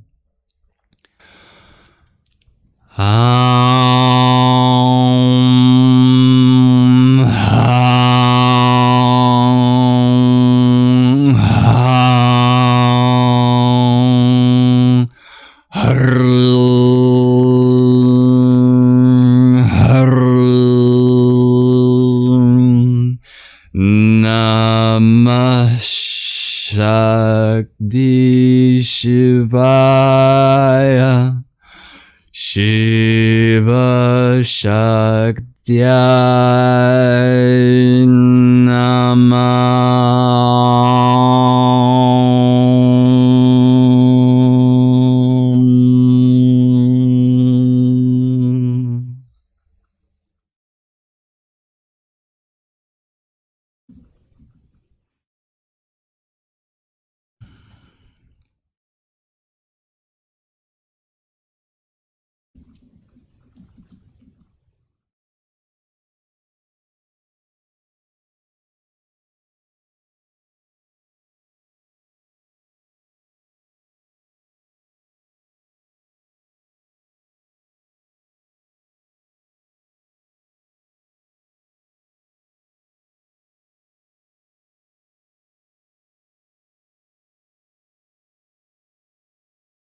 Om. Salutations to Shiva, salutations to Shakti.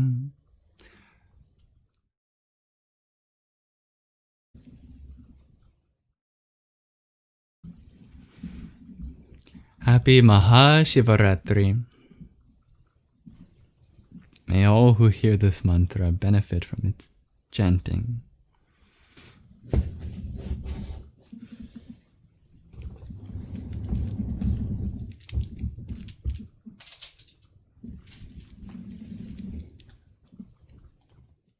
Namaste. That concludes our meditation. Thank you very much for participating in today's live stream.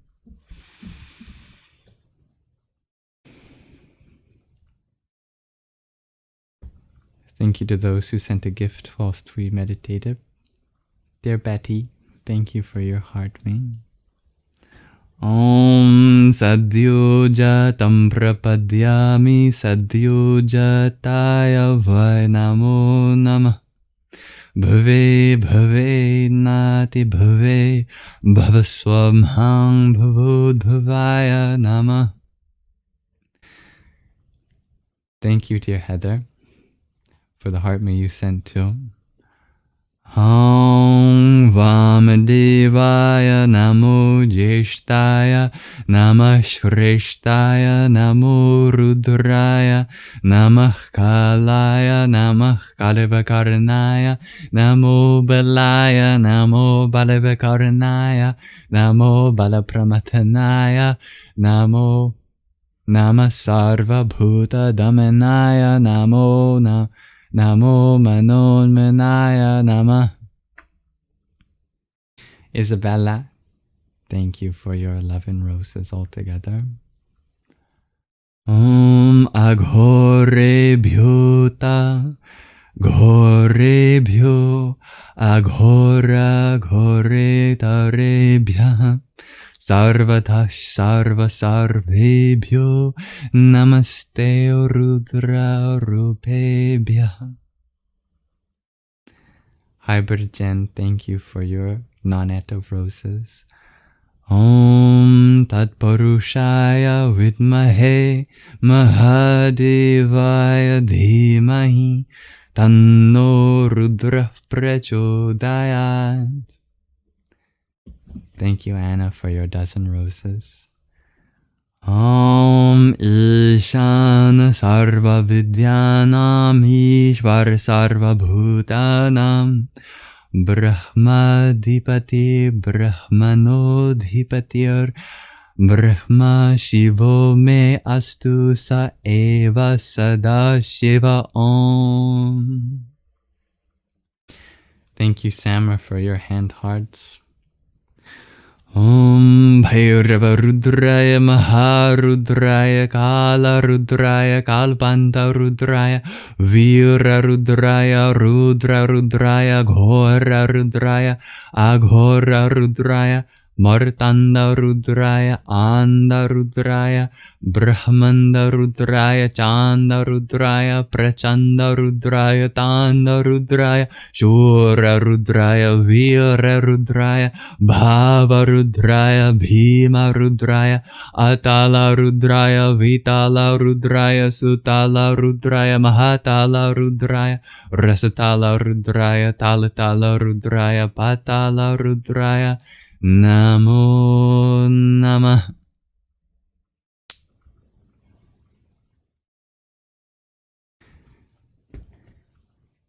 Thank you for another trio of roses from you, dear Hybrid Gem. And thank you for your hand hearts, dear Isabella. Thank you, dear Moon Shadow, for your 16 roses. Om Som Somaya Namah. And Dancing Aurora Borealis, thank you for your hearts. Om Som Suryaya Namah. Thank you, everyone, for being here.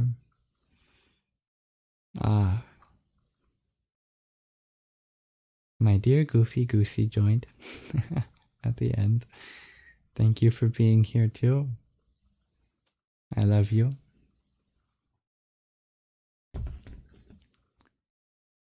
May this live stream be an offering to the divinity within you. Om Asato Ma Sadgamayam Tamaso Ma Jyotirgamayam Mrityor Ma Mritangamayam. Om Shanti Shanti Shanti. Lead us from the unreal to the real, from darkness to the light, from death to deathlessness. May there be peace in us, may there be peace in our environment, and may there be peace in the forces that act on us.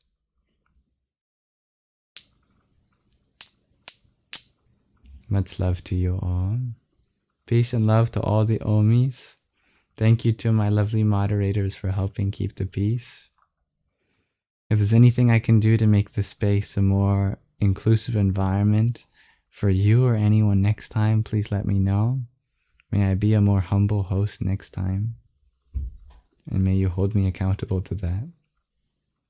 Thank you, Gina. Infinite love, Mads.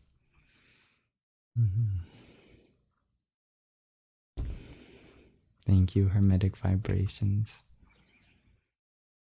Thank you for being here, Don Suela. I'm glad you and your baby could listen. Dear. Is it I'm Aliyah? Or is it all one word? Imalia. Imachlia.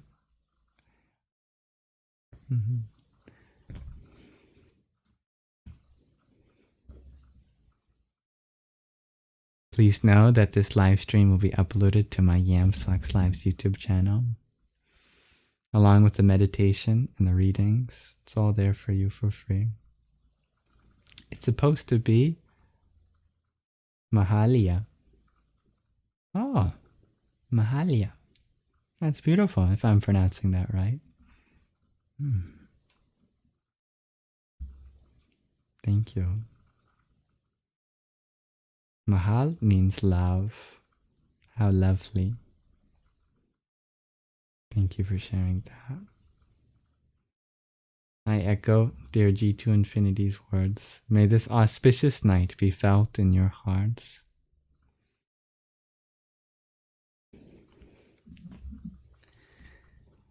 If you are interested to know about some of the ways to celebrate Mahāshivaratri, one common way is to stay up all night. So if ever you had a green light to stay up all night, you can say it's for the divine. We'll see if I make it all through the night.